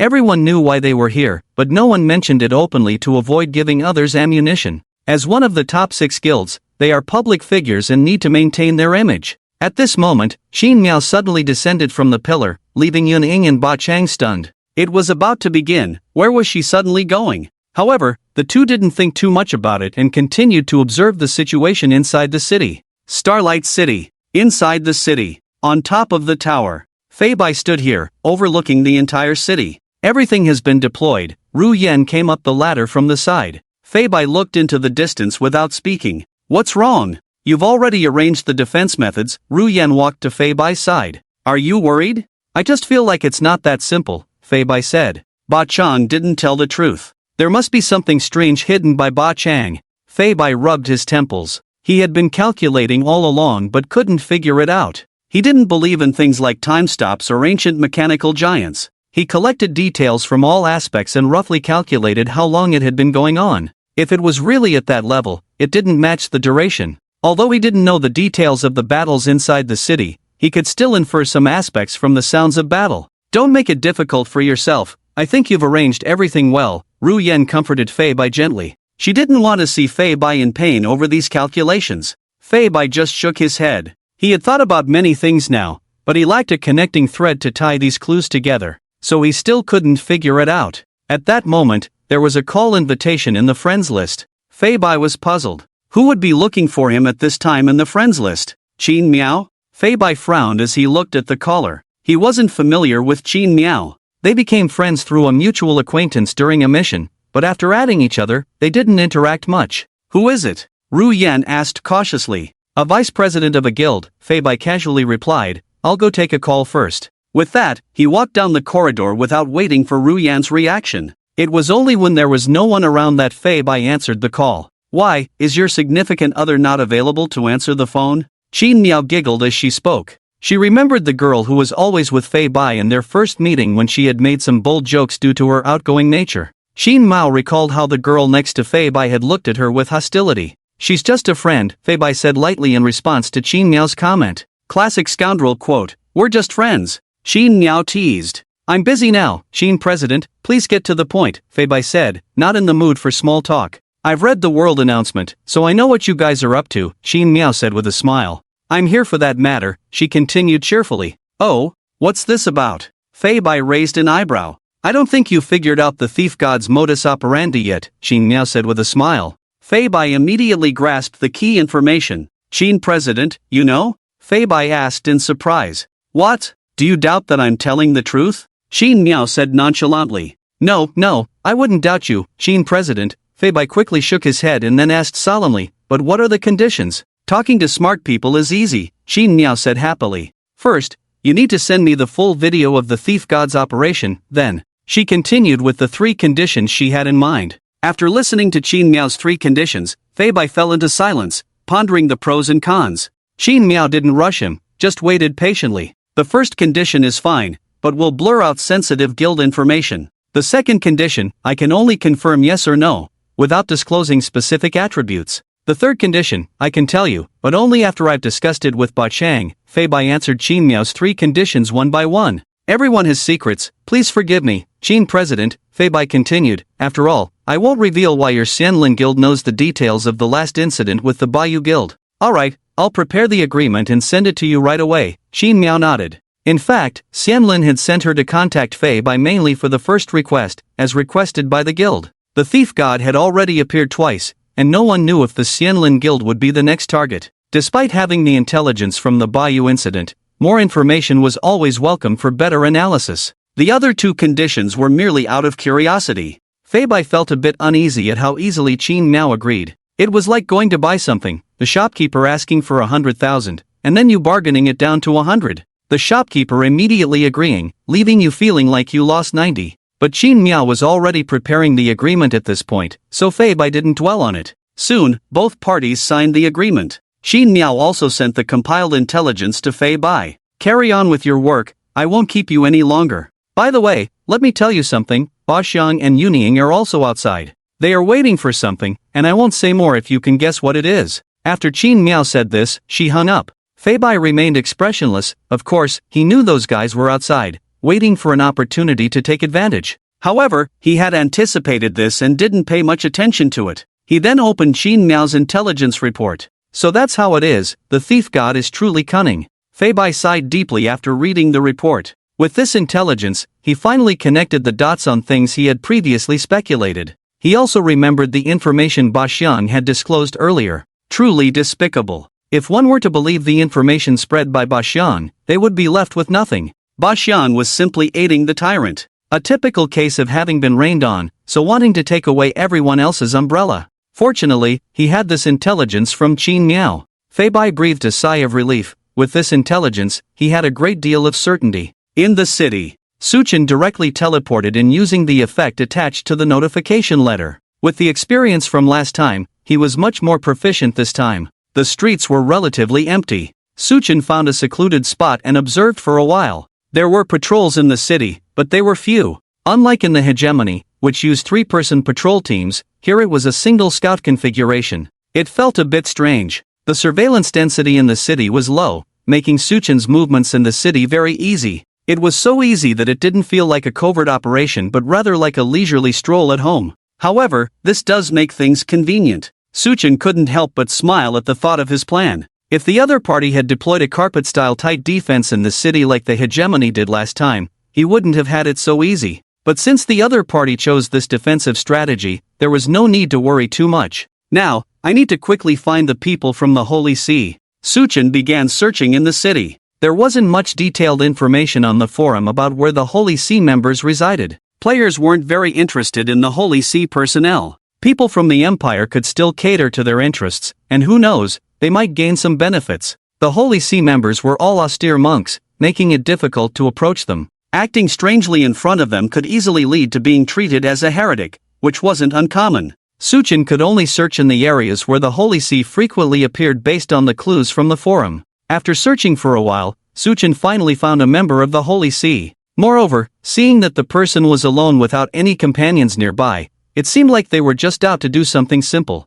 Perfect. Suchin was delighted to see the person alone. However, he didn't rush out. With his current appearance as a player, the other party wouldn't bother talking to him. So, he needed to disguise himself. Suchin chuckled. It was time to make use of the Holy See cosplay outfit he had bought earlier. It had to be said, this thing was really useful. Last time, a group of Holy See guards failed to realize he was an imposter. On one hand, the cosplay outfit was so realistic that it could easily deceive, with all the basic anti-counterfeiting marks done perfectly. On the other hand, on this continent, whether natives or players, they generally didn't dare to impersonate Holy See members. Even if Suchin hadn't stolen the sacred artifact last time, he would have been wanted by the Holy See for impersonating their members. Suchin hurried to the route of the Holy See member. Adjusting his collar, he took a deep breath and prepared himself. Then, he walked towards the person as if meeting them head-on. At the same time, Suchin activated his skill, Mind Probe. As Suchin got closer to the member of the Holy See, he began to gradually hear the thoughts of the other person. Ha! A fellow believer ahead? This attire doesn't belong to the local church, it seems to be from the main church. But why would someone from the main church come down? Could it be that something went wrong with the Enlightenment sect? The thoughts of the Holy See member appeared in Suchin's mind as information prompts. Suchin quickly read and understood this information. Speaking of which, this outfit was designed by Butterfly Dance according to the attire of the local church in Glandia. Almost forgot, the attires among the Holy See are not entirely uniform, there are some subtle differences. But fortunately, it seems this person's spiritual power is below mine. Reading the entire stream of thoughts was effortless. The two soon met. When they were a few steps away, both instinctively performed a church ritual. This was a Holy See etiquette that Suchin had learned before but never used. Now, he was putting it into practice. Fellow believer, where are you from? The other person greeted first. Different church organizations have various titles: fellow believer, brother, sister, friend, etc. The Holy See usually addresses fellow believers, and those more familiar might use brother or sister. Those with positions are addressed by their titles, such as bishop, envoy, and so on. I come from Glandia, Suchin introduced himself. Indeed, he is from the main church. Looks like I didn't mistake him. Fellow believer, coming from afar, may I ask why? The Holy See member continued. Naturally, it's to deal with the troubles caused by the heretics of the Enlightenment sect, Suchen said solemnly. Ah, what troubles? The Holy See member asked with concern. Could it be that the Enlightenment sect is preparing a ceremony in this city? Or is their chief guardian also in the city? Listening to the other person's thoughts, Suchen immediately had a plan. They have already chosen a location for the ceremony and it's about to begin. Moreover, one of their chief guardians is on his way here. I came to inform you of this matter secretly, so you can stop the ceremony before that guardian arrives. Suchen said earnestly. So soon? The Holy See member was taken aback. With the chief guardian on the way, although Edmund is the white-robed archbishop, I wonder if he can handle it. Here are the coordinates, you should head to the first one. Make sure Archbishop Edmund acts swiftly. The main church is dispatching a red-robed bishop and a team of bright knights to reinforce. Suchen handed the map with coordinates prepared in advance to the Holy See member. Hierarchy within the church: priest, white-robed bishop, white-robed archbishop, red-robed archbishop, pope, and an unknown figure hidden. Alright, I'll trouble you, fellow believer. I'll go inform Archbishop Edmund right away. The Holy See member's eyes lit up upon hearing this. With the reinforcement of the red-robed bishop and the bright knights, the chief guardian wouldn't pose much of a threat. All they needed to do now was to stop the ceremony. By the way, the Enlightenment Church has prepared a backup plan this time. If they find nothing at the first location, it means they've moved the ceremony. The second location is where they will relocate it. Suchen instructed a few more details. The Holy See member nodded in understanding after listening and thanked Suchen before hurrying back.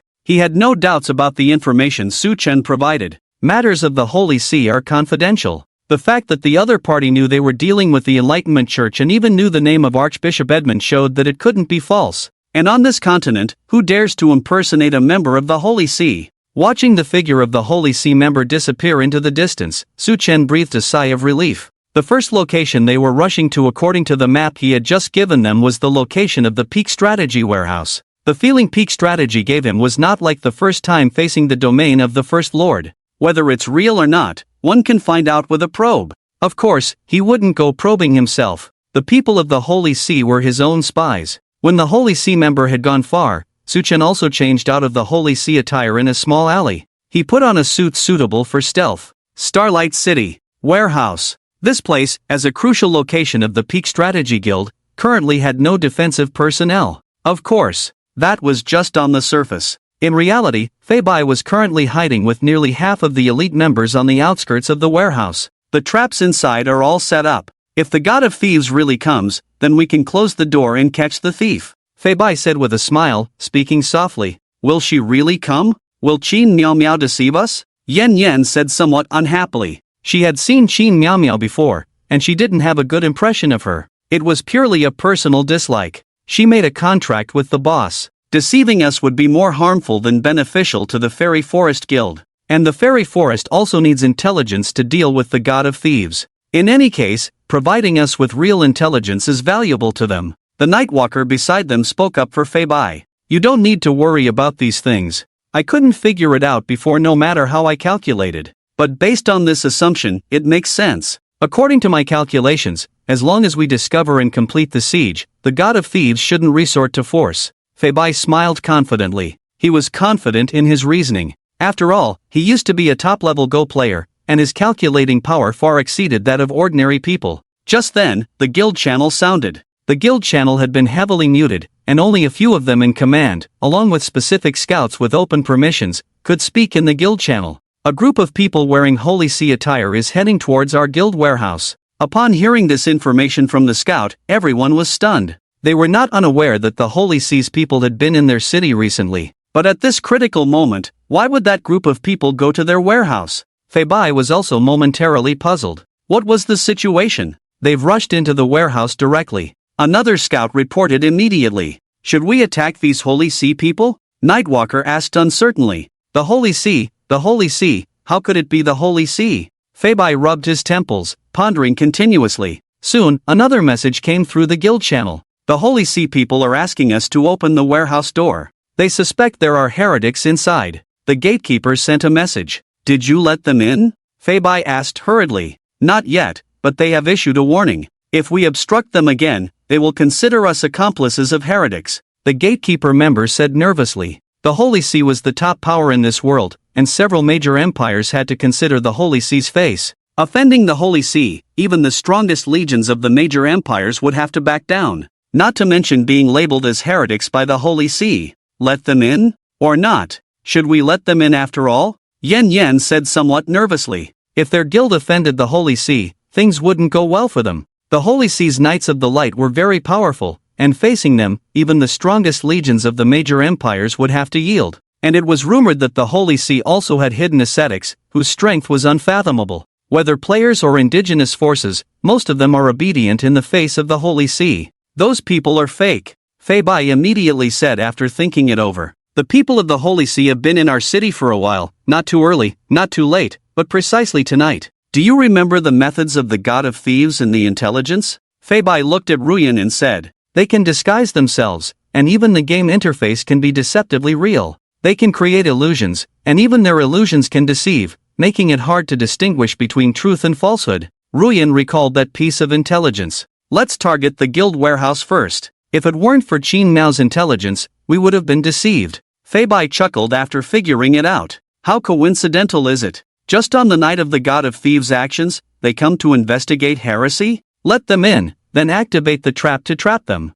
Everyone, prepare for battle, siege the warehouse. Fei Bai decisively made the decision. As for the warehouse, Archbishop Edmund in White was starting to get impatient. In the cities of the major empires, which city lord would dare to disrespect the Holy See like this? These adventurers truly lack reverence for the Holy See. He was only in charge of a small area as the Archbishop in White, and he estimated that if he forced his way in, the battle would not be resolved quickly. If he had the power of the Archbishop in Red, he would have just suppressed these adventurers without wasting words. However, the 9 archbishops in Red were all busy and would not personally handle such matters. Not ready yet? Edmund looked displeased at the adventurers in front of him. You have permission now, you can go in. The leading player said to the group.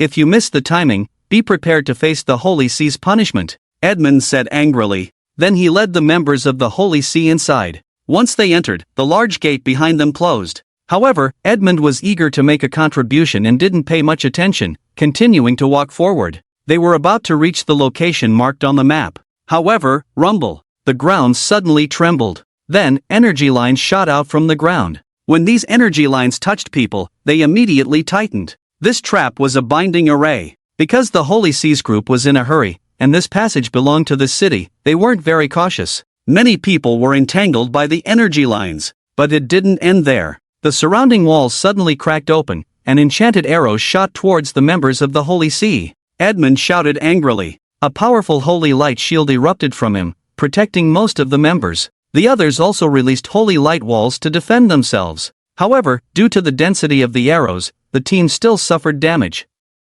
Who is it? Show yourself! Edmund shouted loudly to the surroundings. Just then, a group of people appeared in front. Who are you? How dare you ambush the Holy See? Edmund looked at the people in front and said, keep pretending. Fei Bai laughed heartily and then said, you're too deep into the act, Lord of Thieves. Edmund? Oh, you're really good at acting all innocent. Fei Bai continued to mock. Now step aside quickly. If you delay the Holy See's mission, you know the consequences. Edmund said with a dark expression. Ha ha. This time, not only Fei Bai. The other guild members also burst into laughter. They had already figured out that this was the God of Thieves, who was still acting out the whole scene. Wow, the Holy See is so powerful. Fei Bai looked at Edmund's group and laughed heartily. Are you sure you don't want to? Edmund stared at Fei Bai. Alright, stop acting. Fei Bai then put away his smile. We have seen through your disguise, the God of Thieves. Now, should we consider this a win for us? I don't understand what you mean by the God of Thieves.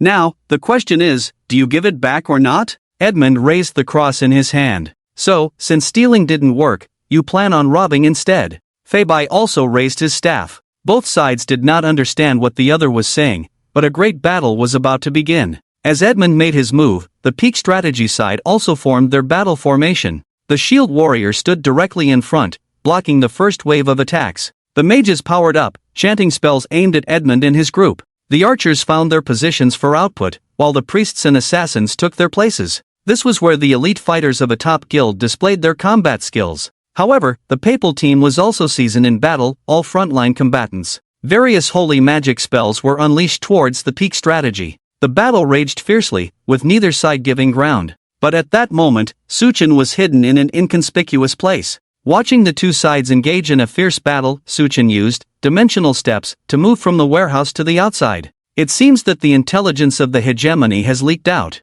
Suchin stroked his chin. Fortunately, he did not replicate his previous tactics. The peak strategy was truly despicable, setting up an ambush for him, someone who came to borrow something. But he was not to be trifled with. Drive away the tiger and injure the enemy, ensuring my safety. In a corner of the city, in a narrow alley, both the entrance and exit of the alley were heavily guarded. Not only the entrances and exits, but even the buildings on both sides were manned for defense. This was where Feibai hid his treasures. To divert attention, Feibai deliberately placed the only entrance to the treasure trove in this alley. He was not afraid that the presence of so many people would raise suspicions. The god of thieves had already revealed the name of his treasure, and the coordinates were locked in, indicating that they had already discovered it. After the notification was issued, he found that the artifact tower could not be moved or hidden. However, the guard force here was relatively weak at this time. Originally, Feibai had taken more than half of the people to the ambush at the warehouse. After confirming that the other party was indeed the god of thieves, Feibai sent some of the guards here to provide support. Suchin arrived at this location at this time. Although the thief god's notification would alert the other party in advance to be prepared, it also had many benefits. Let's not talk about extracting 3 full-level abilities. Suchin did not know where Feibai had hidden his artifact because the Feibai of the previous life was too low-key. The thief god's notification would directly display the coordinates, and the other party could not move the target. However, some preparations were needed to enter. Shadow theft. Suchin waved his hand, directly blocking communication in this area, and casually walked towards that area. At this moment, the players on guard were at their respective positions. The guild leader and the god of thieves are already in battle. This time should be secure, right? One guard player on the roof chatted with the others. It should definitely be secure. The player beside him said with a smile. But logically, the mechanism for this kind of event should be to discover the god of thieves, so why are they still fighting? The third person expressed doubt. Well, they probably need to symbolically fight a bit, right?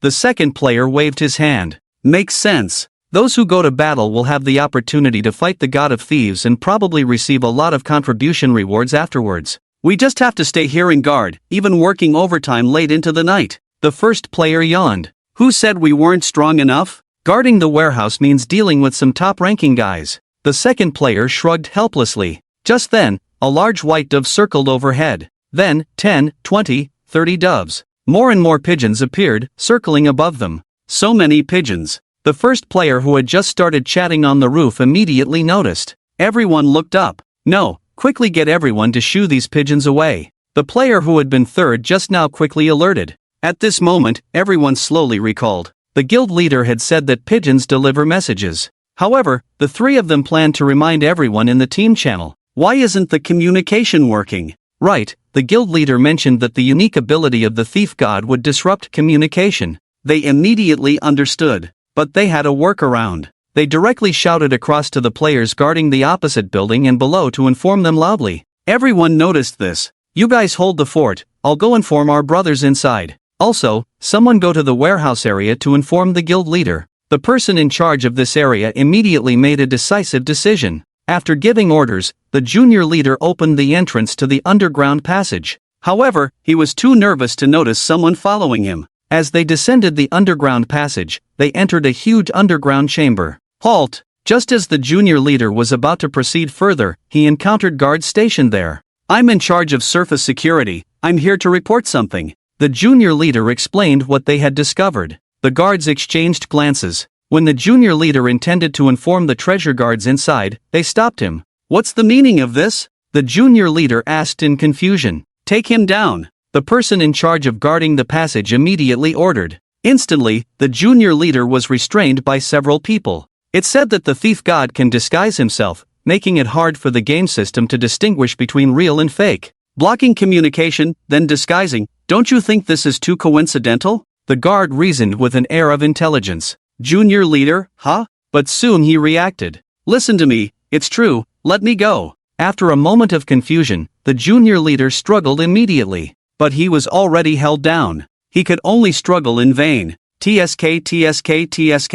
Looks like you've prepared a lot. Su-chen watched as several people held down the junior leader inside. However, Su-chen didn't linger. Dimensional step, taking advantage of the distraction, Su-chen had already crossed over directly. Soon, Su-chen found the treasure's location. It was a sturdy and secretive underground space. The treasure room was made of thick stone walls, each stone carefully polished, airtight. The walls were carved with intricate magic runes, shimmering faintly, evidently with magical defense measures. Besides that, the entrance and surrounding areas were filled with elite players, some stationed in fixed positions, others patrolling. The interior space was spacious, with a tall tower standing in the center. That was the Tower of War Glory. The small tower was sealed, surrounded by a protective magic array. This level of defense is no less than that of the soul of the machine. Breaking through this defense will probably take some time. Su-chen gazed at the central tower, lost in thought. The magic array seemed to be an alarm array, triggering an alert upon contact.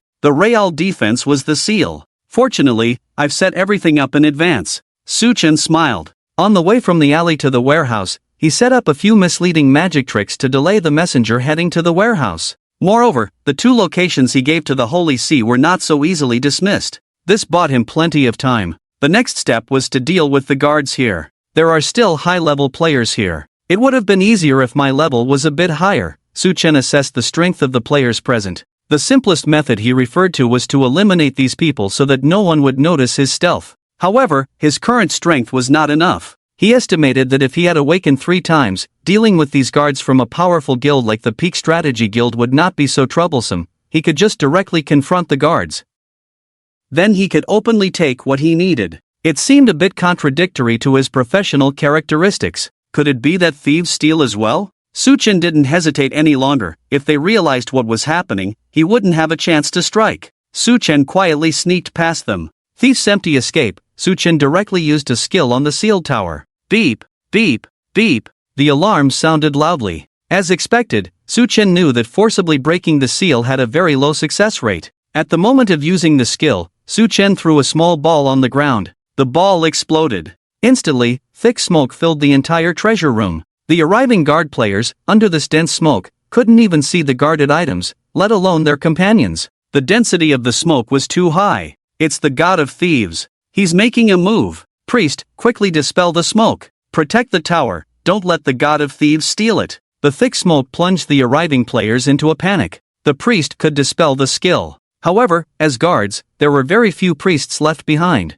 So the smoke dissipated slowly. Gradually, the smoke cleared. Everyone quickly looked towards the center stage. The tower. It's gone? How did this happen? Wasn't it protected by a seal? The guild leader said even he couldn't take it out in a short time. Why was it stolen in just a moment? Seeing the artifact guarded in the middle disappear, the group became even more flustered. Wait, don't panic. At this moment, the person in charge of guarding here said to everyone, when the smoke came out just now, I closed the main gate. The god of thieves should still be nearby. Let's split up and search. Everyone couldn't help but breathe a sigh of relief. Fortunately, the person in charge was clever, closing all entrances and exits immediately. Be careful, the god of thieves can disguise himself, so, even if it's a companion, if there's any unusual behavior, restrain him. As long as 2 identical people appear here, we've caught him. The person in charge remained calm and immediately came up with a plan. At this point, everyone had no other choice. The person in charge's plan sounded reasonable. In no time, everyone formed groups. 6 people per group. They were all quite familiar with each other, so they would quickly notice any anomalies if the god of thieves disguised himself among their team. The treasure room was already quite small, and at this point, not a single person was left. He really can be quite sneaky. Su-chen emerged from the shadows. During the smoke bomb incident just now, Su-chen had continuously triggered and dismantled the alarm. He also used a magical technique to disappear into thin air. In reality, the Tower of War Glory was still in its original place, still sealed. But by changing the laws of the surrounding space, it made everyone appear as if they had disappeared. If it were a real-world magic trick, although it could achieve the same visual effect, it wouldn't withstand close scrutiny. But he achieved the effect by changing the rules of space. Unless the other party is a very powerful true god, it is only possible to find out by careful examination. No time wasted. Let's go straight to it. The current item's rank is too high, the success rate is low, and the stacking success rate is slow. Continue? Oh, it went from extremely low to low. Could it be because of the second awakening? In other words, the time for this draw will be significantly reduced compared to last time. This is a bit satisfying. Tip: thieves don't leave empty-handed after a failed attempt. Under the influence of the lucky halo, the success rate will slightly increase next time, with a cooldown of 10 seconds. Even the stacking layers have changed from minimal to a slight increase. Not bad, really good. Suchin smiled satisfactorily. Both probabilities have increased, significantly reducing the guaranteed time. Suchin didn't dare to delay any longer. He had to get this thing done before Feibai reacted. Suchin continued to draw. On the other side, at the guild warehouse, the battle is still ongoing. As the battle dragged on, Feibai was already sweating profusely. He always felt like something was off, because as the battle progressed, he discovered that the people opposite seemed to be truly from the Holy See. Bright magic kept emerging, and he could also feel their extreme piety. This was hard to disguise. Could it be that the god of thieves turned to the light? This is too ridiculous. Contact the guards of the treasure vault. Feibai suddenly figured something out and said to Ruyan. Ruyan nodded and withdrew from the battlefield. After a short while, I can't reach them. I've contacted all the leaders, big and small, but none of them reply to me. Ruyan hurriedly said. We've been tricked. Feibai's face changed as soon as he heard this. He recalled many details and suddenly understood a lot. Stop fighting, retreat. Feibai shouted directly, everyone, go support the underground treasure vault. Originally, both sides were fiercely engaged, but this sudden peak strategy made them ceasefire. This left the people from the Holy See stunned. Edmund saw the players who had just been against them all running away, feeling that something was amiss. Which way are they running? Edmund hurriedly asked. Someone immediately pointed out the direction the peak strategy group had run. Edmund took out the map and looked at it. Wasn't this marked as the second location? Could it be that those heretics are relocating, running to protect the ceremony? Edmund immediately thought of a possibility. Want to run? It's not that easy. You two go in and check, everyone else follow me. Edmund immediately made a decision. He sent 2 people to check while the rest followed. Feibai was very anxious at this time. Having wasted so much time, the other party had already started. Most importantly, because he was engaged here, he didn't even know when the other side had made their move. Maybe they had already succeeded? Thinking of this, Feibai was very anxious. But just as Feibai was getting anxious, guild leader, those people are coming after us, a subordinate reported to him.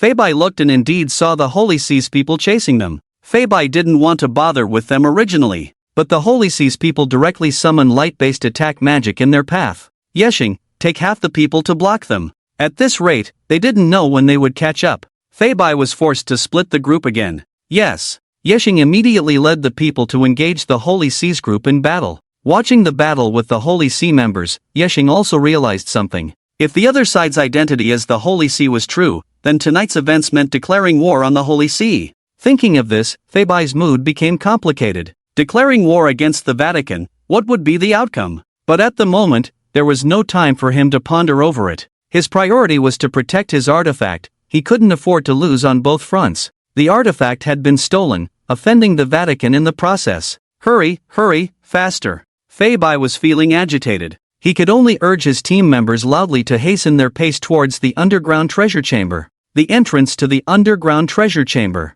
Due to the Vatican's pursuit being too close, they wasted some time again. They had to assign more people to hold off the Vatican's men. When Feibai arrived at the scene, he only had a few companions with him. He immediately noticed the entrance to the underground chamber was sealed. Feibai raised an eyebrow. If the door was wide open, it might indicate that the operation had already been completed. Feibai naturally had the authority to open the door. The group hurried inside. As soon as they entered, they saw a 6-person squad searching around. What are you doing? Feibai asked loudly at the 6 individuals in front of him. Guild leader, we are looking for. Someone subconsciously replied upon seeing Feibai. Hold on. A squad leader immediately interrupted the person's response. Haven't you noticed a major loophole? Then the squad leader pushed up his glasses on his nose. A faint smile appeared on his lips. Firstly, guild leader and his team are still in battle, so it's not easy for them to escape at the moment. Secondly, even if the person who ran over to inform us was successful, the fact that no one else came along to inform the guild leader at this moment could be due to not knowing the appearance of the other party for easy disguise,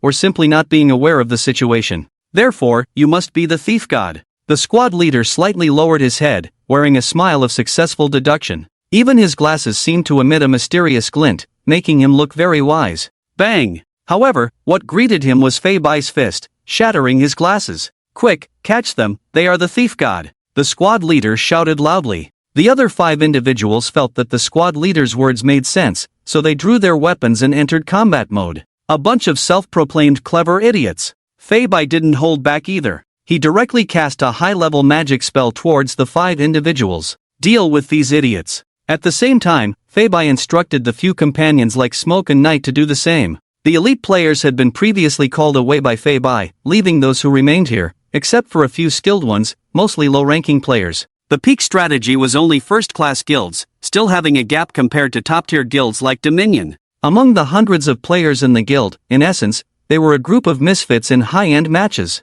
Fei Bai and his companions easily took care of the few individuals. However, the battle that took place here attracted the attention of onlookers. Soon enough, several other squads from the surroundings also arrived. Seeing their guild leader actually fighting against their guild brothers, they were momentarily stunned. He is the thief god! Someone shouted out. Instantly, Fei Bai and his companions were surrounded. Fei Bai was about to faint from anger. Idiots, all of you are a bunch of idiots! Fei Bai scolded angrily. However, at that moment, the person in charge of this place also arrived. Guild leader? The person in charge of the underground chamber asked in confusion. Of course, it's me. Fei Bai immediately replied. Guild leader, last month I asked for a raise, how much did you increase my salary by? The person in charge also seemed a bit skeptical and quickly asked a question about the real world. When did you ask me last month? Fei Bai furrowed his brow. Alright, it's the guild leader. The person in charge breathed a sigh of relief. Although everyone may wonder if the leader is also the god of thieves in disguise,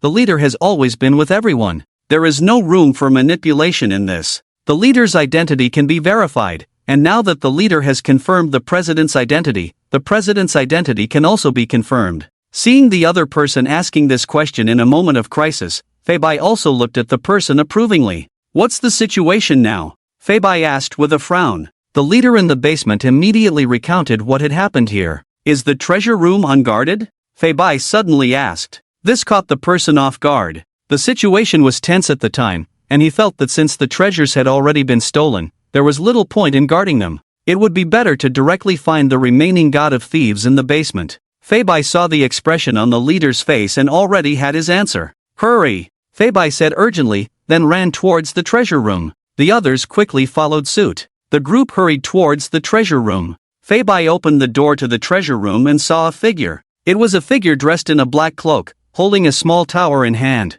The tower emitted a dazzling light. The Tower of War Glory. You are the god of thieves? Fei Bai questioned loudly. At this point, Suchin had already succeeded and just slightly turned his head. Fei Bai only saw a side profile masked by a mask. Seeing the slight smirk at the corner of the other's mouth, Fei Bai felt a sense of unease. Stop him! Fei Bai shouted, rushing forward himself. At that moment, Suchin's other hand extended, releasing thousands of playing cards. Several attacks ensued. Bang! The attacks pierced through the playing cards. But when all the cards fell to the ground, Suchin had vanished. It's over. Fei Bai sat weakly on the ground, looking at the scattered cards. He had been hiding a remarkable artifact, only to have it stolen like this. The opponent's tactics were too exquisite, playing a trick on them in the dark. The artifact had always been there, just deceived by illusions. And they had fallen into the opponent's trap. Somehow, the opponent had managed to get the church's people to deal with them. At that moment,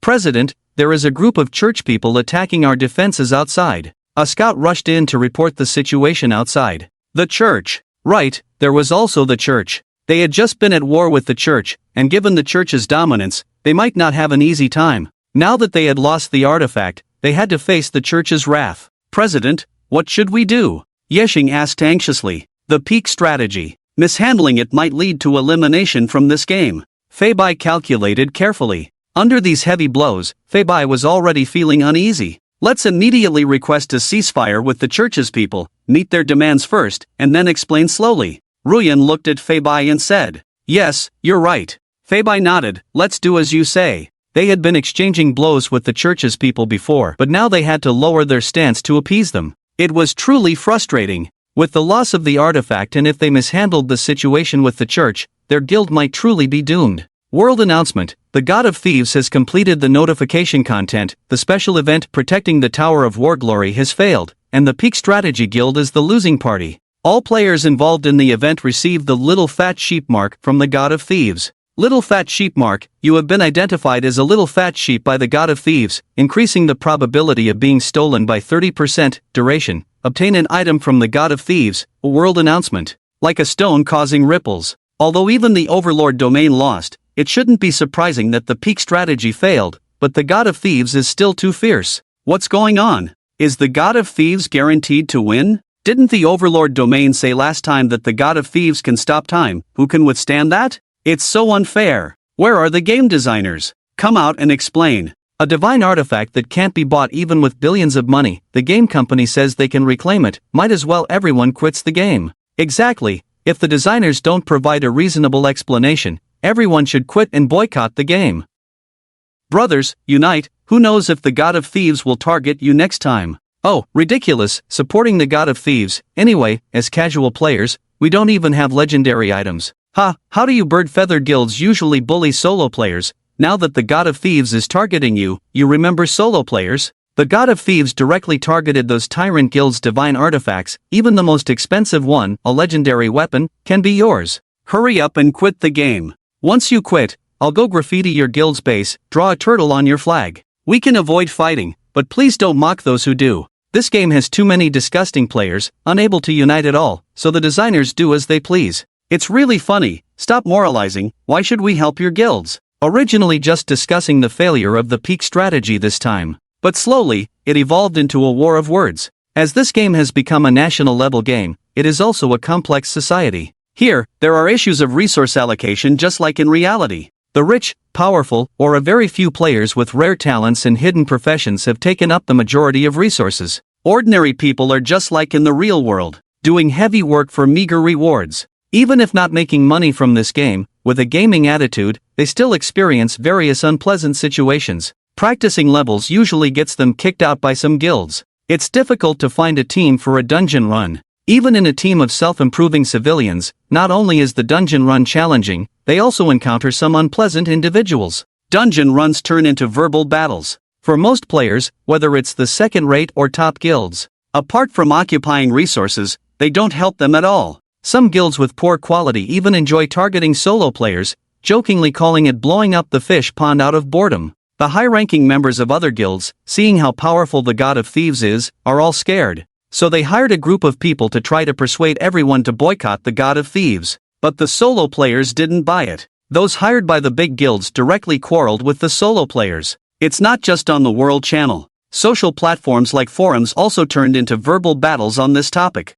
As the arguments escalated, it was no longer just about the God of Thieves. It became an outbreak of class contradictions. For most civilian players, those who monopolize various high-quality resources, who usually flaunt their power, now feel a bit threatened and start making a fuss. They want them to help protect their assets and join in quitting the game to boycott. This immediately sparked discontent among civilian players. To put it plainly, the God of Thieves only targets divine artifacts, which have nothing to do with them. Now these big guild members are trying to morally pressure them. Naturally, this led to this war of words. In a hotel room, Su Chen returned to the hotel where he was staying temporarily. Regarding this war of words, Su Chen was certainly not unaware. Whether it was the global channel or other related social platforms, even the top 3 hot searches were dominated by this event. He also saw that there were quite a few voices supporting him. As a partner of justice, this is what should be done. Su Chen smiled as he looked at these comments. He was indeed a boy full of a sense of justice and pure kindness.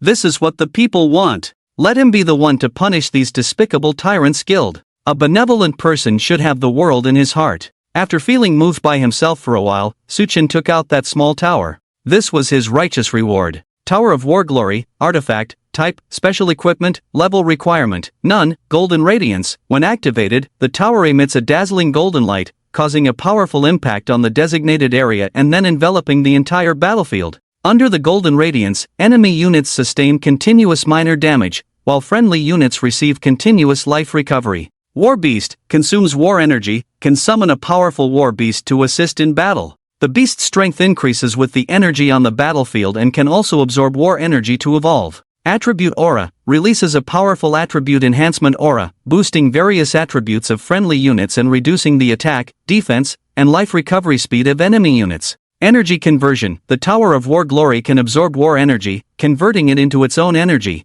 which can be used to permanently enhance the holder's attributes. This thing is really good. No wonder that guy Fei-Bai was hiding it. Su Chen smiled as he looked at the small tower. 2 of them were Legion auras, and both were rare dual-directional auras. While enhancing friendly units, they could also strike at enemies. This thing was useful for the current Su Chen, but its usefulness was not that great yet. Currently, he only had Crab Emperor, Turtle, and Berserk under him. The main thing was to weaken the enemy with the aura. However, he could consider establishing a legion. Besides establishing a mechanical legion, he also knew of other artifacts that could establish other types of legions. These 2 auras were good things. Su Chen had indeed seen this war beast thing before. In the guild battle where Fei-Bai ambushed Xianlin, this beast played a significant role. It seemed that Fei-Bai had absorbed a lot of war energy in the 100 Meetings battle, allowing the beast to evolve several times. As for the last one, it was a bit of a dilemma. War energy could permanently enhance one's attributes, which was initially good.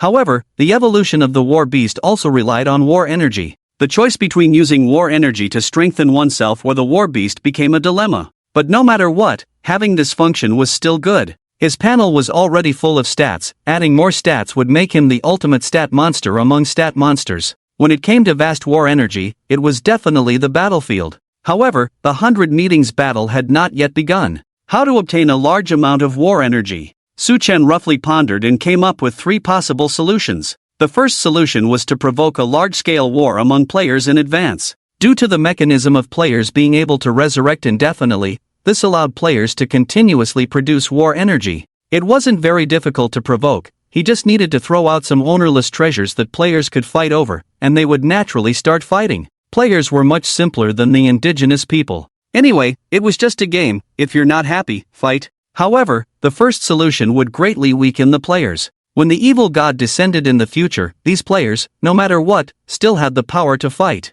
They could be considered allies in a certain sense. The second solution was to directly participate in the existing conflicts. Several empires, demon clans, orc empires. Friction was already common among these powers, but with the merging of the game world and reality, a great war erupted among them for unknown reasons. These local powers, the human empire was tolerable, but the demon and orc empires harbored hostility towards the real world as well. Even the human empire, after real-world players suffered successive defeats, sent out a large army to plunder resources from the real world. These guys weren't any better. Provoking their wars, in a sense, even weakened the enemy. The third option. That would be the eternal battlefield. However, that place was very difficult to enter, similar to the Mechanical Maze City. The Mechanical Maze City had tickets for entry that could be purchased. But the entry slots for the eternal battlefield were controlled by the high ranks of empires and forces like the church. They wouldn't easily sell them. In principle, only their own people could enter.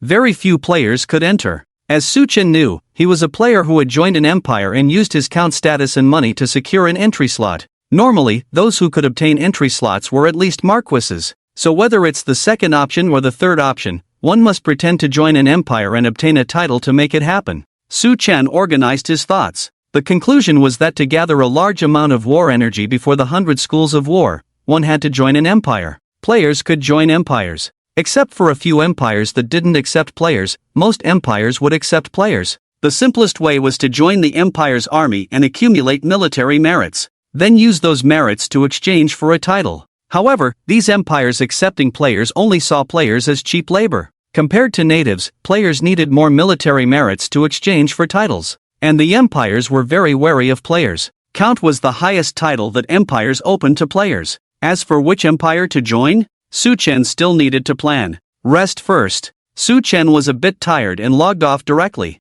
It had been some time since the peak of the summit theft incident. After players argued for a while, they also grew tired of it. It was currently halftime break. This was the time when everyone was idle. Just then, a world announcement sounded. World announcement: the Guild Peak Strategy has initiated a war against the Bright Church investigation team, which is a provocation against the Bright Church. The Bright Church has declared sanctions against the Peak Strategy Guild. Sanctions by the Bright Church: players of this guild are wanted by the Church. They will be actively attacked when entering the Church's territory, and the Bright Knights will launch an attack on the Peak Strategy headquarters. What the hell is going on? How did Peak Strategy manage to offend both the God of Thieves and the Bright Church at the same time? They can't possibly be in cahoots with the god of thieves and the bright church, right? President Fei Bai, come out and explain. Release the video, let everyone judge for you. Before, Peak Strategy wanted to recruit me, luckily I didn't go. This church's influence spreads across several empires, it's like having a permanent red name, no need to play the game anymore.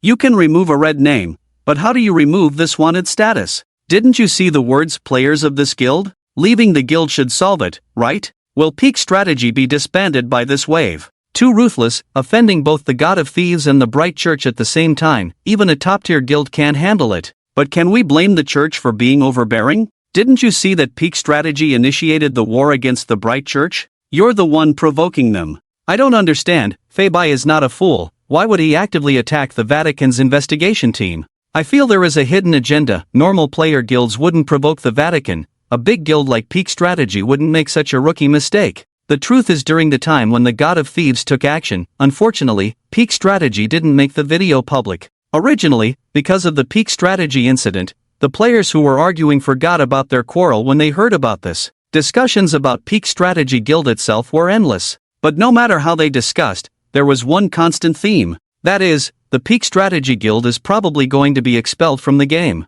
Peak Strategy Conference Room. There were many people sitting in the room, but each of them remained silent, observing each other's expressions. Nobody broke the silence. At this moment, Ru Yen was still calm. Don't blame yourself too much, you should calm down now. Ru Yen advised Fei Bai. Bang! Unexpectedly, Fei Bai seemed to find an outlet for his anger. He slammed the teacup directly on the ground. Calm down, how can I calm down? The artifact is gone, the Vatican has issued a sanction order, look at how many people have already left, even those who signed contracts dare to breach and run away. Tell me, how can I calm down? Fei Bai widened his eyes and shouted at Ru Yen. Ru Yen did not argue back. She just looked a bit aggrieved. She had high hopes for this man, was attracted to him, because he always appeared calm and composed. Whether it was during his chess player days or later in esports, she had never seen Fei Bai lose control of his emotions. Now, seeing Fei Bai in such a state was the first time for her. At this moment, no one came forward to persuade or intervene.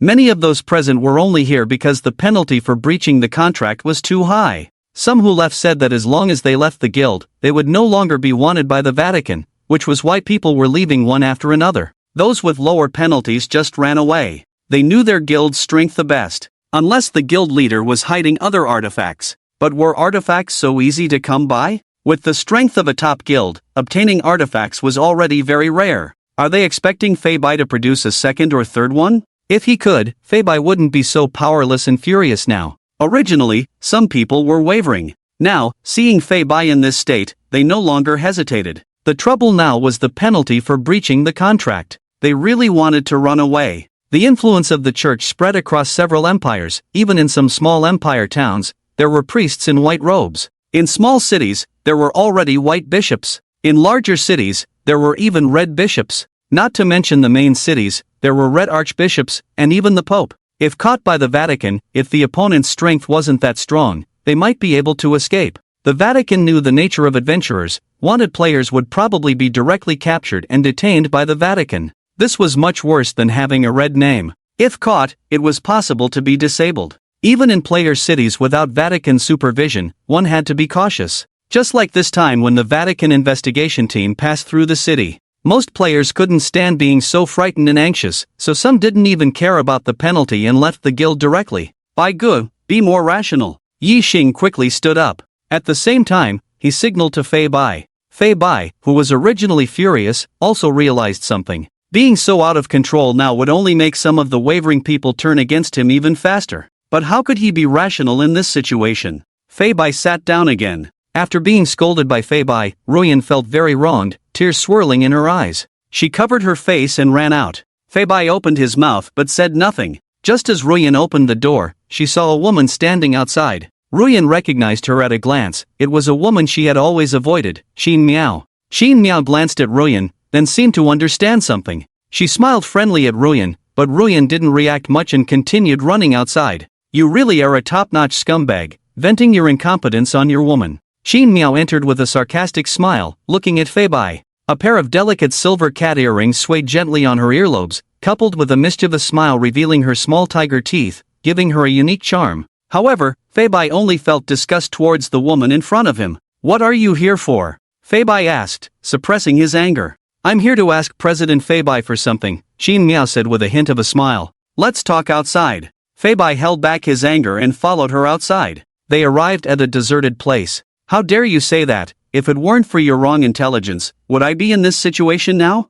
Feibai said angrily. "President Feibai, it seems you've lost your mind. We signed a system agreement, have you found any anomalies in the agreement?" Xin Miao coldly smiled, looking at Feibai. "You exploited a loophole in the system, your information is incomplete." This time he didn't even use disguise or duplication. Feibai clenched his fists, glaring at Xin Miao fiercely. Feibai was now filled with anger. Every word he uttered was accompanied by hysterical shouting. "Oh, the god of thieves didn't use disguise or duplication?" Xin Miao was somewhat surprised. Then Feibai briefly explained the opponent's methods. "I see, the god of thieves' abilities are indeed so versatile," Xin Miao said seriously. "Please hand over the recording to me, President Feibai," Xin Miao continued. "How dare you? If it weren't for your incomplete intelligence, we wouldn't be in this mess." Feibai continued with a frantic tone. "Oh, it seems President Feibai wants to shirk responsibility, that's fine too." Xin Miao nodded after hearing this, then turned around directly. "Before the Holy See intervenes, I hope you can withstand the attacks from the Immortal Forest." Xin Miao's faint voice echoed. The matter of the Holy See was not resolved yet, and now there was the Immortal Forest to deal with. Moreover, violating the system contract would incur additional penalties. "I'll do it," Feibai said, enduring the humiliation. "That's more like it." Xin Miao regained her lovely smile. "Then let's wait for President Feibai's email." With that, Xin Miao walked towards the teleportation array. Boom! As Xin Miao entered the teleportation array, Feibai cast a spell towards a building. "Damn it, they're all a bunch of bastards." Feibai gritted his teeth and shouted. At that moment, Yexing, who was worried, happened to catch up and saw Feibai's current state. Seeing Feibai like this, Yexing couldn't help but shake his head. All along, Feibai had been a tall and mysterious figure in his mind. It turned out that Feibai could also be so incompetent and furious. Yexing looked at Feibai in this state, feeling like a part of his image had collapsed. Clearly, they should be considering how to resolve these difficulties, but Feibai was acting like this. In the real world, Sick Hand stretched lazily. "I've been playing the game for so long, yet I don't feel tired at all." Sick Hand checked his body. He remembered the last time he could breathe fire in reality. He knew he must have awakened his gaming abilities ahead of time, but it's not clear how much awakening has occurred. Su Chen stood up and walked towards the living room. Just as he was about to open the fridge, Su Chen stopped. Instead, he picked up a blue cloth from the table. Su Chen used the cloth to cover his hand and a part of the fridge. The next moment, as the cloth was removed, a bottle of cola appeared in Su Chen's hand. It seems that the magic collection of the Second Awakening has also been brought into reality. Su Chen opened the magic in his hand. He had just used the magic of fetching objects from a distance. Now, Su Chen took out a deck of cards from a drawer. The deck of cards in Su Chen's hand transformed into a work of art. Two intact playing cards could penetrate each other, and once separated, they returned to being ordinary cards. Tearing the cards apart, he could easily restore them. Following that, even floating card magic was effortlessly performed. In a close-up setting, a regular magician could make a single card float in midair. Su Chen casually tossed them. An entire deck of cards actually floated in midair. Moreover, they moved in different directions, rotated, or floated up and down according to Su Chen's gestures. If someone walked in and saw this scene, it would be like stepping into an aquarium, except the creatures swimming were not fish but playing cards. If Su Chen decided to pursue magic performances, he would undoubtedly be hailed as the greatest magician. Su Chen squinted his eyes and spread his arms. I probably understand the power levels present in the real world now. Su Chen felt the surge of power within him. It was so overwhelming. Commanding the wind and rain, controlling thunder and lightning. Indeed, inherited skills are fully functional when brought into reality. On the other hand, other abilities, when brought into reality, are significantly weakened, and some abilities cannot even be manifested. Su Chen's lips curled slightly upwards. As for equipment, Su Chen had been summoning for a while. Apart from the holy artifact responding, the other artifacts showed no reaction. If others were experiencing the same, then there were no game items present in the real world yet, considering only the holy artifact was available. It should be the barrier between the two worlds limiting it. Su Chen pondered with his head down. In this way, his inherited skills remained unaffected, and he possessed one more holy artifact than others. In terms of strength, he should be fine. I wasn't very confident before, but now I can go fishing. With that said, Suchen waved his hand. Several props appeared in the room. The clock on the wall, the painting on the poster, the faint scent of incense. Suchen hadn't forgotten the rumors about an organization targeting high-end human players. Last time, he accidentally leaked some magic power. Suchen wasn't sure if they had noticed, but it had been bothering him. Perhaps, after the last magic power leak, they were investigating his whereabouts. Rather than being caught off guard, it was better to take the initiative. There's no thief-proof for 1,000 days. Tonight, his sudden use of magic wasn't a whim. After the Second Awakening, Suchen wanted to confirm if he could use the magic collection from the Second Awakening. The strength of the magic collection had already been verified through peak strategies. Even when facing the siege of high-end players at this stage, he could still escape unscathed. Since the magic collection had been brought into reality, he had nothing to fear. After all, from the subsequent events, many high-end players had persisted until the game arrived, including some famous players from the real gaming world. They all had the ability to protect themselves, and Suchen believed that in terms of escaping, he now possessed top-notch abilities. If he couldn't awaken the power of the magic collection, it would simply maintain the status quo. It wouldn't make much of a difference. The props he had just set up were for a hypnotic magic illusion. I released magic just now, so if they are tracking it, they should be here soon. Suchen smiled faintly. Afterwards, he took out a black piece of clothing, put it in a box, and when he opened it again, it had turned into a night outfit with a disguise effect. He also brought along the game login device. Opening the door, he left it slightly ajar. Using levitation magic, he floated directly to the rooftop of the opposite building. The night outfit had a camouflage effect, making it impossible to be captured even by surveillance cameras. Let me see who this mysterious person is.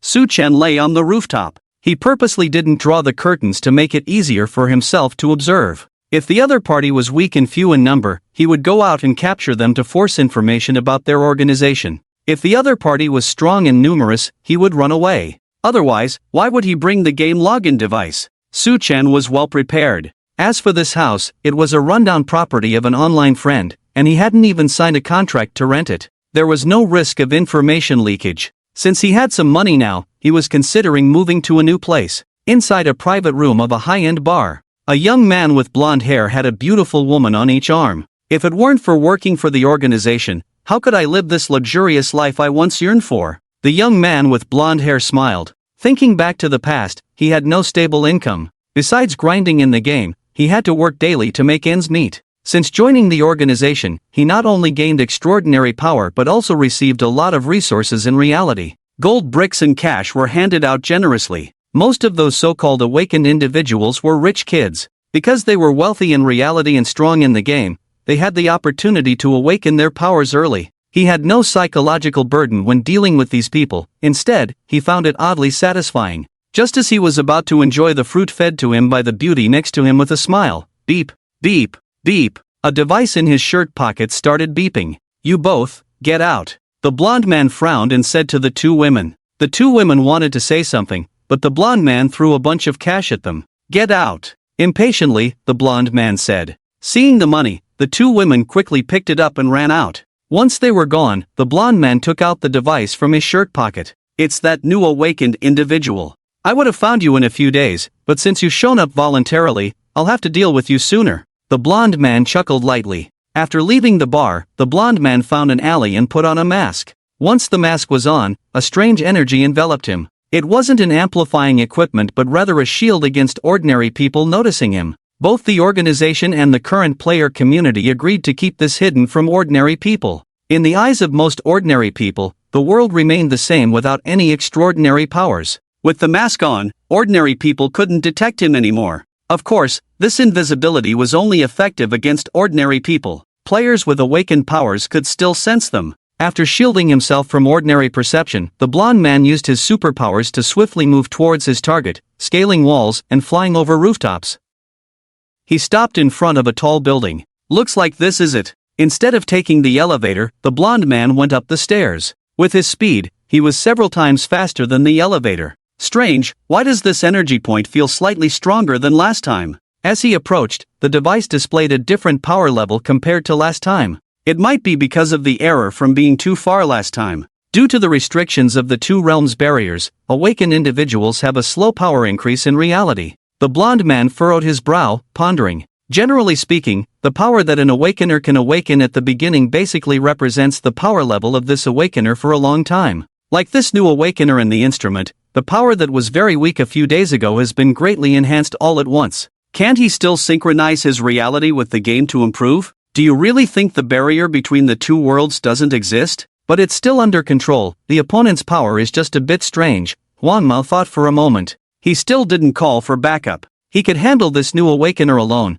which was already like squeezing a soft persimmon. The awakener that the captain and the others are facing is quite powerful. By now, Huang Mao had quietly walked up to the door. In order to give the new awakener a surprise attack, Huang Mao did not immediately break in. Knock, knock, knock. Hello, Ugly Dan Takeout. Huang Mao imitated the voice of a delivery rider, but there was no response from inside. Knock, knock, knock. Huang Mao knocked on the door again, this time with a little more force. Creak. However, at this moment, the door was slightly ajar. Not locked? Seeing this situation, Huang Mao gently pushed the door open. The room was empty. Is anyone home? Takeout delivery, Huang Mao pretended to shout. But there was still no response in the room. Not in? How strange. Huang Mao walked into the room. He didn't suspect that this new awakener had set up an ambush or anything. After all, he had dealt with many awakeners as an old employee of the organization. These awakeners, when they first awakened, all seemed aloof and unaware of the organization's existence.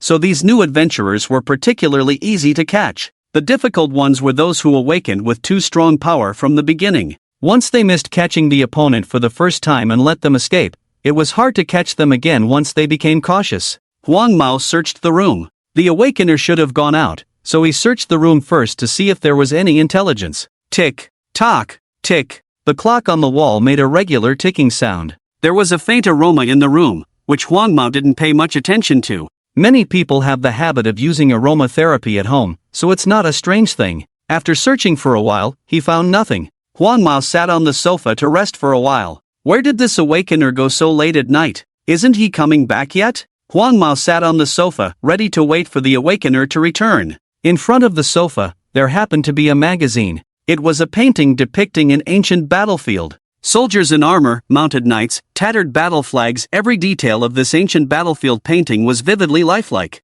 As Huang Mao looked at it, he felt a moment of dizziness. Bang! Just then, the sound of the door closing startled him. When he regained consciousness, Huang Mao found himself in a completely different scene. Surrounding him were armored knights and soldiers brandishing weapons, roaring as they charged towards him. He had arrived in a real ancient battlefield. Wasn't I supposed to be tracking an awakener? Huang Mao suddenly woke up, remembering, it was that painting. Facing the charging knights and soldiers, Huang Mao dared not stand still and transformed a long knife to strike back. These soldiers and knights seemed like ordinary people, as they fell with his attacks, but they kept coming endlessly. Huang Mao roared, knowing that this was not a sustainable situation. He raised his long knife and prepared to break through. Running and running, it seemed like he had been running for a long time, slashing his way through. But he still couldn't see where the edge of the battlefield was. Where on earth is this? Huang Mao felt very tired. He possessed extraordinary power, but his strength was only average within the team. His power was limited. Now, he was almost depleted of physical strength,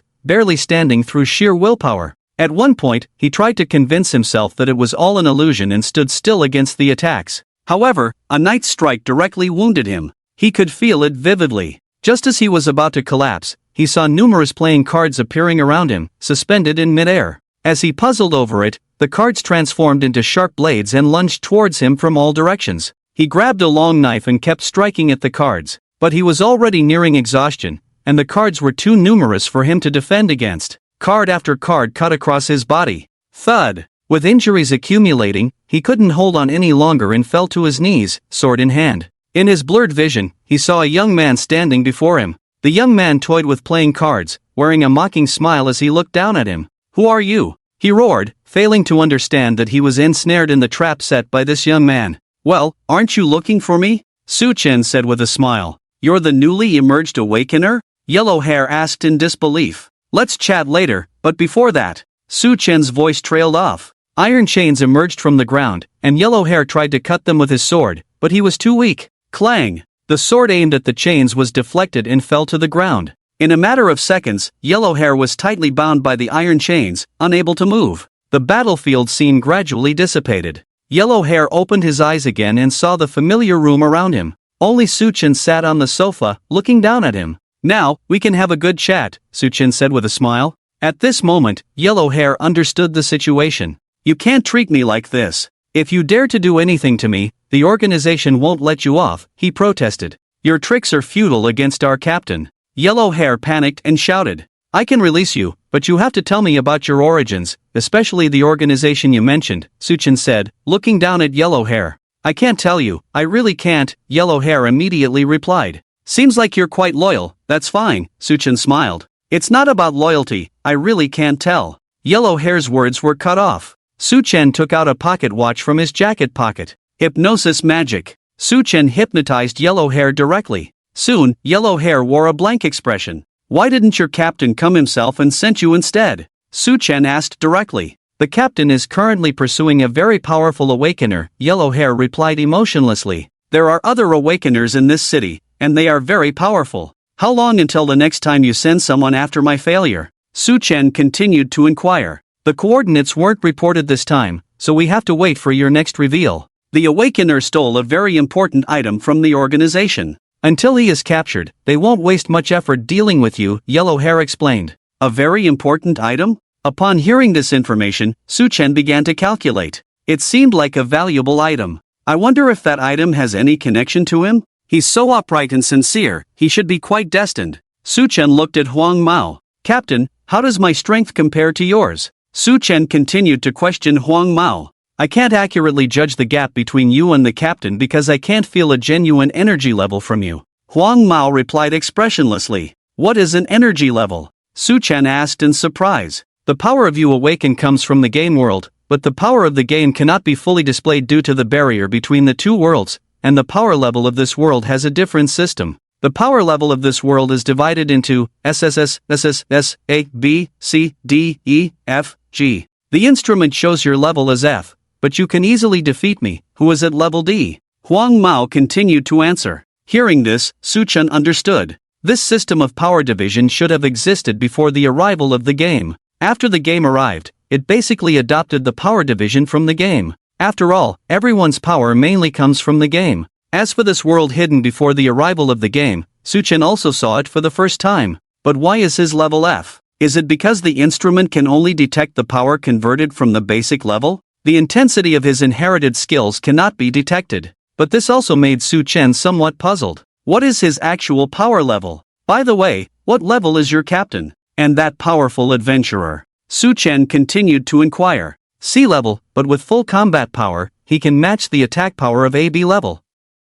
That adventurer is on par with the captain in terms of strength." Huang Mao replied expressionlessly. "C level, with all cards on the table, can approach B level." Suchin stroked his chin. He now had a rough estimate. "Tell me more about the organization you mentioned. I need to know more. When did it appear? What is its purpose? And who is behind it?" Suchin got to the point, wanting to know the most crucial information. With information about this organization, his next actions would be easier. I can't say." Huang Mao's face showed pain. This made Suchin frown slightly. They were already in a hypnotic state, so could it be that the hypnosis magic had failed? The power of hypnosis made Huang Mao speak, preparing to answer Suchin's questions. But at that moment, Huang Mao's body began to slowly dissipate. It was as if being erased by an invisible force. The words he spoke seemed to be muted, with only Huang Mao's mouth moving but no sound coming out. Suchin watched the scene in astonishment. It turns out it's not that Huang Mao is so loyal, but rather that he really can't say.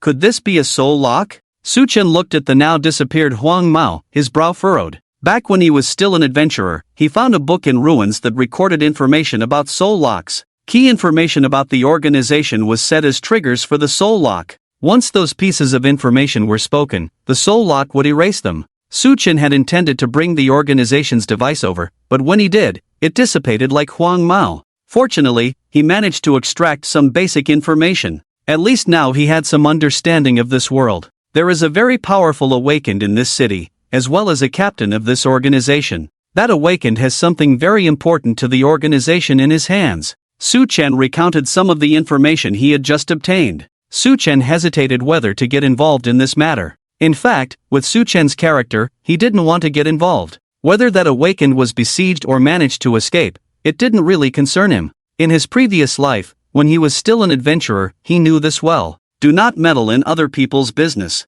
The human heart is hard to fathom. Do not assume that with external enemies present, humans can truly unite, help each other, and open their hearts to one another. The reality proves that even in the presence of external enemies, humans engage in all sorts of intrigue and scheming. He had heard of someone saving a group of people surrounded by monsters, only to be betrayed by the group due to the valuable treasure the savior possessed. Similar incidents abound. Do not test human nature. This is why Su Chen, in his past life, could endure longer than many stronger individuals despite having low combat abilities as an adventurer. He would not automatically consider someone a friend just because they were both wanted by the same organization. However, an item crucial to the organization, it was truly difficult for Su Chen to turn a blind eye to this. He had already caught the organization's attention and needed their intelligence. Perhaps he could go observe the situation, then take advantage of the chaos to snatch the item? Let's set this matter aside for now. Su Chen glanced at the messy room. Finding a new place is the priority.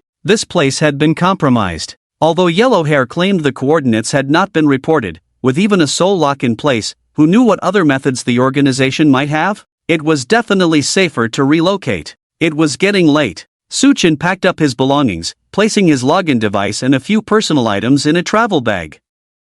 The rest could be left behind. After all, it was just a rented room. He found a place to stay for the night in a hurry, not even opting for a hotel just to be safe. Early the next morning, Su Chen found a discreet channel and exchanged gold coins for 300,000. This channel had no connection to the game or reality, albeit with a lower exchange rate, which didn't matter much to him since he earned gold coins effortlessly. Su Chen called a real estate agent, asking them to find a standalone villa for rent. He had no specific requirements, just not a townhouse. Due to Su Chen's generous offer, the rental process went smoothly without much negotiation. The real estate agent's expression changed from neutral to slightly pleased, then to utterly obsequious. Initially, upon seeing Su Chen, a casually dressed young man, the agent thought it was just a casual inquiry. However, after a glance, Su Chen was ready to pay. What was odd, though, was that the villa was originally priced at 32,000 a month, with a minimum 2-year lease requirement. Su Chen only wanted it for 6 months but managed to negotiate it up to 35,000 a month.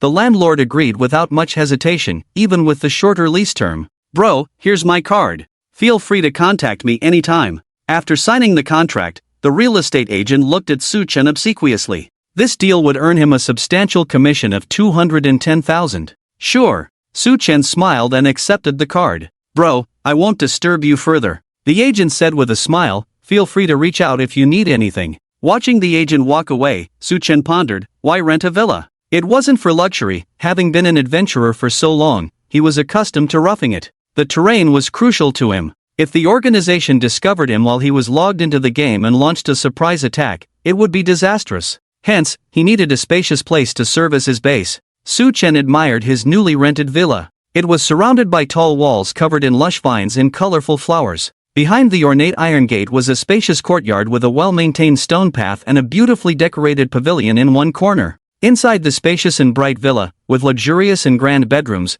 there are a total of 3 floors. However, the 3rd floor is just an attic, only suitable for storage and such. So strictly speaking, it's a 2-story building. Su Chen was considering what kind of traps to set up as he looked around. For example, the vines on the walls could be transformed into magical props. The vines would trap the enemies, and then the trumpet flowers would sound the alarm. The garden mainly featured plant traps. The fountain, swimming pool, and pavilion could be transformed into offensive structures. As for inside the main gate, it could be arranged as an illusionary space. This way, I won't have to be constantly vigilant outside when I log into the game. Su Chen was very satisfied with the villa. At 35,000 a month, it was a bit expensive, but for him, it was simply worth it. 6 months later, the game arrived, and resources were redistributed. It seemed like he had rented it for half a year for 210,000, but in reality, he had bought the villa for 210,000. Renting for half a year seemed to have cost an extra 18,000, but in reality, he saved 558,000. Did Su Chen really do a loss-making deal so casually? Ding ding! At this moment, the sound of a trumpet came from outside. A large truck was waiting outside. This was the magic props and some basic supplies that Su Chen had ordered. Although there were magic tricks in the collection that could be generated out of thin air, they consumed too much energy. After all, it involved manipulating the laws to change the composition of matter to generate them. Most props were simply bought directly, without the need for such effort. Using cash abilities saved using superpowers. As Su Chen was a big customer, the delivery personnel enthusiastically helped him move the goods inside. Seeing Su Chen, so young, living in such a grand villa, the delivery personnel were somewhat envious. They didn't know if he was a second-generation rich kid. Soon, everything was moved in. Looking at the pile of boxes, so many, let's get to work. Su Chen didn't care about the hardship. After all, it was for safety. Su Chen was immersed in busyness. In the game world. Starlight City. Pinnacle Strategy Guild. Don't hesitate, the Bright Knights have already set off from Galandia, Nightwalk urged anxiously. Feibai looked at the button in front of him but couldn't bring himself to press it. Because pressing the button in front of him meant the guild would disband. If the guild disbanded, not only would they not be attacked by the Bright Knights. Since the guild being hunted was Pinnacle Strategy, disbanding the guild would automatically lift the warrant. Those members who had already left the guild would no longer have the church's wanted buff at this time. But this was not without a cost. Firstly, Starlight City belonged to Pinnacle Strategy. Once the guild disbanded, the system would take over the city. The establishment of this city had evolved from a primary guild base, gradually upgrading and building up. Initially, it was just a small village, and now it had developed into a city, requiring a lot of manpower, resources, and effort. If disbanded, all of this would go to waste. Secondly, the core members of the guild had signed contracts, but they were bound to Pinnacle Strategy, not to Feibai personally. Although there were some breaches in the contract, the penalties were bearable. So once this disband button was pressed, Starlight City would be lost, and the elite subordinates who had been developed for so many years could also run away. But what if he didn't press it? Setting aside the inconvenience of being hunted by the church, the most important point now was that the Bright Knights had already set off. The Bright Knights' mission was to destroy the Pinnacle Strategy Guild. As for whether they could defeat the Bright Knights, that was not even worth considering.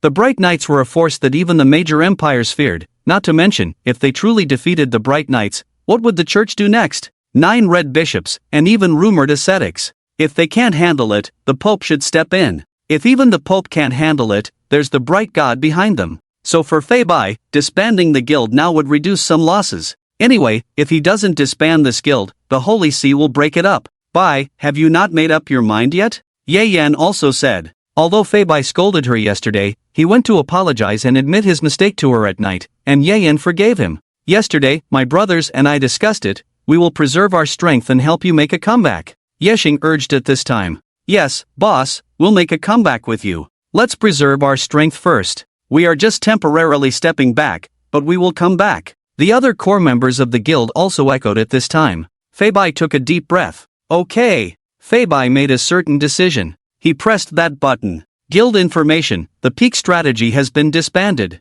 Seeing this guild information, the atmosphere on the scene began to change subtly. Lao Bai, just now the brothers were joking with you. Yexing smiled faintly and said lightly, now that all major forces have taken shape, there is no chance to rebuild the guild. That's right, there are no major financial groups investing either. The others, like Yexing, also changed their tune. You guys. Feibai widened his eyes. He didn't expect that Yexing and the others, who had always promised to help him make a comeback, were just deceiving him into disbanding the guild. Now that the guild has disbanded, most of the contracts they signed are also void. Since everyone is incapable, it's better to part ways early. Yexing put away his smile and said lightly, is this what you all mean? Feibai looked at the few people behind Yexing. Although those people didn't speak, their expressions were enough to answer Feibai's question. Get lost, all of you. A bunch of ungrateful wolves. Feibai roared directly, cursing at the few people. Yexing smiled indifferently and left directly. The rest of the people did the same. In less than a minute, only Feibai and Ye Yan were left in the entire hall. They actually did this. Ye Yan said incredulously. At the same time, she glanced worriedly at Feibai, afraid that he might not understand something. At this moment, Feibai was calm. You. Ye Yan hesitated to speak. Are you wondering why I have this expression?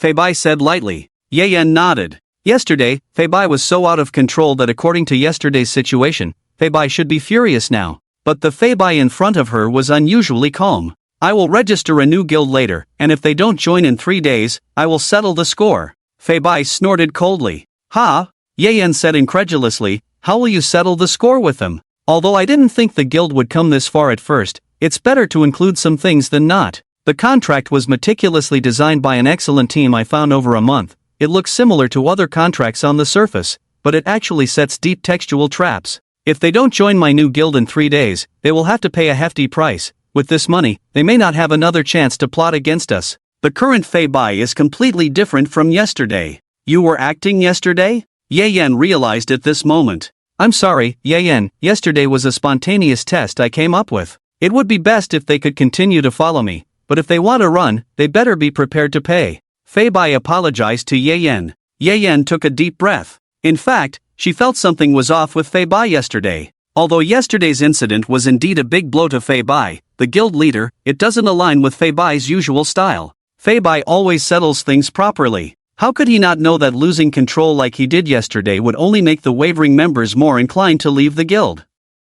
This is the true face of Fei Bai, a performer personality. So, when you were being hunted by the Holy See yesterday, you were already thinking of a way out. Ru Yan looked at Fei Bai seriously. Yes, this is the Fei Bai she knows. But there's one thing I don't understand, Ru Yan continued. Ru Yan, how could you choose to stay in such a situation? If you have any doubts, I will definitely tell you honestly, Fei Bai rarely smiled. While the compensation is a huge sum, by directly pointing out the terms in the contract, they won't dare to escape. Do you need manpower to make a comeback? Ru Yan was a bit puzzled. These things could have been straightforwardly discussed. Why stage such a show? They know it's a trap contract. Even if they stay, how much of it is genuine? A comeback indeed requires manpower, but not forced manpower. Leaving their money and resources is sufficient. Fei Bai paused at this point. He seemed to be hesitating about something. You said you would honestly tell me, why stop now? Ru Yan was very familiar with Fei Bai and noticed his hesitation. There's a very difficult path.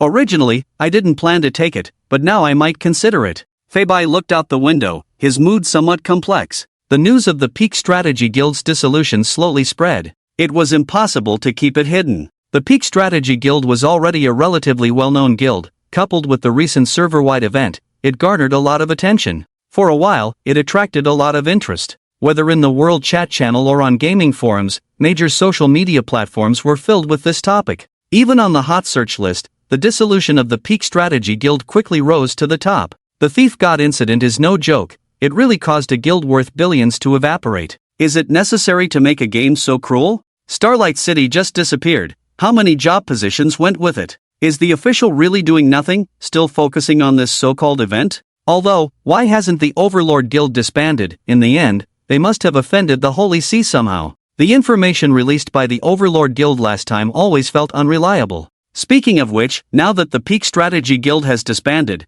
can those secrets be revealed? Yeah, the dissolution contract of the guild is no longer valid, so it shouldn't be affected if disclosed. Breaking news, the former vice president of the Peak Strategy Guild, Yeshing, has opened a paid live broadcast room, claiming to reveal details. Hurry and check it out. Now I'm really curious about what happened. For a while, a large number of people gathered in Yeshing's live broadcast room. But when the group entered Yeshing's live broadcast room, they were all stunned. Although they had heard it was a paid live broadcast room, when they saw the fee amount, they couldn't hold back. Payment required to enter the live broadcast room, 10,000 coins. The recharge rate for this live broadcast room was 1:1, meaning it required 10,000 coins to enter. Most ordinary players were just there for the spectacle. They didn't see much value in this so-called first-hand information. However, the number of people in Yeshing's live broadcast room quickly exceeded 300, and it seemed to be on the rise. Most of these people were from the intelligence departments of various major guilds. Although there will definitely be second-hand news coming out later, as the guild's intelligence department, they would prioritize obtaining first-hand information. After all, the information revealed by the Overlord Guild is of unknown origin. The more information passes through different hands, the lower its credibility. Next are some merchants who see this as a business opportunity. Quickly getting first-hand information and then selling it as second-hand information is all about exploiting the time difference. Originally, members of other nocturnal guilds were still somewhat worried. Although the guild's dissolution should have rendered the contracts invalid, they were still concerned whether disclosing such guild information would lead to repercussions from the White Feathers. However, upon seeing the former vice leader of the Nocturnal Guild suddenly making 3 million, and it seemed to be increasing, they couldn't hold back. They all started paid live streams, with titles reflecting their positions, such as former deputy leader of the first squad, leader of the second squad, and so on. They all disclosed information about the Thief God incident. Since they entered the scene a step late and their positions were not as high as the Nocturnal Guild, their fees were cheaper. Some charged 5,000, some 3,000, and some even boldly charged 500. This directly halted the growth of viewers in the nocturnal livestream. This infuriated the Nocturnal Guild. Hurry up and disclose it. Other live streams are charging 3 to 5,000. Paying this money means valuing your reliability and speed. Disclose it, or we'll request a refund. Although the first batch of people entering the nocturnal livestream were not short of money, they couldn't stand the Nocturnal Guild's procrastination. Seeing that the number of viewers in the livestream wasn't increasing, the Nocturnal Guild decisively disclosed the information. This situation occurred in various live streams. There were always people with money who wanted to get the most accurate information first. As more and more information surfaced, the true face of the thief god slowly emerged. Although there was no complete video recording, because that night the video recording permissions were only granted to specific individuals for the Immortal Grove Guild, and these videos were all handed over to the guild and not allowed to be kept hidden. This was a measure taken by most guilds to prevent the leakage of guild information. If anyone had that complete video, they would probably make even more money. However, from the descriptions of so many people in different perspectives, the complete picture of this event was roughly pieced together. The most comprehensive on the web, the Thief God's operation in Starlight City fully documented. Soon, a blogger posted a video on their account. They spent tens of thousands, hired many people, and quickly gathered information from various live streams. After this video was released, it quickly rose to the top of the hot rankings on major video websites. It also captured a wave of traffic. The cost of tens of thousands was recouped in less than half an hour, and this video not only made a good profit but also brought in a large number of loyal fans. Before the Thief God arrived in Starlight City, they had already gathered information and knew clearly that the Holy Sea's investigation team was staying in Starlight City. Using some method, they gained the trust of the Holy Sea's investigation team and headed to the guild warehouse in Starlight City. Coincidentally, the guild master of the Pinnacle strategy, White Feathers, somehow obtained the information. It was because the Overlord Guild's warehouse was stolen, leading to a split in their forces and a successful ambush. The information also revealed that the Thief God was adept at disguise and doppelgangers. Even the game system couldn't distinguish between real and fake. The Pinnacle strategy and the Holy See engaged in a major battle at the warehouse, which is also why the Pinnacle strategy was wanted by the Holy See. During the guild warehouse battle, the God of Thieves had already infiltrated the treasure room. Causing chaos and blocking all communication, the God of Thieves made it impossible for anyone to use the chat system. When the smoke cleared from the treasure room, the target treasure was already stolen. In the midst of confusion, everyone rushed over when the guild leader Feibai returned, only to find the God of Thieves still in the act of stealing, just having obtained the loot. Then, a flurry of poker cards rained down, and the God of Thieves vanished. As this conclusion emerged, it immediately caused a sensation. The version I heard matches the details. It seems to be the complete story. So the Overlord has been misleading everyone all along, claiming that the ancient giants were a hoax. That despicable Overlord. Being able to disguise, create illusions, block communications, adept at magic tricks, and employing strategies, this God of Thieves is truly hard to deal with. How can we prevent such actions? Actually, the main issue is that you never know if he has more tricks up his sleeve. During the Overlord Guild incident, it's evident that they hadn't used such complex abilities yet, and it seems they've changed their strategy. Speaking of which, the reason why the Peak strategy disbanded was simply because they rashly attacked the Holy See without confirmation. Looking at it this way, the disbandment of the Peak strategy wasn't unjustified. Feibai really messed up, the guild disbands and without contracts, everyone just scattered. Although, the Overlord is really despicable, spreading a bunch of false information to mislead everyone. As the mysterious veil of the God of Thieves was lifted, players began fervently discussing the matter. Some marveled at how elusive the God of Thieves was, almost impossible to guard against. But others felt differently. The God of Thieves seemed to lack the ability to confront directly, always fleeing upon encountering others, so maybe it wasn't so unsolvable after all. Some believed that this event was just a mechanism. If you catch the God of Thieves once you spot him, he wouldn't take the initiative to strike, which could be considered a success. After all, whether it was the Overlord or the Peak strategy, they had all seen the God of Thieves, but only after he had succeeded. This couldn't be considered as seeing through or catching him. Discussions about the God of Thieves sparked a hot topic across the entire network. Starlight City. The entire network was discussing the God of Thieves. However, at this moment, Su Chen was sitting in a corner of a tavern in Starlight City, sipping on his drink. Su Chen was looking at his panel. Note, this inherited skill is in the first stage. Upon obtaining 5 artifacts, the second stage can be activated. Current progress, March 5th, This was a note that the thief wouldn't leave empty-handed. Just 2 more artifacts to unlock the second stage. I wonder what it will be like, Su-chen pondered, resting his face on his hand. At the same time, he idly watched the people coming in and out of the bar. He wasn't here to drown his sorrows in alcohol. He was waiting for someone. The people from the Enlightenment sect should be meeting here in this bar. Su-chen furrowed his brow in thought. The information about the Enlightenment sect was obtained incidentally when Su-chen used mind reading during his encounter with the Holy See. The Holy See had identified several frequent locations of the Enlightenment sect members. However, to lure in bigger fish, the Holy See had refrained from acting prematurely. Now that the Holy See was busy with other matters, they had temporarily stopped monitoring the Enlightenment sect. Also, due to the false information Su-chen had provided them, the Holy See believed that the Enlightenment sect had discovered their surveillance and assumed they had fled. Even the investigation team had been recalled. As for why Su-chen was looking for the Enlightenment sect, there were 2 reasons. Firstly, the Enlightenment sect was considered a military merit, and he planned to join an empire to elevate his title, making military merit essential. The Enlightenment sect was at odds with at least 3 empires. Therefore, gaining military merit through the Enlightenment sect would be a wise choice. The other reason was even more intriguing. Thinking about this, Su-chen couldn't help but smile. Thieves can steal skills without leaving any trace, but due to the differences in structure between monsters and humans, the skills stolen from monsters can only last for 10 minutes.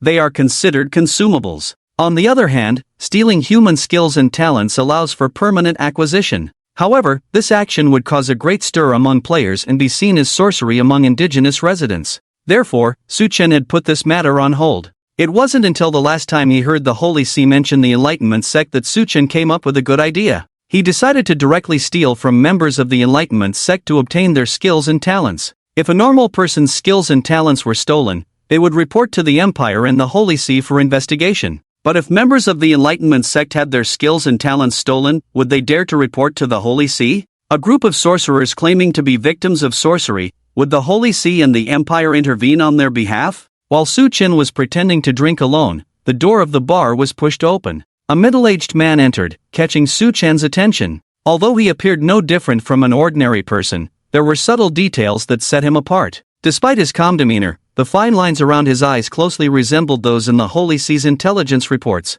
Su-chen also noticed that the man wore a seemingly ordinary black string bracelet on his wrist. Since Su-chen's second awakening, he had developed a sense of divine perception and could feel a special energy emanating from the small stone attached to the bracelet. However, Su-chen quickly diverted his attention. The man found a seat. Coincidentally, there was an attractive woman sitting next to him. She seemed to be an NPC, not a player. Su-chen stroked his chin and quickly devised a plan. After a while, he stood up and walked towards the blonde woman. The blonde woman was sipping her wine alone, a hint of annoyance on her face. Su-chen approached her with a smile. Would this beautiful lady honor me with a drink? Su-chen looked at the blonde woman with a smile. This scene was not unusual in a bar. As you wish. The blonde woman glanced coldly at Su-chen and replied indifferently. Su-chen was not offended and gestured with one hand. Suddenly, a ball of fire appeared in mid-air. Fireball spell? The blonde woman became even more impatient. Who would be amused by such a basic magic trick?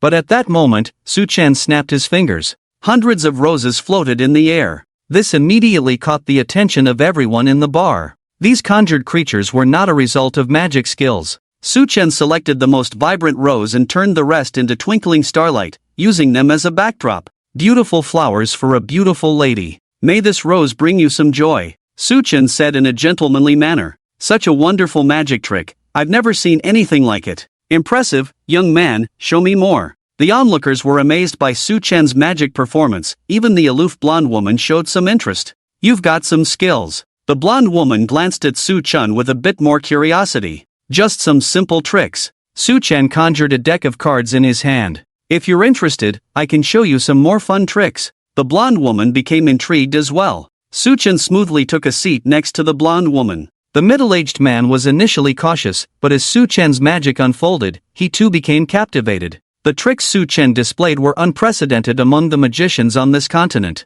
After all, this was the collection of all magic tricks except for time-based magic, attributed to the god of thieves. It was as if the god of thieves himself was performing magic for them. Originally, the others who were drinking in the bar couldn't help but be attracted, and some stood behind Su-chen to see if there were any flaws. The middle-aged man who had been cautious at first gradually relaxed. Just now, he secretly lit incense in the corner. The incense had a certain hypnotic effect. At this moment, everyone in the bar had been influenced. Just as Su Chen was about to transform the playing cards into doves, he secretly extended the invisible hand towards the middle-aged man. In the instant of transforming the doves, he then used the skill Thief's Empty Walk. Hint: successful use of Thief's Empty Walk, obtained the skilled blood sacrifice offering, cooldown 10 seconds, Su Chen. The moment Su Chen saw this skill, he was speechless. It seemed like he had overlooked something. Although these dark magic skills had been stolen, they wouldn't report abnormalities to the Imperial Church like ordinary people. Furthermore, the nature of dark magic was to each his own, and he told his companions that they might take advantage of him when he least expected it. However, these dark magic skills seemed to be some unspeakable playthings. Blood sacrifice offering: by offering a sacrifice, gain enhancements bestowed by the evil god. Note: without belief, one must first believe in the evil god for it to take effect. Seeing this skill introduction, Su Chen rubbed his forehead slightly. How could they possibly believe in the evil god, and the power of the evil god would affect the mind? With the inheritance of the god of thieves, how could he fall into the realm of the lowest dark magic? Damn it, I refuse to accept this. Su Chen was unwilling to let his plan turn into a farce. While the cooldown was good, he once again used magic to attract the attention of the middle-aged man and then used Thief's Empty Walk. Hint: successful use of Thief's Empty Walk, obtained the skill Soul Extraction, cooldown 10 seconds, Soul Extraction. Transform into the essence of a soul and enter the enemy's body directly, extracting their soul essence to strengthen oneself. Note: if the soul is weaker than the opponent's, it may be devoured by the opponent. Su Chen: well, I give up. These dark magic practitioners are all lunatics, and their skills are all recklessly crazy. Su Chen couldn't possibly learn these things. As a righteous messenger, his noble and elegant character did not allow him to study such things. Of course, the main reason was that these skills were all too insane. Betting everything at the drop of a hat, Su Chen held onto a glimmer of hope and tried again. Hint: successful use of Thief's Empty Walk, obtained the skill Void Summoning, cooldown 10 seconds. Su Chen raised an eyebrow. This skill seemed to be a legitimate one. Void Summoning: offer a soul to the Lord of the Void, and the Lord of the Void will summon its subjects from the Void to assist you in battle. Note: if the battle damage is too severe, the Lord of the Void may become very angry. When he hadn't said those words just now, dared to bet souls recklessly, if the Lord of the Void got angry, could he return them? Why were the skills of the Enlightenment sect one crazier than the other? The plan to enhance himself using the Enlightenment sect was designed perfectly in every aspect. The only thing he hadn't expected was that the skills of the Enlightenment sect were useless in themselves. Not a peep from any of them. Looking at the 3 skill books in his backpack, Su Chen now had no interest in performing magic tricks. Just as he was about to retreat, Su Chen remembered something. So, he set up another magic trick. He once again used magic to attract the middle-aged man's attention and then, amidst the cheers and astonishment of the crowd, used Thief's Empty Walk. Su Chen used the skill once again. As he used the skill more and more, Su Chen had already grasped some techniques. To steal the opponent's skills, one generally controlled the invisible hand to touch the opponent's head. Talents were a bit tricky to touch, requiring specific areas to be touched. Items were the simplest, just aim directly at the item. Compared to the initial pure randomness, it was a mess at first. Su Chen is now a renowned god of thieves. Or rather, after the second awakening, he could grasp a portion of divine power, enabling him to better control these skills. This time, Su Chen set his sights on the black thin rope bracelet on the middle-aged man's wrist. Hint: thieves don't walk away empty-handed. Successfully obtaining the item Enlightenment Sect Standard Bracelet, with a 10-second cooldown. Enlightenment Sect Standard Bracelet. This is a unique item of the leaders of the Enlightenment Sect, used to sense the presence and location of other sect members. For the Enlightenment Sect, who usually hide in the shadows, this bracelet is a key tool for them to stay connected. This is it, Su Chen thought with a smile. To grind the Enlightenment Sect, this communication bracelet was quite crucial. Firstly, usually only leaders have it, and secondly, the drop rate of this bracelet is very low, probably because the leaders of the Enlightenment Sect, knowing they can't win or escape, would destroy this bracelet first. So, the drop rate is extremely low. Leaders are rare, hard to detect, and difficult to deal with. Even if you can't beat them, they have ways to escape. If you want to grind military achievements from the Enlightenment Sect, this bracelet is an important item, otherwise, you won't find those things in the sewers. With everything in hand, Su Chen lost interest in the leader of the Enlightenment Sect. His current strength is not yet at the level where he can grind military achievements from the Enlightenment Sect. Moreover, he has seen the skills of the Enlightenment Sect, No wonder these guys are far more powerful than their surface level suggests, each one a lunatic. With things settled, Su-chen picked up a cloak. Next, I will perform instant teleportation. As soon as he finished speaking, Su-chen threw the cloak in his hand. At the same time, hundreds of playing cards fluttered in the air. By the time the cloak and cards hit the ground, Su-chen had already disappeared without a trace. Applause thundered at the scene, with people still foolishly clapping. In the depths of the shadowy valley, in the outer misty area. At this moment, Su-chen was already in an inconspicuous corner. He had already pocketed the Enlightenment Sect's bracelet. As for those 3 skill books, Su-chen fell into contemplation. He glanced at them, and this time there was no prompt for a 10-minute time limit for learning. It proved that as long as it was of human construction, it could be learned permanently. But learning was impossible. Not even the Crab Emperor and the Berserk had the intention to learn. If they were to encounter something like void summoning, they might have their souls confiscated by that void lord. Mechanical life was not a soul but an origin, yet having the origin confiscated was also a possibility. If they couldn't learn, even dogs wouldn't. Selling to players was out of the question. Even the Enlightenment Sect, in all its magic, couldn't match player magic. Players nowadays can be resurrected infinitely. If those players who love studying magic gameplay bought them, they could easily cultivate a great demon, and perhaps even summon an evil god. A demon might emerge among the players. Even Su-chen had thought about how magic players would play. If he were to sell, it would definitely be at a sky-high price, indicating that the buyers were very wealthy. He could easily hire a group of low-level players to sacrifice themselves for him to boost his attributes. As long as he had enough money, he could keep grinding endlessly. And the same applied to those soul skills. He could also hire players to grind them. Void summoning could be used limitlessly. However, there's no such thing as a free lunch. While the evil god bestows power, it also plants a mark within that power. Currently, with the protection of the game system, nothing much would happen. But when the game descends, they would directly become puppets of the evil god. The most straightforward example is the Enlightenment Sect. All sect members would become cannon fodder for the evil god once the game descends. Their leader thought he was clever, using the followers to strengthen his power, but in the end, he became a puppet controlled by the evil god. Things bestowed by the evil god are bound to be peculiar, unless one can directly steal the skills of the evil god itself. Su-chen shook his head, dismissing the idea of touching it. He hadn't thought much about it at first, but upon closer inspection, everything seemed off. This path was a dead end, so he had to find another way. The characteristic of thieves not leaving empty-handed must be utilized well. But how to do it? Stealing from normal people would lead to the Empire and the Church being alerted, and powerful figures from both would come pouring out,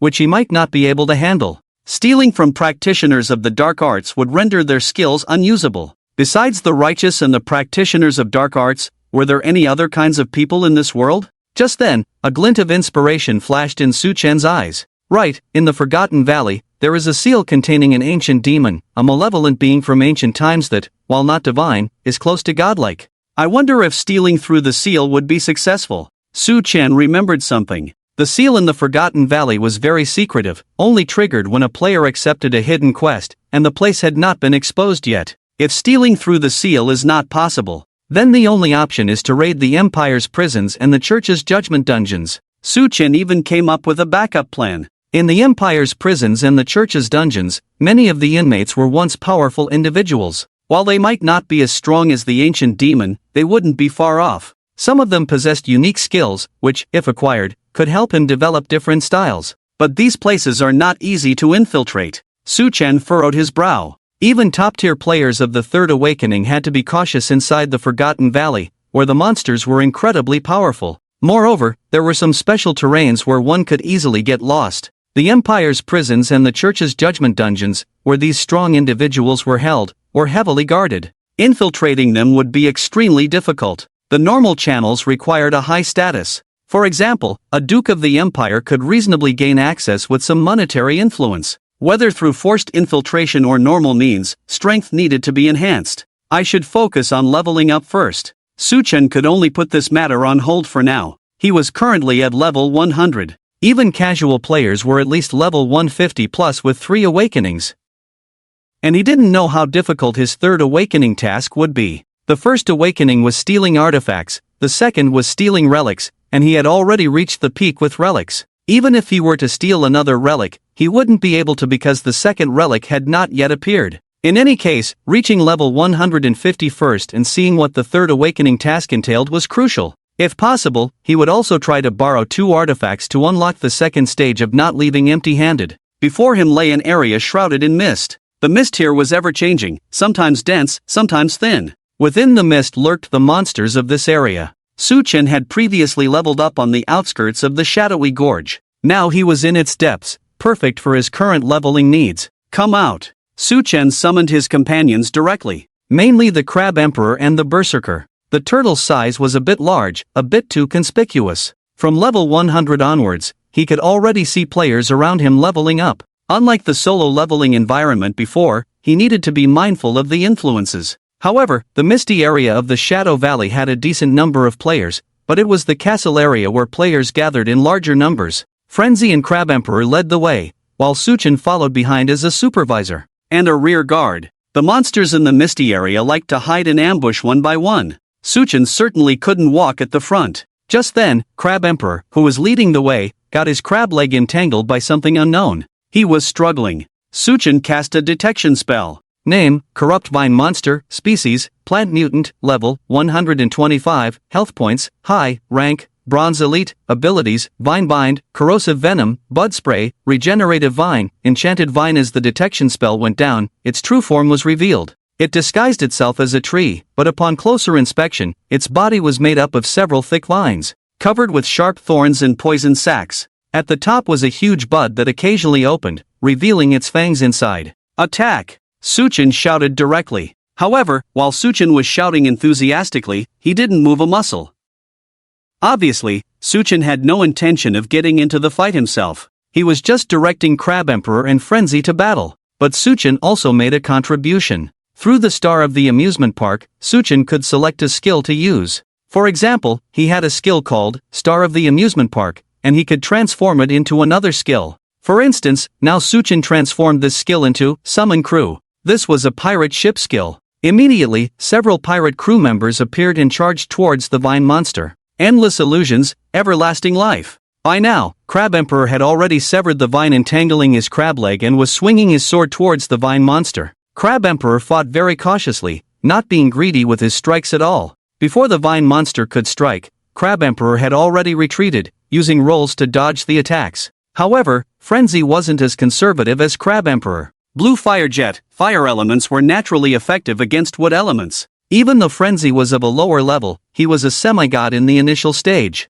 Facing a 125 level Silver Elite, there was no need for caution. The most aggressive approach was taken. With the assistance of the summoned crew members for ambush, the vine monster was immediately overwhelmed with cries of pain. Seeing the vine monster gradually weakening, Suchen suddenly appeared from somewhere. A thief never leaves empty-handed. Hint, successful use of Thief never leaves empty-handed. Obtain skill, Corrosive Venom Manual, cooldown 10 seconds, stop. Suchen ordered. Frenzy and Crab Emperor understood that it was time for Suchen's traditional bullying tactics. Every time they wore down the monster's stamina, Suchen would show up. Suchen continued his performance. Hint, successful use of Thief never leaves empty-handed, gained 8,500 experience points, cooldown 10 seconds. Hint, successful use of Thief never leaves empty-handed, obtain skill Regenerative Vine Manual, cooldown 10 seconds. Hint, successful use of Thief never leaves empty-handed, gained 8,500 experience points, cooldown 10 seconds. You go ambush around, anyone who dares to approach, deal with them. Suchen signaled Crab Emperor to guard with the summoned crew members. His stylish leveling method had to be kept confidential. No leaks were allowed. Soon, Crab Emperor led a few crew members to set up defenses around. Frenzy was responsible for keeping the vine monster under control. If someone were to come by at this moment, they would witness a bizarre scene. A mechanical Tyrannosaurus stood on one leg, towering over a tree-sized vine monster, stepping on it. If the vine monster tried to heal or struggle, the mechanical Tyrannosaurus would just swipe its tail. Then the vine monster would behave. Next to the vine monster, there was another person. Roughly every 10 seconds, the Tangman monster would reach out to touch Tangman strangely, accompanied by a smirk. This went on for a few minutes. Unable to bear the humiliation, Tangman monster chose to self-destruct. However, with the violent protection and Suchen's strong escape ability, Suchen was unharmed. Just reached level 18, boring, Suchen muttered. He glanced at the few skills he had acquired. Poisonous vine entanglement, stolen from corrupted vine monster wraps enemies with poisonous vines, causing continuous damage and reducing movement speed. Corrosive venom, stolen from corrupted vine monster sprays venom from the vine's poison sacs, poisoning enemies. Bud spray, stolen from corrupted vine monster sprays seeds and poison gas from the central bud, attacking distant enemies. Regenerating vine, stolen from corrupted vine monster cut vines can quickly regenerate, restoring combat power. Enchanted vine, stolen from corrupted vine monster enchants the vine, increasing attack power. Looking at these skills, Suchen was speechless. These skills all required vines, but where would he get vines from? Even in situations where they were not used in vain within a 10-minute time limit, Suchen didn't want to use them. And there wasn't even a probability. Suchen directly called Crab Emperor back. Crab Emperor, do you learn? Suchen showed Crab Emperor a few skill books. Crab Emperor shook his head. Well then, another pile of rubbish skills. Not even a dog would learn them. Crab Emperor didn't know why, but he felt offended. Suchen casually put away the skill books. Suchen continued on his way. The Misty area was not a comfortable leveling area. There weren't many monsters here, and they were good at ambushes. For players, it wasn't cost-effective. However, there were too many people in popular areas, so leveling up in less popular areas meant peace and quiet. Sometimes, what was more dangerous than monsters were the players. Being robbed of a boss was a common occurrence. Even between teams, disputes and even fights could break out due to allocation issues. Suchen also encountered players along the way. But these players saw Suchen's two pets and knew they were not ordinary. The players leveling up here weren't high level, so when they encountered someone who seemed tough, they all backed off. Some wanted to curry favor, but after Crab Emperor casually knocked down a tree, they didn't dare approach. As Suchen walked in the shadows, a dark figure swiftly emerged from the mist. It was a large python, but its body seemed to blend in with the mist, as if the mist was its natural habitat. Suchen used a detection spell. Name, Misty Serpent Demon, Species, Demon, Level, 135, Health, Medium, Rank, Silver Elite, Skills, Mist Concealment, Poison Mist Spray, Binding Chains, Devouring Force, Misty Illusion, Venom Eruption. This level was much higher. However, being only a Silver Elite, it was not a concern. At that moment, the Misty Serpent Demon opened its huge mouth and prepared to bite Suchen. Suchen looked at the serpent's mouth and had a sudden idea. So he used a skill called Thief's Strike towards the serpent's mouth. Hint, successful use of Thief's Strike, obtained 1 Serpent Demon Poison Fang, cooldown 10 seconds. Suchen dodged the attack. After missing its strike, the serpent demon intended to continue the pursuit, but after biting just now, it sensed something was amiss. It stood upright, licked its mouth, and realized one of its poison fangs was missing. Could it be that it bit into thin air and broke its fang on the ground? The serpent demon immediately checked the spot where it had just bitten, searching for its missing tooth. This is a bit ridiculous. Although Suchen felt more and more absurd as he developed the skill of stealing without being noticed, he couldn't help but feel it was a bit over the top. While there had been instances of disarming enemies face to face with the little demon and the frogman outside before, those were items after all, but these were someone else's teeth. Disarming face to face was one thing, but pulling teeth face to face was another. Hey, are you still fighting? Suchen asked as he saw the snake demon stop attacking. However, the snake demon ignored Suchen and continued searching for its teeth. After a moment of thought, Suchen directly threw the snake demon's venomous fang to the Crab Emperor, letting the Crab Emperor hold it with its pincers. Crab Emperor? Just as the Crab Emperor looked puzzled. Are you looking for that thing? Suchen pointed to where the Crab Emperor was and said to the snake demon. Originally, the misty snake demon didn't want to pay attention to Suchen, but why did the thing in Suchen's hand look somewhat familiar? Wasn't that its venomous fang? The snake demon became furious. This insignificant hermit crab dared to pull out its teeth. Of course, the snake demon wasn't very smart. It didn't think about why it didn't feel anything when its teeth were pulled out. It only knew that this stinky hermit crab had pulled out its teeth. Watching the enraged snake demon, the Crab Emperor snapped back to reality. It immediately engaged in battle with the snake demon. While the snake demon's attention was fully on the Crab Emperor, Suchen quietly appeared behind the snake demon. In its rage, the snake demon only wanted to deal with the Crab Emperor, leaving it completely defenseless against Suchen. Using the skill of stealing without being noticed in such conditions had a high success rate. Hint, successful use of stealing without being noticed, gaining 9,100 experience points, cooldown 10 seconds. Hint, successful use of stealing without being noticed, gaining the skill Chain of Restraint, cooldown 10 seconds. Hint, successful use of stealing without being noticed, gaining 9,100 experience points, cooldown 10 seconds. Hint, successful use of stealing without being noticed,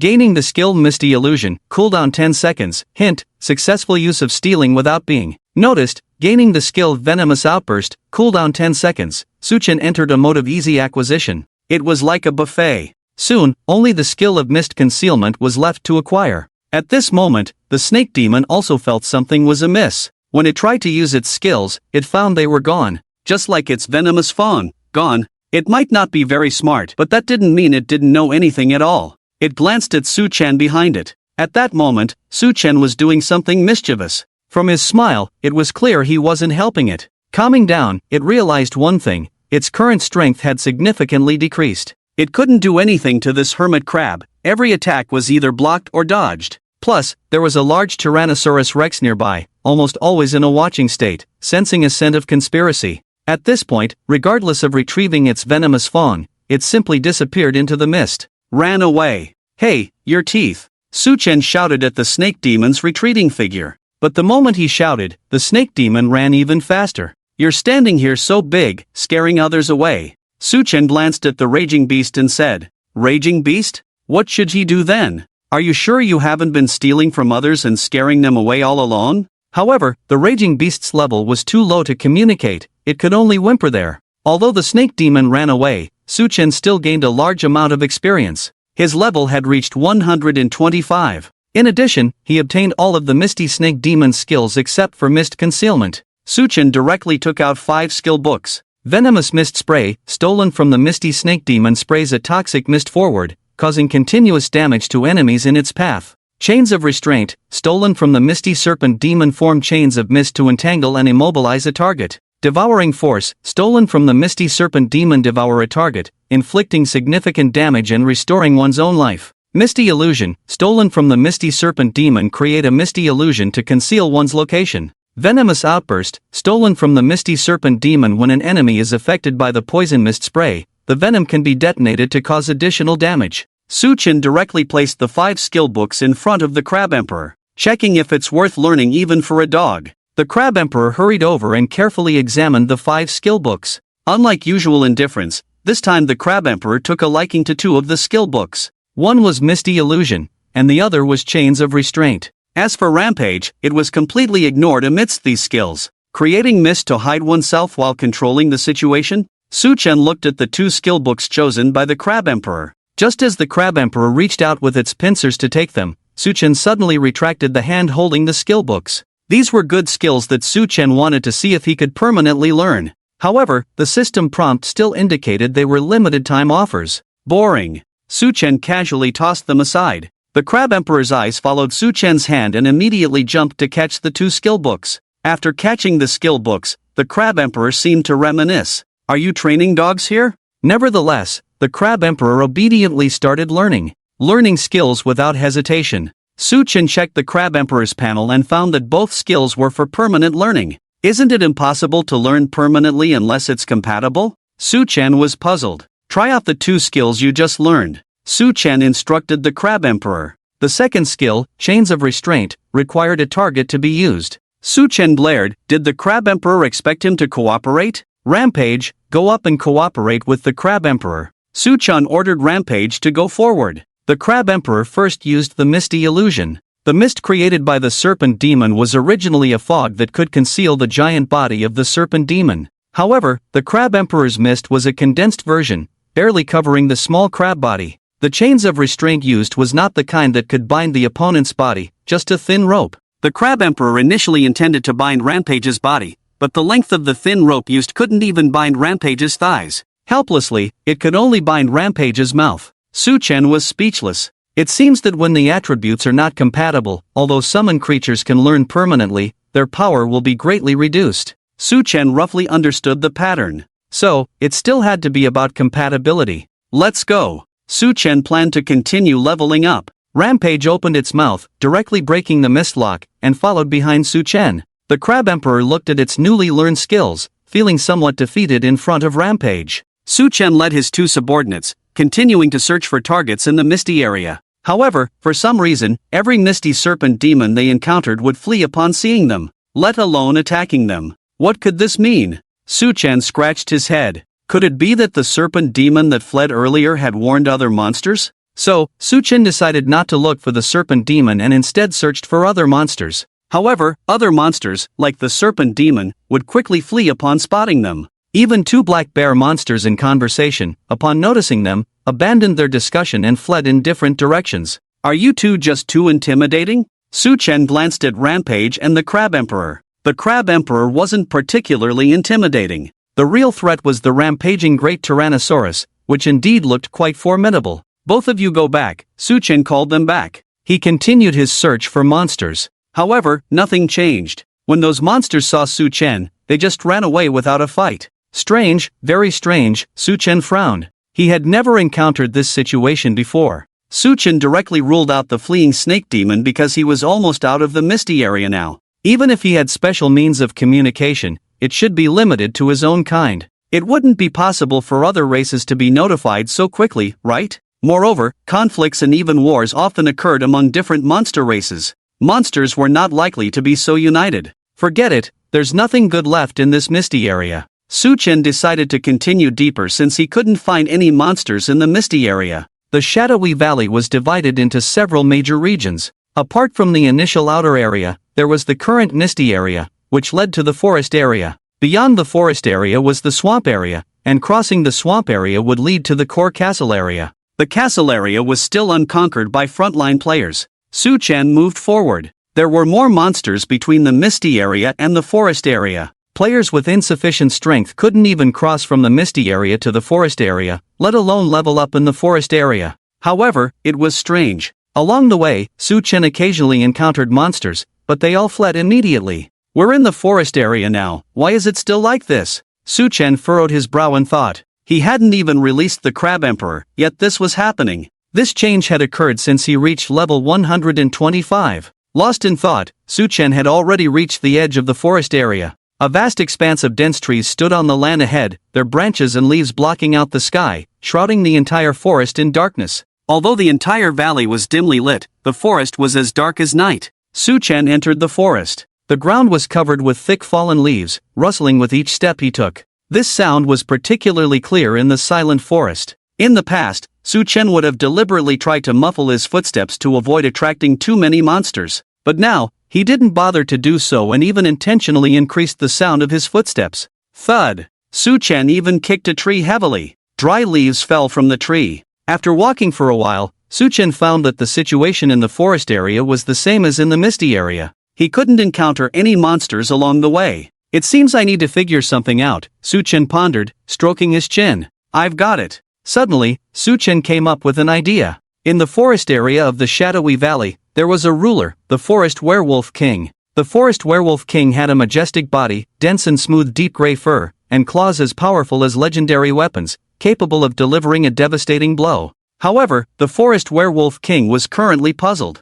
Today, many creatures in the forest were fleeing, which was a strange phenomenon. As creatures that had signed a cooperative contract with the mysterious game system, they had the ability to resurrect indefinitely, and their mission was to attack all adventurers who entered here to gain rewards. Even if he appeared, those creatures would at most avoid him. After all, even if he attacked them, they could resurrect indefinitely. What could make these contract-bound creatures so afraid? The Forest Werewolf King decided to intercept the fleeing creatures and question them. But usually creatures who fear it 3 points, at this time, for some reason, they completely ignore it and don't run away one by one. After finally catching one, the other party was so flustered that they expressed themselves vaguely. They only knew that a terrifying presence had entered the forest area. But it still puzzled the Forest Werewolf King. So what if it's terrifying? As creatures who have signed a contract with the game system, is there anyone who can break the system's protection and harm them? Break the system's protection? Speaking of which, the Forest Werewolf King remembered something.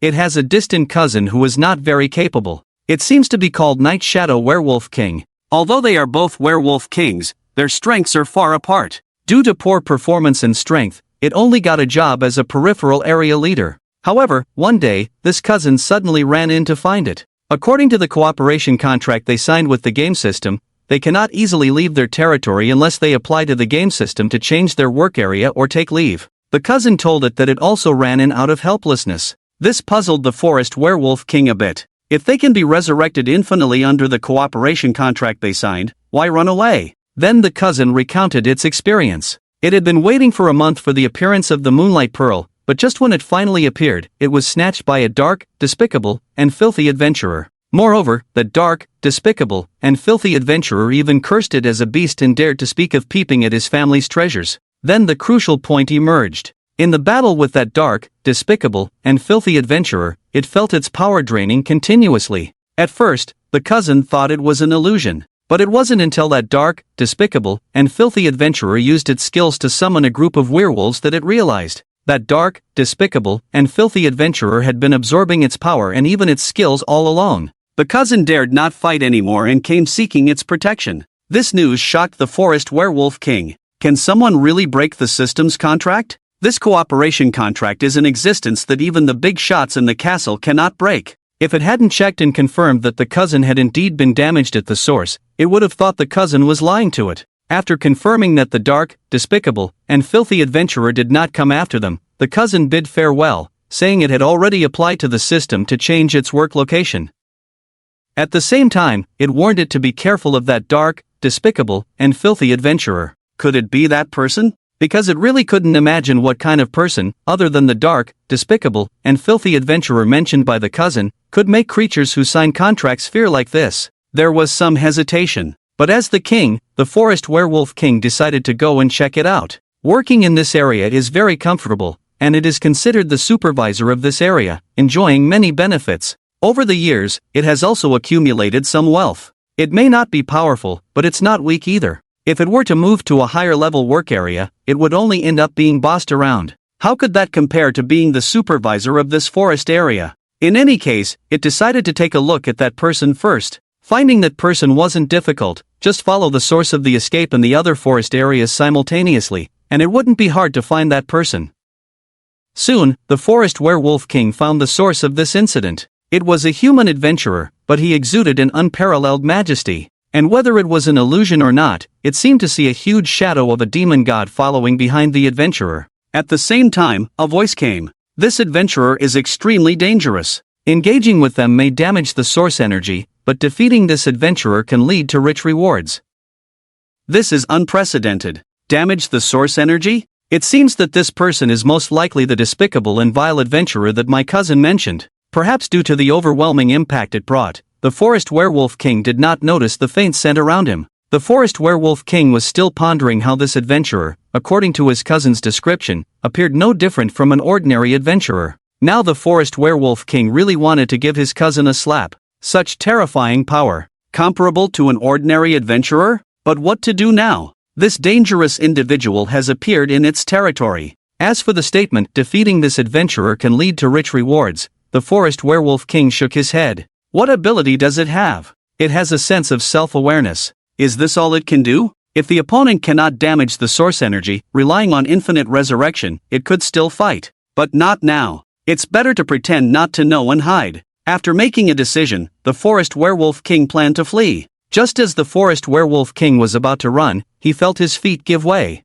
At that moment, the forest werewolf king finally realized something was amiss. The scent around him was off. Having overseen this forest area for so long, when has there been such a scent of plants? But for now, it couldn't escape. Thinking of something, the forest werewolf king turned around. He saw the person walking towards him. Indeed, the despicable and vile adventurer as described. The forest werewolf king mustered up his courage, wanting to escape. It didn't need instinct to tell him, even the system warned him that this man was extremely dangerous. But when it tried to exert force again, it felt its feet give way. Different from before. This time, it was a physical softening underfoot. The ground seemed to turn into a quagmire. This is a forest area, not a swamp. So it must be the despicable means used by the man in front of him. The forest werewolf king exerted all its strength, struggling continuously, trying to break free from this sudden quagmire. Just as it found a way, vines sprouted around the quagmire. Normally, it wouldn't care about these vines,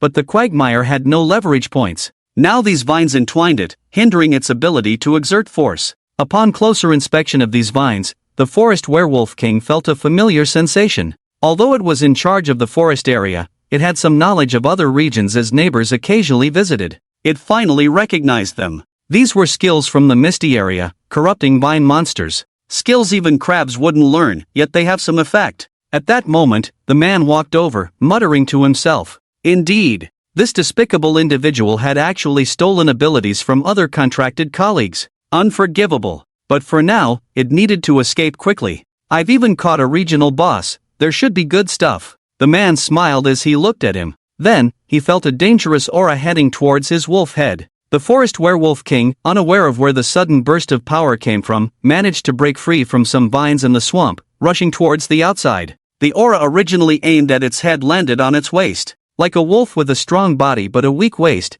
using the waist to resist was a last resort. It had infinite resurrection, fearing its abilities being stolen. The forest werewolf king felt no pain, but it realized something was amiss and quickly lowered its head to inspect its waist. To its surprise, a large chunk of fur was missing from its waist. Upon closer inspection, the man was holding a tuft of fur in his hand. If that wasn't its fur, then what was it? You wicked beast, still trying to hide? Upon hearing this, the forest wolf king was almost faint with anger. What kind of logic was this? Stealing from it and then not allowing it to hide? Who was the real wicked creature here? The man seemed to be getting angry, and then a strange hermit crab and a raging dinosaur were released. The hermit crab looked confident, wielding a single-handed sword as it approached him. He chuckled. He could sense that the crab's strength was lacking. Did they really think the king of the swamp wolves would be bullied by a crab? The forest wolf king let out a roar at this moment. Swinging its huge claws, it released a radiant slash like moonlight. This was the moonlight slash skill it had diligently worked for, rewarded by the system, very effective. This skill had almost no cooldown, considerable damage, and no precasting delay. It was its most satisfying skill. Although the hermit crab was beaten badly, it managed to avoid any harm through various rolling and blocking maneuvers. But taking advantage of the explosion caused by the moonlight slash earlier, it was sent flying back. Regaining its freedom, the forest wolf king roared. Honestly, it was just a primal roar, but it seemed to have angered the raging dinosaur. The dinosaur breathed fire to block its path and then engaged it in close combat. Realizing the opponent was not to be trifled with, the forest wolf king quickly fought back. Gale Assault, Night Wolf Howl, Wolf Sword Dance, one skill after another, were thrown at the raging dinosaur. After a while, it gained a certain advantage. The opponent was of a higher rank, but it had the level advantage, and as a regional king, its strength surpassed those of the same rank. Most importantly, it had the moonlight slash skill rewarded by the system. This skill was obtained during the annual contract settlement due to its outstanding performance. It was this skill that made it a presence in the region that adventurers dared not challenge easily. With a very short cooldown, almost none, yet excellent power and range, this mechanism made the skill terrifying. It directly propelled the forest wolf king to a higher level of strength. It seemed this adventurer wasn't that capable after all. Oh right, where did that adventurer go? The forest wolf king was too preoccupied with the dinosaur and hermit crab, forgetting about the adventurer's presence. Something felt off to the forest wolf king. Suddenly, it sensed a familiar scent again. Round 2. That despicable fellow. While the forest wolf king was dazed, it suddenly felt a lightness in its paw. Lowering its head, the paw was still there, but something felt off. At that moment, the dinosaur charged again. Moonlight Slash. The forest wolf king instinctively used the skill by swiping its paw down. But the skill didn't respond. Bang! In that moment of distraction, the forest wolf king was knocked down by the dinosaur. It was its second anniversary, and it had earned the reward through outstanding performance. And now it was gone. This person was truly a demon. The forest wolf king no longer had the will to fight, it just ran without retaliating no matter how the opponent attacked. Leveraging its inherent speed and familiarity with the area, the opponent didn't set up more traps. In the end, it managed to escape. But at that moment, the forest wolf king was filled with anger. Its most proud skill, its most precious skill, was gone. Howling mournfully, the forest wolf king let out a roar of discontent. It was going to file a complaint. Looking towards the distant castle district. Now it could only rely on that big shot to intervene on its behalf. Over the years, it had amassed quite a fortune. And with the presence of this fellow, it posed a threat to all their contracted creatures. At dawn, with emotion and reason intertwined, that big shot probably wouldn't just sit idly by. When the other party grows up, even that big shot might be stolen by that guy. Su Chen chased for a while, all the way to the edge of the forest area. Watching the back of the fleeing forest werewolf king, Su Chen furrowed his brows slightly. Aren't these monsters usually unable to leave their territory? Su Chen was puzzled. As the big boss of this area, how could the forest werewolf king run towards the swamp area? Things were getting more and more absurd. He hadn't even attacked much. The forest werewolf king hadn't even lost a third of its health. He just lightly touched the other party, and the reaction was so intense. But fortunately, it wasn't without gains. Su-Chen raised his hand, looking at a skill book in his hand. Moonlight slash, special skill, cooldown, 8 seconds, damage type, physical plus magical hybrid damage, penetration, ignores a certain percentage of the target's defense, moonlight mark, enemies hit by moonlight slash will receive the moonlight mark, lasting 5 seconds. During this period, all damage received by the enemy is increased by 10%, and each time the enemy is attacked by the player, there is a 3% chance to trigger a small moonlight explosion, generating additional moonlight marks on the enemy, up to a maximum of 3 layers, moonlight domain. When the moonlight mark is stacked to 3 layers, trigger the moonlight domain. All enemies in the domain have their healing effects reduced by 50% and their movement speed decreased by 20% for 3 seconds. At the same time, for each enemy with a moonlight mark in the domain, they will gain a layer of moonlight shield, absorbing incoming damage. The absorption amount of each shield increases with skill level, up to a maximum of 5 layers. Regular skill books have quite simple explanations, like the skill book stolen from other monsters just now. Poisonous vine entanglement, stolen from corrupted vine monster, entangles enemies with poisonous vines, causing continuous damage and reducing movement speed. Compared to such simple skills, this new skill was like a short essay. Within a single skill, it even had a chain mechanism. And this skill had probabilities, very suitable for his probability playstyle. It's a pity he's not human. This kind of skill being limited time is too wasteful. Bounce, bounce. At this moment, Crab Emperor was in front of Su-Chen, bouncing and jumping, trying to catch Su-Chen's attention, looking very eager at the skill book in Su-Chen's hand. Normally, when Su-Chen presented skills to Crab Emperor, it would look very disdainful. Occasionally, it would pick 2 skill books. But now, the contrast was stark.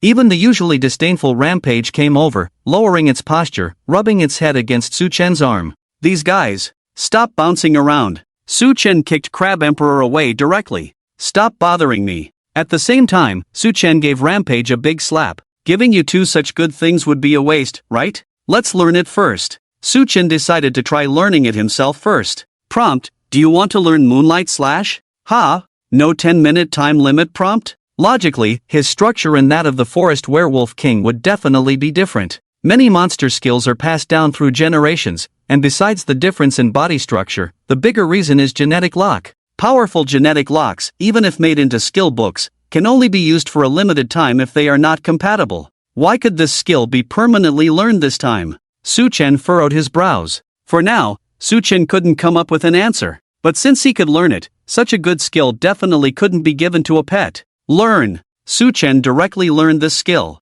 After learning it, Su-Chen looked at a nearby area. There, a wooded area became his experimental target. Su-Chen took a deep breath, gently clasped his hands together, and then suddenly pulled them apart. As he moved, the surrounding light seemed to soften, and a faint moonlight quietly gathered at his fingertips. It then transformed into a brilliant slash, roaring out, "Moonlight Slash." When this slash hit the tree, it caused a slight vibration but did not have the expected effect. The tree was simply cut, not shattered as imagined. Is it a weakened version? Su-Chen frowned, recalling the skill used by the Forest Werewolf King just now. After all, the 2 missed skills of the Crab Emperor were weakened versions. Is it because it's not sharp enough? Su-Chen remembered that the Forest Werewolf King's skill was always emitted from its claws. Su-Chen drew a long knife. This time, the long knife in his hand was instantly enveloped by moonlight, and then he swung it. It turned into a thicker moonlight slash, tearing through the air and directly hitting the tree in front. Boom! The tree exploded directly.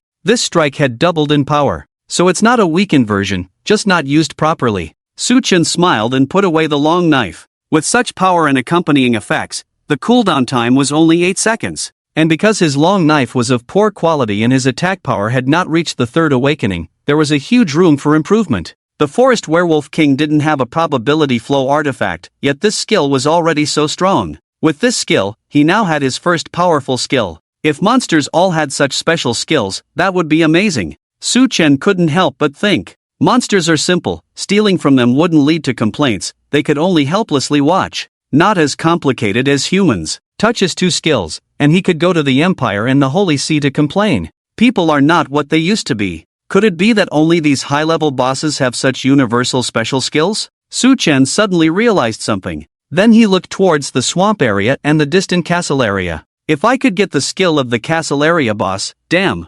Su-Chen thought of a possibility. In the past, Su Chen would never dare to provoke the big boss of the castle area. That was not something he could handle.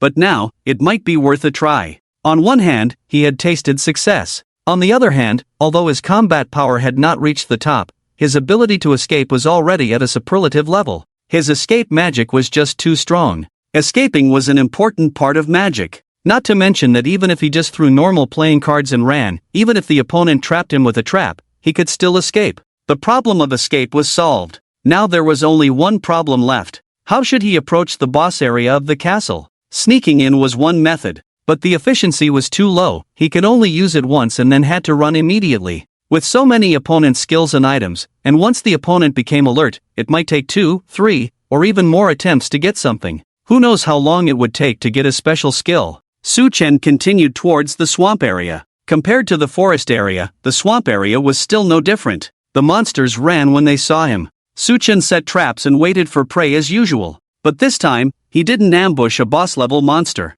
He only ambushed an elite-level swamp crocodile, and due to the terrain of the swamp, it quickly realized something was wrong and ran away. Su Chen excelled in escaping, not in pursuit. The Crab Emperor and the Berserk were also not good at running in the swamp area. Ambushing one by one like this, when will I reach level 150? Su Chen shook his head. He's already reached level 130 now, and he also managed to get a few skill books from the swamp crocodiles. If ordinary players heard Su Chen's complaints, they would be furious. Some of the less skilled players have only reached around level 130 after playing for 2 years. How long has Su Chen been playing? He's already at level 130, and he's still complaining about being slow? Just at that moment, a regional message caught Su Chen's attention. Shadowy Valley Region message: the Sentinel team is advancing into the Castle District, currently forming a temporary vanguard team, guaranteed reputation, generous commission, players of second awakening level and above are eligible. Many responded to this message in the regional chat.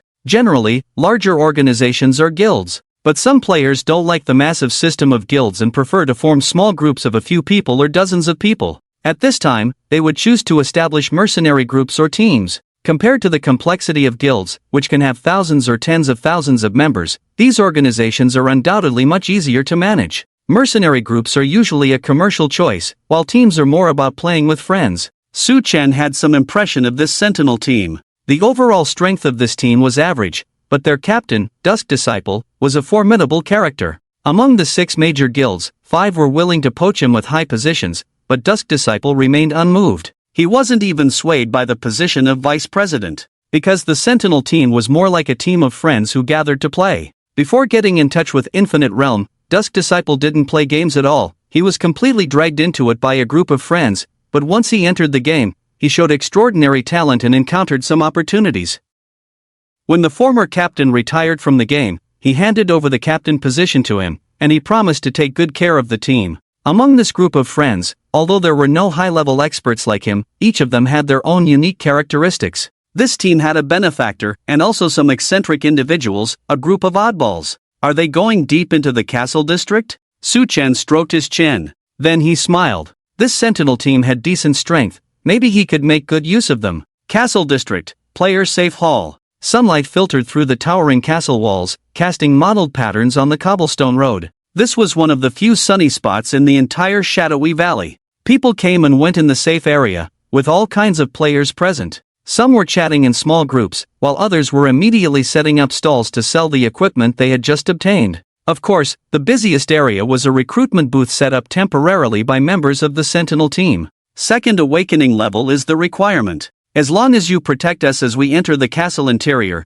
you will receive basic rewards guaranteed by the Sentinel team. Those who can deal sustained damage to the boss inside will have their rewards doubled. Don't rush, everyone line up. I'll check and register one by one. A member of the Sentinel team stood in front, and a small queue formed. Obviously, everyone trusted this recruitment banner of the Sentinel team. Not far away, 2 people were chatting. Fugue, there's no need for such a big show. How much money is this going to cost? Dusk Disciple looked at the queue not far away, feeling somewhat worried. Dusk, my man, this is my own hidden quest. Money is not a problem, Fugue said nonchalantly. Apart from Dusk Disciple as the captain, the real reason for the appeal of the Sentinel team was actually this guy, Fugue. Just at that moment, a player dressed in ordinary warrior attire, with a sword at his waist, passed by them. Dusk Disciple was suddenly drawn to him, watching the figure's back. His expression froze for a moment. Dusk, what's wrong with you? Fu Gue looked over with some confusion. Do you know that player? It looks pretty ordinary. I don't know. It's nothing. Dusk Disciple shook his head, then looked at Fu Gue. Fu Gue, your task this time sounds complicated. Are you sure bringing so many people in together won't trigger anything strange? Don't worry, Dusk brother. Fu Gue smirked and said, strength in numbers, right? This was Fu Gue's mission, and he was the one paying to recruit people, so he had nothing more to say. Not far away, a person dressed as a warrior showed a faint smile. The swordsman from earlier was none other than Su Chen. At this moment, Su Chen used the disguise magic of deception to directly change his appearance to a new face. Even his game ID registered in the system had changed. Right now, he was not Dawn, but called Ink Sword. His plan was simple: to infiltrate the vanguard team formed by the Watchful team. With the Watchful team making such a big fuss, it would surely alert the Lord of the Castle District, and their target should also be the Lord of the Castle District. When the Watchful team and the boss battled, his opportunity would come. If he sneaked in alone, he would have to escape after using the deception magic once. But now it was different. After using the deception magic, whether successful or not, he could directly retreat behind the others. As a swordsman without armor, the players around him could be his armor. This way, he could repeatedly use the deception magic, until all the players around him were exhausted. He could run away at any time. This collaboration with the Watchful team was a big win. Only by cooperating with the Watchful team could he win against the strong with the weak.